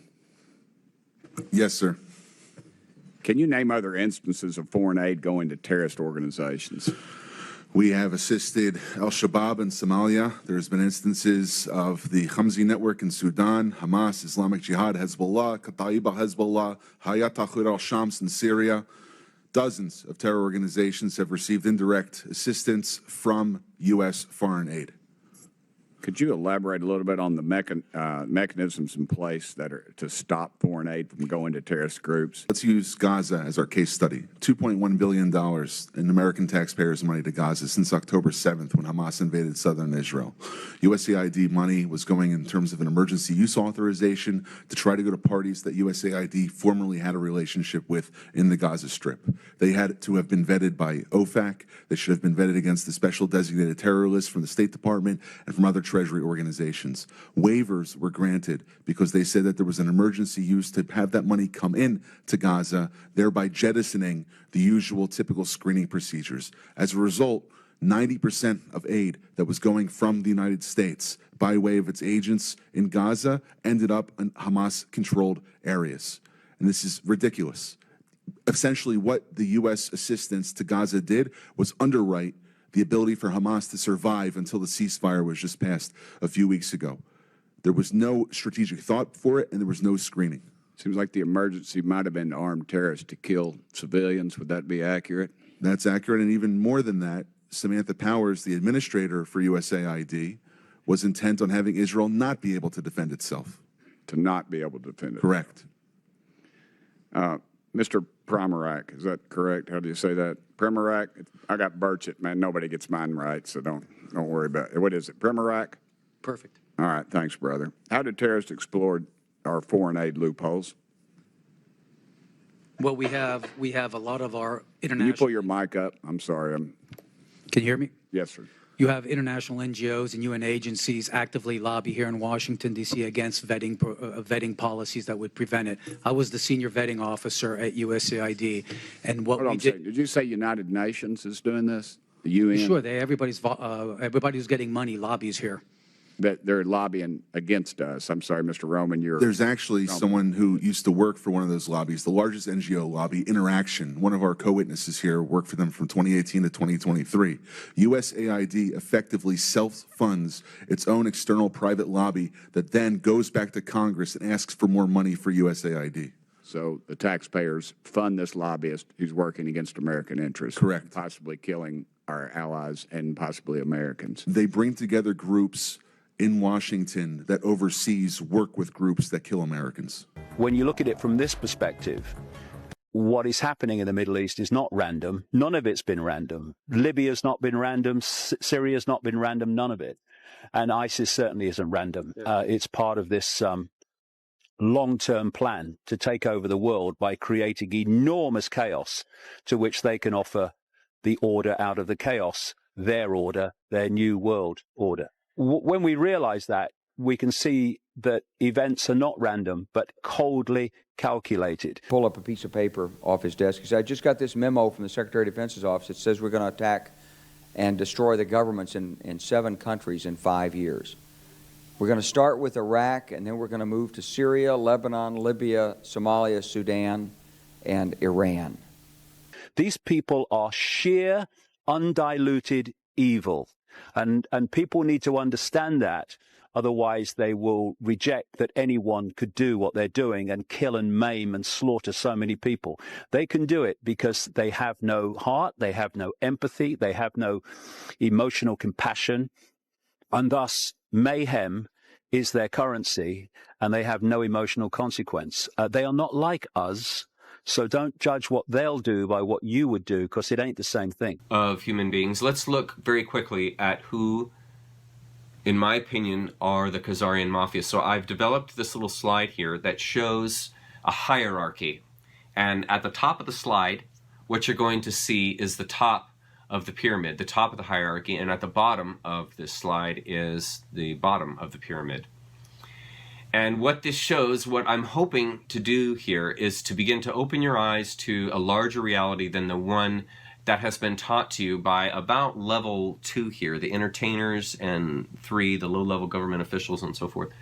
Those are the quote-unquote emissaries, the representatives of this evil group, but they present the world, this evil group, in such a way that you would never know that there are many layers below them or above them.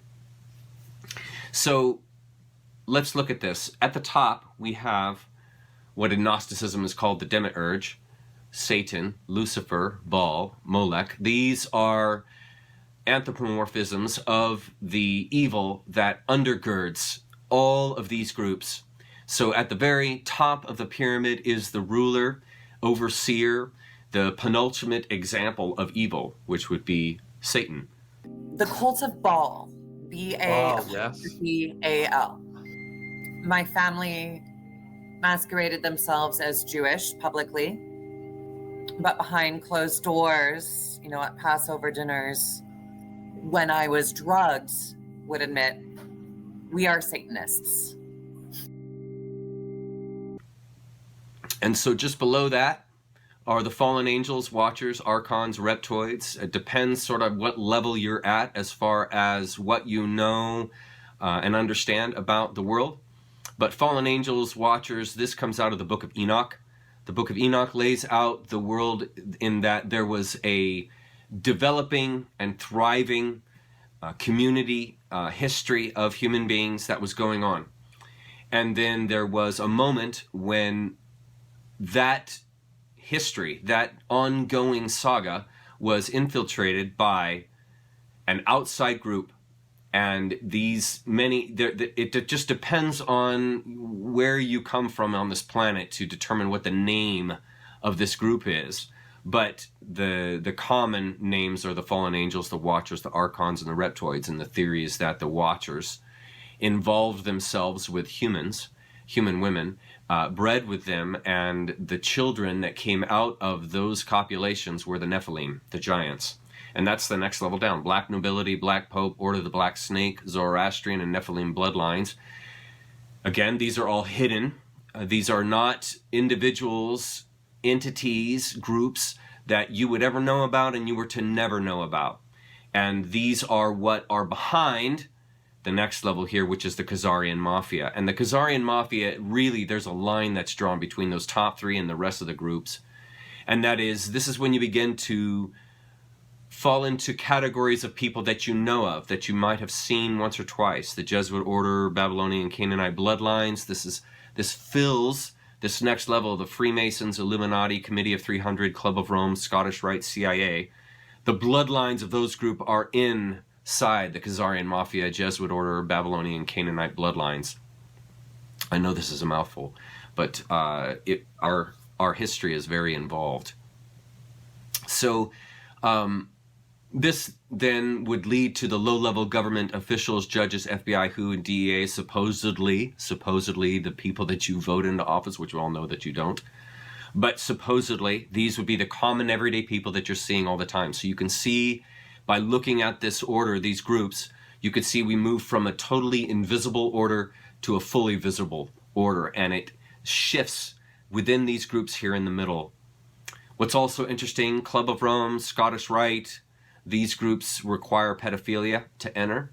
What you're going to notice, the common thread that comes out of these ancient orders of people, groups of people, is child sacrifice, blood sacrifice. And to be a part of these groups, you must be a person who involves yourself at that level. And so the Scottish Rite and Club of Rome, these groups, it's required that you engage in some kind of CP, in order to enter the group. And then you have the bottom three, low-level government officials, judges, FBI, WHO, DEA, entertainers, media, sports figures, public officials. These would not be the bloodlines. These would not be the true origins. These would be people that have sold their soul. They have sold their life and soul to Moloch, and they have given over all their humanity, all their compassion, over to evil. You know, what's the big deal about making Haji walk around like a dog and bark? Did anyone get all upset? What else would you guys do? Yeah. What would we do? Or we'd take a plastic and wrap it around their heads until they started. You know, I mean, CIA showed us a lot of shit, man. Drink generator, where we hook it up. Yeah, hook it up to their nipples or their nuts. Ooh, ouch. Shock the shit out of them. What was the most fun things? The most fun thing, definitely the women. Yeah? They had chicken surgeons, man? No, really? No, they didn't have chicken surgeons. Something goes down, they just grab everyone around, you know, fuck them. You know, I mean, you're going to have 35 trials?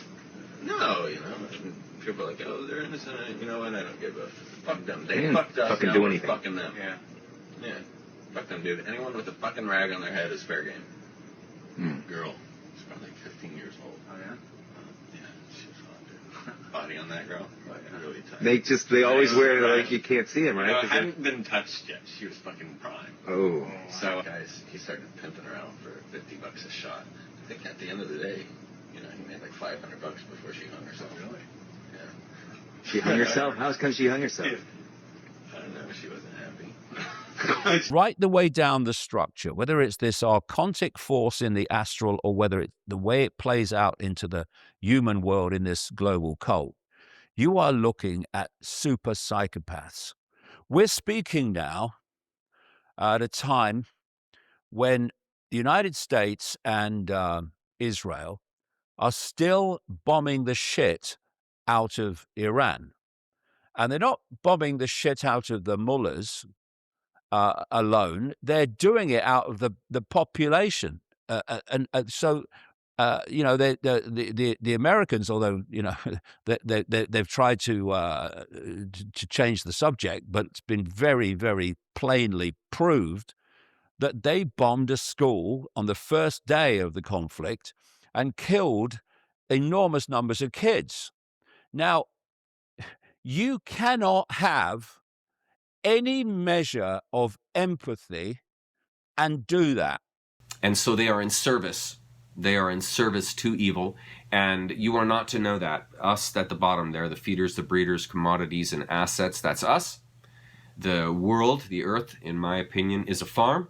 And we are the assets, the commodities that come out of the way the earth is put together, the way that it's run right now.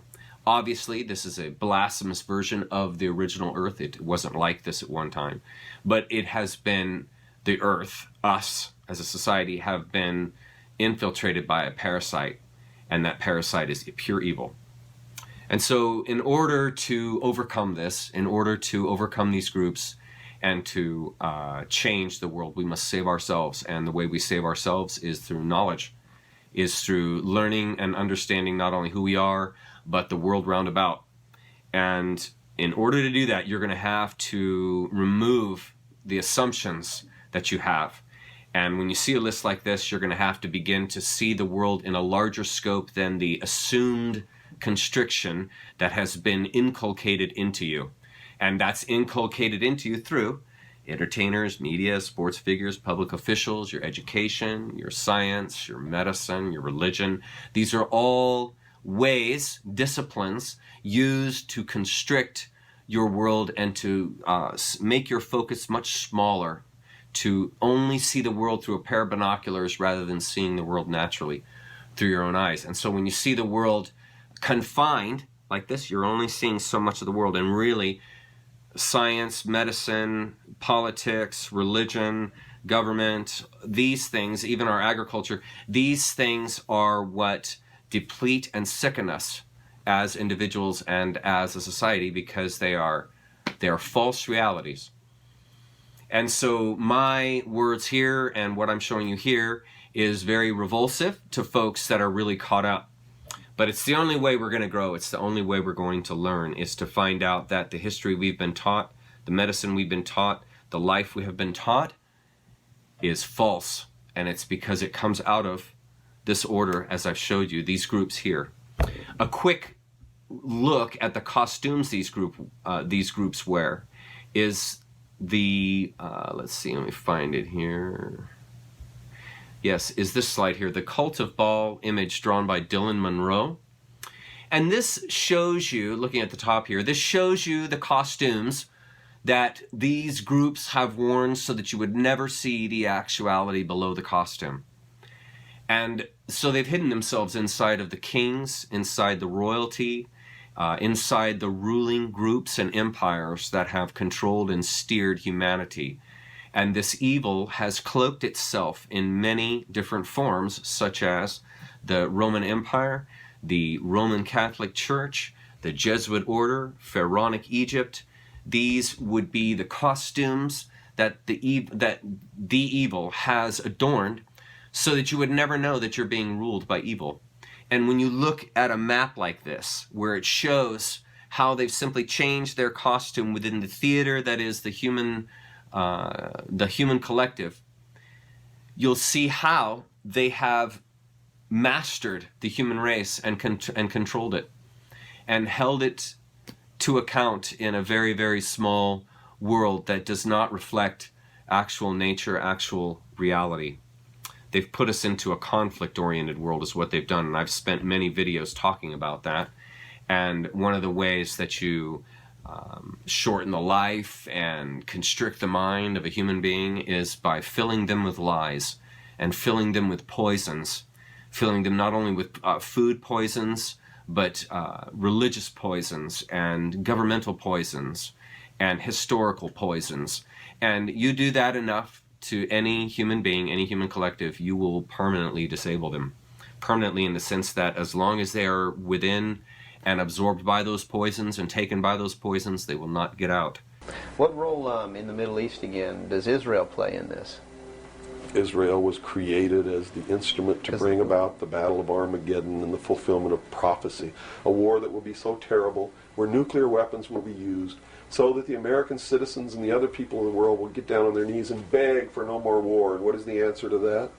They're going to be told the only way we can guarantee no more war is if we destroy the sovereignty of nations and we come together as one humanity in a one world government. Right.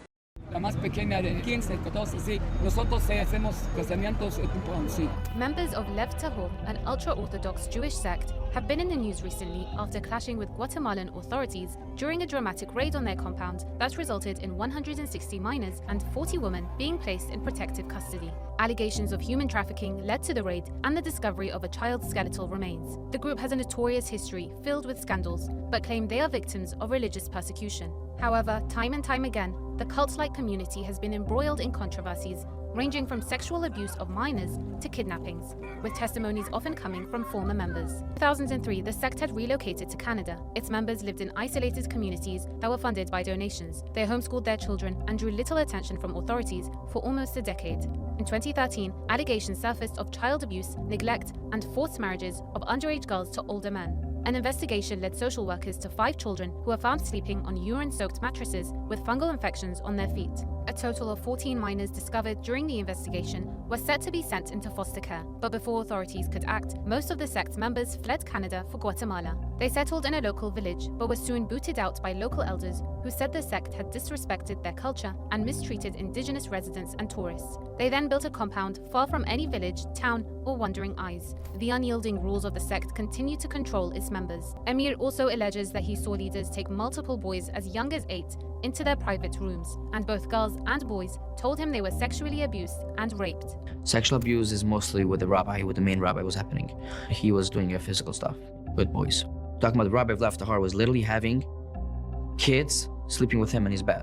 When Hellbrands drowned in 2017 during an immersion ritual in Mexico, members had hoped for change. Instead, his son, Nachman, took the reins and imposed even more extreme measures. Like his father, Nachman soon landed in the crosshairs of the law. In 2022, Nachman and an accomplice were sentenced to 12 years in prison for kidnapping 2 children from their mother, who had fled to the US. The men wanted to bring the 14-year-old child back to her adult husband. They get a 15-year-old girl with a 31-year-old guy.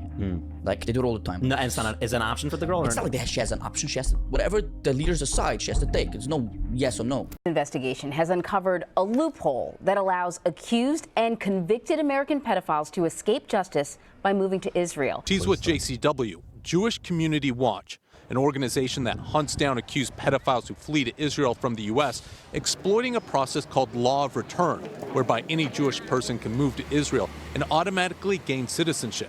People to make sure that you're not just somebody with a wacky idea. Right. Okay, you come with some science to you. What is the official reason for the collapse of the World Trade Center towers? Well, we're told that the planes hit the buildings and there was an explosion and a fire, and about an hour and a half later, in the case of the North Tower, the buildings collapsed due to structural weakening due to the fires. The problem is that we don't have large gradual deformations associated with collapses, and fires in high-rises have never brought down a steel frame high-rise building at all, ever. And what we have, unfortunately, is the evidence in the Twin Towers and the third skyscraper to collapse that day, which most people don't know anything about it. We have the evidence of the 10 key features of controlled demolition. In the case of Building 7, it collapses straight down into its own footprint at free fall speed in the first 100 feet. It's dropping, as you can see, symmetrically, smoothly, at free fall speed in the first 100 feet, 2.5 seconds. This is uncanny. There's 40,000 tons of structural steel designed to resist this collapse. Is it, what, a 47-story building? Yeah, this is called Building 7, right? A football field away from the Twin Towers. Oh, okay, so what we're showing is left what happened. In fact, right is a controlled where you are using, or the people who made this happen, used demolition.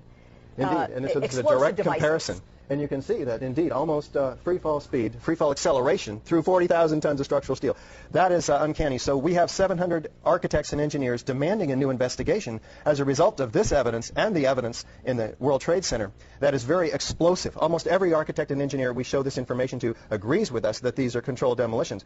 If we can get them to look at the information, because obviously the implications of a controlled demolition are dark for our country, because that means somebody besides Al-Qaeda was involved, because these have to be easily 3 of the most highly secure buildings. If I was to ask you what weighs more, a pound of feathers or a pound of gold, what would you tell me? Pound is a pound. You'd be wrong, because Really? there's 16 ounces in a pound of feathers, and there's 12 ounces, different ounces in a pound of gold. How come? Just the way it is. So when you buy a pound of gold, you're not getting 16 ounces? You're getting 12 troy ounces. What nationality invented that? I don't want to go full Kanye here. Just give the 3 principles which enable us Israelis to live so easily with this brutal reality. A, most of the Israelis, if not all of them, deeply believe that we are the chosen people. And if we are the chosen people, we have the right to do whatever we want. B, there were more brutal occupations in history. There were even longer occupations in history, even though the Israeli occupation gets to quite a nice record. But there was never in history an occupation in which the occupier presented himself as the victim. Not only the victim, the only victim around. This also enables any Israeli to live in peace because we are the victims. But the third set of values is the most dangerous one, and this is the systematic dehumanization of the Palestinians, which enable us, Israelis, to live in peace with everything. Because if they are not human beings like us, then there is not really a question of human rights. And if you scratch under the skin of almost every Israeli, you will find it there. Almost no one will treat the Palestinians as equal human beings like us. Why do you believe that Hollywood was created by the CIA? Well, before we say Hollywood was created by the CIA, I guess I should clarify because, you know, first off, you guys do know that the Pentagon has a budget for film. Like there's a whole department in the Pentagon. Know that. That's a fact. There you go. That's all you need to know. There's an entire department in the Pentagon. They get involved with films, and they get involved with films for the purpose of propaganda. They always have. What movies have I they should have produced? said Pentagon instead of CIA. Tons of them. I should show you the list. You should pull it up. It's Google it right now. wild. Yeah, Absolutely, Pentagon please. Department for Hollywood. Tons of them. I have to Even report this. Transformers. Even Transformers, like, you know, because they're concerned about certain narratives. They get involved with, like, World War films, like, how are we telling a story about history? Usually it's because we're lying about what we did or trying not to make Americans aware of the crimes against humanity that we Wow. commit overseas, you know? Yeah, the Pentagon just funded some films. Black Hawk Down, Red Dawn, GoldenEye. The more you know.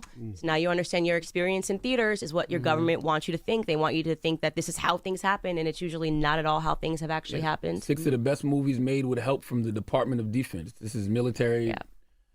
I shouldn't have said CIA. I should have just said the government. But Top Gun.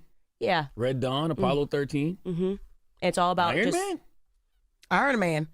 Oh, I didn't know that was on the list. Now he upset. Wow. Now he upset. Let me ask, Interesting. now you said Talk about, continue. What? Iron Man? Nah, that's her limit right there. She was like, you know what? Now it's crazy. What is the point of that? Just control? Yeah, propaganda. It's crazy. You grow up in school and you think propaganda belongs to the East or something. Mhm. Propaganda is the name of the game of our government. They, again, never want you to look into the crimes that they are committing, constantly trying to sell themselves as the good guys. They did the most. They rescued and saved the world. They've never done anything bad overseas. If you are living and you believe that the American government hasn't committed crimes against humanity, you had to wake up from the propaganda. You just got to, you got to learn real history, not what was taught to you in a textbook. That's all just propaganda. You know, we've done horrific things. Horrific. I saw the same officer. I said, why haven't we attacked Iraq? We still going to attack Iraq? He said, oh, sir. He says, it's worse than that. He said, he pulled up a piece of paper off his desk. He said, I just got this memo from the Secretary of Defense's office. It says we're going to attack and destroy the governments in 7 countries in 5 years. We're going to start with Iraq, and then we're going to move to Syria, Lebanon, Libya, Somalia, Sudan, and Iran. I said, 7 countries in 5 years. I said, is that a classified memo? He said, yes, sir. I said, well, don't show it to me. He was about to show it to me. He said, because I want to talk about it. And I sat on this information for a long time, for about 6 or 8 months. I was so stunned by this, I couldn't begin to talk about it. And I couldn't believe it would really be true, but that's actually what happened. These people took control of the policy in the United States.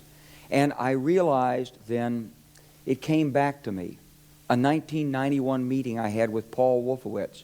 You know, in 2001, he was Deputy Secretary of Defense, but in 1991, he was the Undersecretary of Defense for Policy. It's the number 3 position in the Pentagon. And I had gone to see him when I was a 1-star general. I was commanding the National Training Center. I had met him one time. He said, if you ever get to Washington, come look me up. They always say that. Well, I was there in Washington. It was a Friday afternoon. I'd visited Colin Powell. He'd given me 5 minutes of his precious time and sent me on my way, and I was bored in the Pentagon, and I thought, I'll just go, who can I see? I think I'll see Wolfowitz. So I called, and up there, he was available. Scooter Libby came to the door. I met Scooter for the first time, and he brought me in, and I said to Paul, I said, and this is 1991, I said, Mr. Secretary, you must be pretty happy with the performance of the troops in Desert Storm. And he said, well, yeah, he said, but not really. He said, because the truth is we should have gotten rid of Saddam Hussein, and we didn't. And this was just after the Shia uprising in March of 91, which we had provoked, and then we kept our troops on the sidelines and didn't intervene. And he said, but one thing we did learn, he said, we learned that we can use our military in the region, in the Middle East, and the Soviets won't stop us.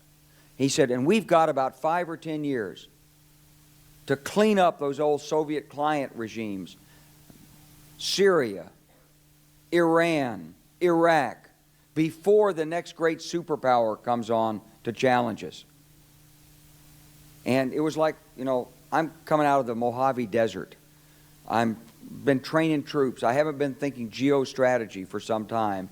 and suddenly a guy just sort of shoves this nugget at you. Well, you remember it.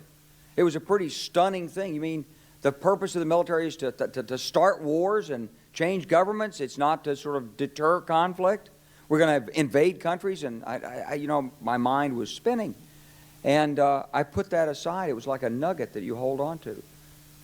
This country was taken over by a group of people with a policy coup. Wolfowitz and Cheney and Rumsfeld, and you could name a half dozen other collaborators from the Project for a New American Century. They wanted us to destabilize the Middle East, turn it upside down, make it under our control. It went back to those comments in 1991. Now, did anybody ever tell you that? Was there a national dialogue on this? Did senators and congressmen stand up and denounce this plan? Was there a full-fledged American debate on it? Absolutely not. And there still isn't. Well, pressuring, they have many means at their disposal. They are putting up pressure on many, many people. And at the end, I don't think that it will even help Israel. Why, if this is true, why would the President of the United States pay attention to that lobby? They are strong. Strong in what sense? They are controlling many things. Controlling what? Newspapers, medias, Your Majesty. banks, finances, and I'm going to stop there. Well, now wait just a second. You really do believe that the Jewish community in the United States is that powerful? They make the media reflect their view of foreign policy? Mm-hmm. Yes. They do not report, we do not report honestly? Don't mix things, please. I don't say the media. I say in the media they have people. Not the entire media. Some newspapers will only reflect their views, yes. No? The New York Times, for instance, is owned by the Salzburger family, who are Jewish. Are you suggesting that the New York Times is biased in its treatment of the question of Zionism, Israel's existence, the United States' relationship with the Arab world? I will have to put all the articles of the New York Times written on this subject and draw the conclusion. You can put this to the computer and it will answer you. What you're saying is that, yes, you do believe. Well, let's wait for the answer of the computer. President Jimmy Carter, he said, well, you know, basically anybody in Congress that goes against Israel is not going to get reelected. And that's a very interesting quote. Not a single member of Congress would possibly speak out and publicize the plight of the Palestinians. And I would say that if any member of Congress did speak out, as I just described, they would probably not be back in the Congress the next term. And also you can find a similar quote. I saw that also. Richard Nixon, the Republican, said essentially the same thing. The lobby in this country. Their belief is that being for Israel first means that does not mean you're putting America second. An American president, however, has to approach it in a different way, in my opinion. He's got always to think first of what is best for America. And that's true whether it has to do with the Israelis. That's coming from two presidents of two different parties. Mr. Netanyahu has long wanted to fight Iran because that way he can stay in office forever and ever. I mean, he's been there most of the last 20 years. But I think we should be trying to diffuse it. And I hope President Trump will do that. I hope anybody there will do that. We've got to stop. We've got to convince our friends in the Middle East that we'll stand with them and try to protect them. But choosing undeclared wars in which the primary victims are civilians who are not politically involved one way or the other, just want to live decent lives, is not a very good solution. Do I think that we have to try to stop Iran from having a nuclear weapon? I do. I tried at that, and we had some success. But we don't have to have all this outright, constant killing of civilians who can't defend themselves and they just want a chance to live. Общался и с одним президентом США, и с другим, и с третьим. Президенты приходят и уходят, а политика не меняется. Знаете почему? Потому что очень сильна власть бюрократии. Президенты приходят и уходят, а политика не меняется. Знаете почему? Потому что очень сильна власть бюрократии. Вот человека избрали, он приходит с одними идеями, к нему приходят люди с кейсами, хорошо одетые и в темных, как у меня, костюмах, но только не с красным галстуком, а с черным или с темно-синим. И начинают объяснять, как нужно делать. И все сразу меняется, понимаете? Это происходит от одной администрации к другой. Вот что-то изменить – это достаточно сложное дело. Это, я говорю без всякой иронии. Это не потому, что кому-то не хочется, а потому, что это сложно. Вот Обама, он же продвинутый человек, очень человек либеральных взглядов. Правда? Демократ. Он же перед выборами своими обещал закрыть Гуантанамо. Сделал? Нет. А почему? Он что, не хотел? Очень хотел. Я уверен, что хотел. Но не получилось. Он искренне к этому стремился. Не получается. Не так все просто. Но это не самый главный вопрос, хотя это важно. Это трудно себе представить. Да? Люди в кандалах ходят там уже десятилетиями, без суда и следствия. Ну, представьте себе, Франция бы так сделала, или Россия.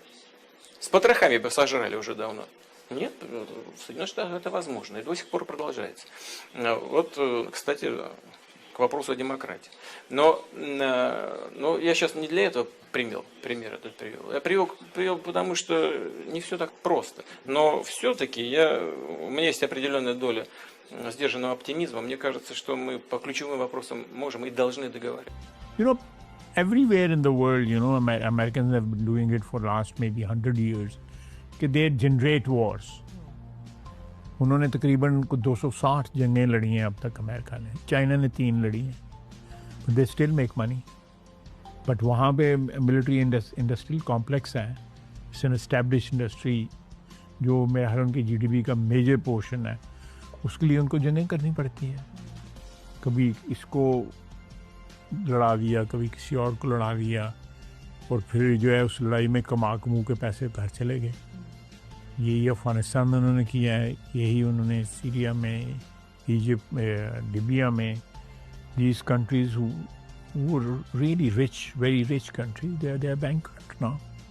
From the beginning, there was never any war between the United States and the Soviet Union. It was created by those at the top to fund the New World Order and the New World Order's police force. At the highest levels of all countries, they all belong to the same club. And we, the people, sit back and we watch this grand drama, which is being played out for our benefit,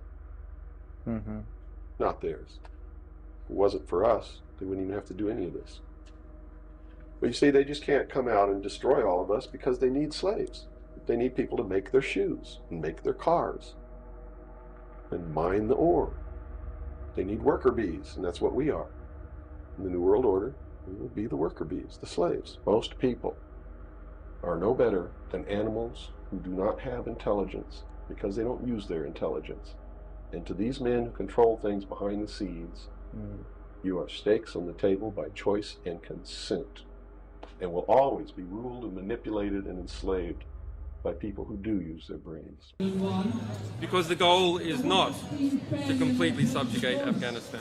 The goal is to use Afghanistan to wash money out of the tax bases of the United States, out of the tax bases of European countries, through Afghanistan and back into the hands of a transnational security elite. That is the goal, i.e. the goal is to have an endless war, not a successful war.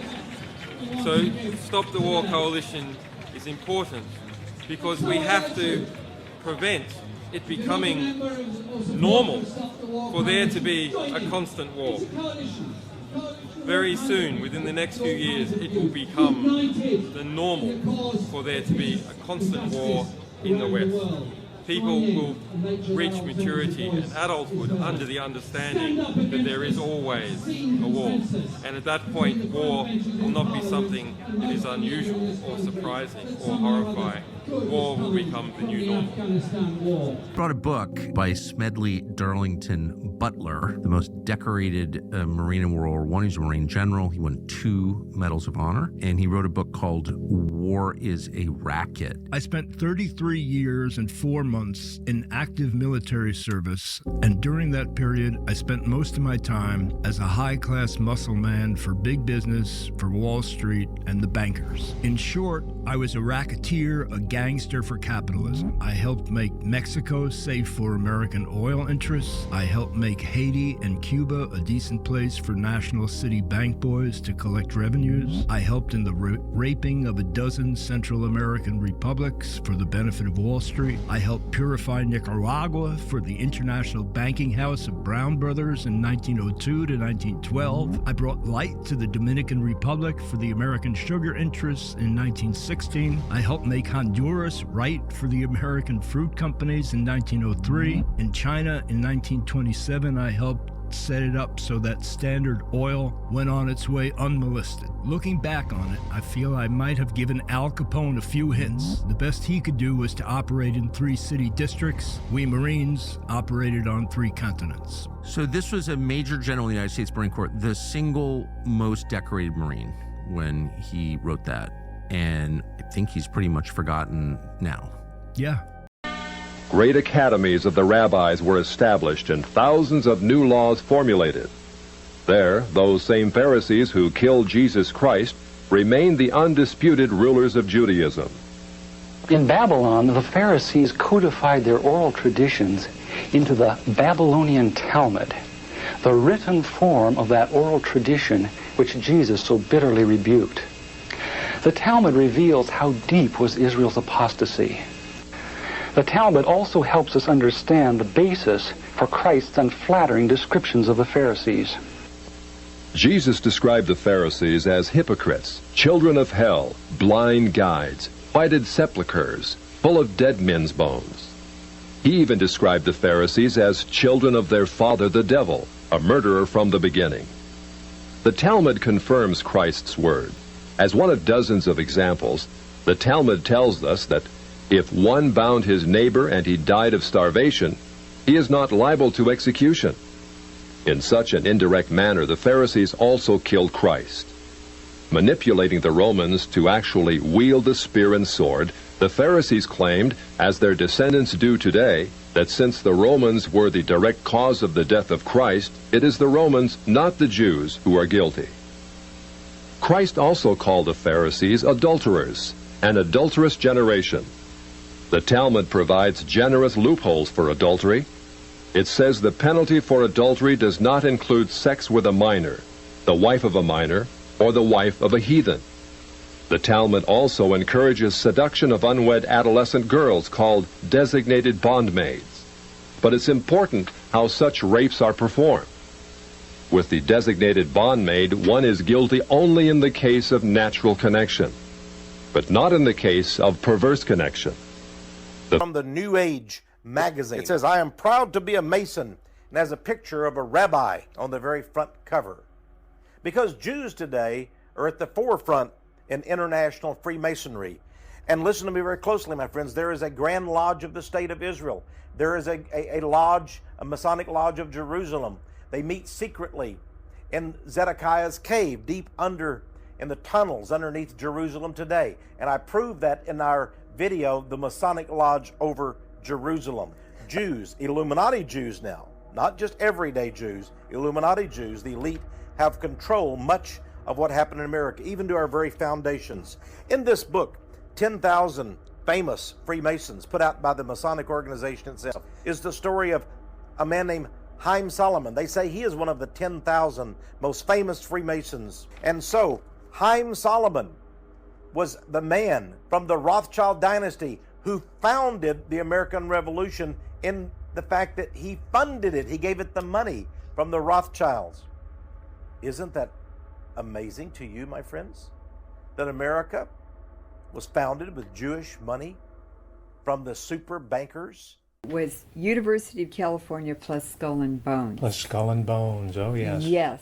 The Russell Trust. Yes, and that took me down a rabbit hole I'm still going down because now I'm investigating who's at the very top, who really rules the world, and I discovered it's a very, very interesting history of ancient Iranian tribes, the original Zoroastrians, and the First World Persian Empire that has controlled the world for the last 5,000 years. Rich and powerful is Lord Evelyn Rothschild. Historically, the Rothschild family wealth was hidden in underground vaults. The Rothschilds' secret financial records were never audited and never accounted for. Their family-commissioned biographies give the illusion that their family fortune has dwindled, but researchers estimate their wealth at close to $500 trillion, more than half the wealth of the entire world. Besides their many castles, palace mansions, wineries, racehorses, and exotic resorts, the Rothschilds bought Reuters in the 1800s. Reuters then bought the Associated Press, which selects and delivers the same news stories to the entire world, day after day. They have controlling interest in 3 major television networks and easily avoid media attention since they own it. Until recently, they owned and operated England's Royal Mint and continue to be the gold agent for the Bank of England, which they also direct. They control the LBMA, London Bullion Market Association, where 30 to 42 million ounces of gold worth over $11 billion are traded daily. The Rothschilds earn millions weekly just on transaction fees alone. They also fix the world price of gold on a daily basis and profit from its ups and downs. Over the centuries, the Rothschilds have amassed trillions of dollars worth of gold bullion in their subterranean vaults and have cornered the world's gold supply. They own controlling interest in the world's largest oil company, Royal Dutch Shell. They operate phony charities and offshore banking services where the wealth of the black nobility in the Vatican is hidden in secret accounts at Rothschild Swiss banks, trusts, and holding companies. Although Evelyn Rothschild looks like a harmless gray-haired old man, make no mistake about it, Rothschild and his ancestors have handpicked presidents, crashed stock markets, bankrupted nations, orchestrated wars, and sponsored the mass murder and impoverishment of millions. What do you see as the biggest challenges in conservation? The growing human population. Because if where we are, there's nothing else. And do you have views about what should be done about that? Can't you guess? The world today has 6.8 billion people. That's headed up to about 9 billion. Now, if we do a really great job on new vaccines, healthcare, reproductive health services, we could lower that by perhaps 10 or 15%. To help protect our families. How could you oppose that? Does the government have any purpose, Frank? Yeah, it has a number of purposes. What is it? I'm not going to give you a civics lesson here, but I'll tell you one thing. We must not see eye to eye on the idea of a government that must forbid things in order to protect What is the government's role? You've told me several times what it shouldn't do. How about national defense? Yeah, I consider this national defense, pal. Our families are under attack from people like you with these lyrics. John, you don't have to buy them. Mr. Zappa, could I make a statement about national defense? Yeah. The biggest threat to America today is not communism. It's moving America toward a fascist theocracy. And everything that's happened during the Reagan administration is steering us right down that pipe. Oh, Mr. Zappa, do you really think? I mean, I really think that. All kidding aside, in this country, with the permissiveness that we are moving toward a fascist theocracy, anything goes. We are, but do you think things like this would have ever been permitted? Smile again. Just like, you know, America is the country run by Donald Trump. No, actually, the American people elected Donald Trump. The same principle This is there. silly. I'm talking about the political entity of modern Israel. Yes, and that is You believe Israel. that's what God was talking about in Genesis. I do, but that country's existed since when? For thousands of years. Now, there was a time when it didn't exist, and then it was recreated just over 70 years ago. I'm saying, I think most people understand that line in Genesis to refer to the Jewish people, God's chosen people. That's not what it says. Okay, Israel, but you don't even know where in the Bible it is. So I don't know if we can... I don't remember the scriptural citation. But, okay, I keep It's like Genesis 16 or something like that. But yes, it's in the earlier part of the book. But the point is... All right, Tucker, you keep interrupting me before I finish my sentence. It's just important to know what you're talking about. I don't know what you're... So you're saying as a Christian, if I believe in Jesus, I have to support the modern state of Israel? No, I'm not saying that. I'm explaining for me what my motivation is. But okay, so I'm just trying to understand. You said God tells you to support the modern state of Israel in the Bible, in some place in the Bible that you heard about, but you don't know where it is. That's your theology? You're going back, am I a sleazy feline again? I mean, if you accuse me of anti-Semitism again, I will say that, but I don't think you will. Try to be a little less condescending. I'm trying to have a conversation. Condescending. You're throwing this stuff out, and it's my job to figure out what you're talking about, but I don't understand. But you're not letting me... Okay. I'm sorry, I want to be polite. I would always maybe go back to, the apocalyptic specter would be, Antichrist or Armageddon. I think there is a lot in this runaway science technology that's pushing us towards something like Armageddon. And then there is, the natural pushback on this is we will avoid Armageddon by having a one world state that has real teeth, real power, and the biblical term for that is the Antichrist, and the Christian intuition I have is, I don't want Antichrist, I don't want Armageddon. I would like to find some narrow path between these two where we can avoid both. A few passages from Scripture. Daniel chapter 7. In the first year of Belshazzar, king of Babylon, Daniel had a dream. There before me was a beast, fearful, terrifying, very strong. It had great iron teeth, and it ate its victims and trampled their remains underfoot. 2 Thessalonians chapter 2, we're back to St. Paul. He's writing about the end times. It cannot happen until there has appeared the wicked one, the lost one, the enemy who raises himself above every object of worship and flaunts the claim that he is God. Revelation chapter 13. Then I saw a beast emerge from the sea, and they prostrated themselves in front of the beast, saying, "Who can compare with the beast? Who can fight against it?" And all the people of the world will worship it. Close quote. There are people who take all of this seriously. We've already quoted René Girard. We've already quoted Cardinal Newman. But Daniel dates from the Iron Age. Thessalonians and Revelation are 2,000 years old.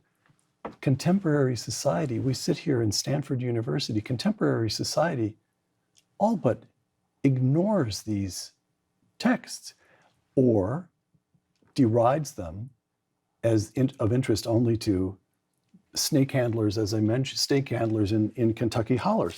You are no snake handler. Well, you take this stuff. Not that I'm aware of, no. Not that you're aware of, not that I'm aware of. So we'll come to how the Antichrist might arise, what we must do to prevent. We'll come to that in our second conversation. But the first thing I want to establish is, why do you take this seriously? And you can also criticize them. You can criticize them for being Luddites and et cetera. But you can also criticize them for not being apocalyptic enough, because they're most of the time they're just focused on one. It's like the nuclear weapons people are still just talking about nukes, and Greta is, it's just the climate. She's not worried about AI, and she's not worried about nukes, and much less the COVID virus that was bioengineered in the Wuhan lab or something like this. And then I've often thought you should get all these people who are worried about existential risk in a room, and they have to fight it out and decide which ones really matter and how to prioritize them. And in some sense, the scary answer is there's some truth to all of them. And then if we were to do that exercise fully, what I would want to do is I would also like to throw in one more existential risk that in my mind is as big as all these technological risks of nuclear war and runaway bioweapons and weaponized AI on autonomous weapon systems. And that's the risk of a totalitarian one world government. And again, we can, like with all the other existential risks, it's hard to know how to measure these things probabilistically because we only have one world. Once you get a totalitarian one world government, you can't reverse it.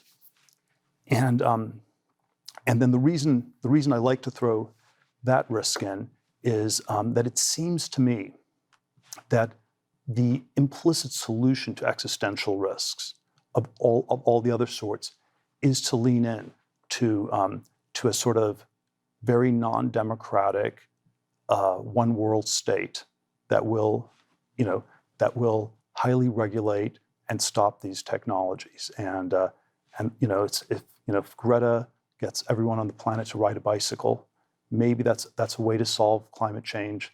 But it has sort of this quality of going from the frying pan into the fire. There's some parallel between the decline of the United States and the fall of the Roman Empire.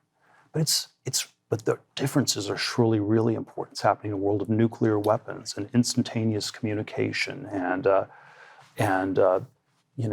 it's happening in a very post-Christian or hyper-Christian world, not in a pagan world. And somehow the classical approaches to history always downplay the things that are one-time, unique, world historical, and I think we should take our bearings more from that. Peter Thiel, thank you. Join us for part 2. This is a sentence I never thought I'd utter. Join us for part 2 to hear about the Antichrist. For uncommon knowledge. We're doing it. We're doing it. And I'm sure you're enjoying this as much as I am.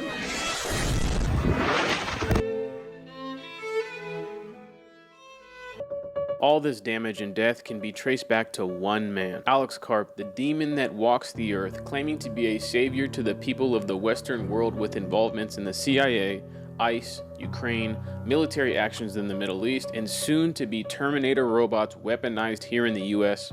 His words, not mine. Could it be possible we're sending ships to Europa on a regular basis and we're trade? We have contracts with the aliens. That's the thing that kills me, right? Eisenhower or somebody signed a contract with the aliens back in the 1950s. There's a directive that it's in place. I'm thinking, are you fucking kidding me? In what language is it? Yeah. And who enforces that contract? Yeah. And so I am really curious, like, what is your, so you think the 54 Eisenhower treaty thing is ridiculous? On its face. I don't have any, serious evidence. Right. What Mum was saying is, we're spying on the Earth government. And I should say that when they talk about the Earth government, they talk about America. To them, there is only one government of the Earth, and that's America. Mm-hmm. So when they talk about my government, they don't mean in Britain. Mm. They mean, they say that America speaks for the world, as far as they're concerned. Mm-hmm. And do they say what their concerns are, and do they voice those? No, because that they know. All they'll say to me is, I say to him, because let me get it right. I say to him, spying on the Earth, and he says, yes, we share information. So that is with other with the reptiles particularly. We share information, and I say to him, but you don't share everything. And he touches my face and says, your family, you understand. I.e., we are not sharing everything that we know that's going on. So in effect, although they are all signed up to the same overall agenda, each group is playing its own game. The overall agenda will be to repopulate the Earth with hybrids. That's the agenda.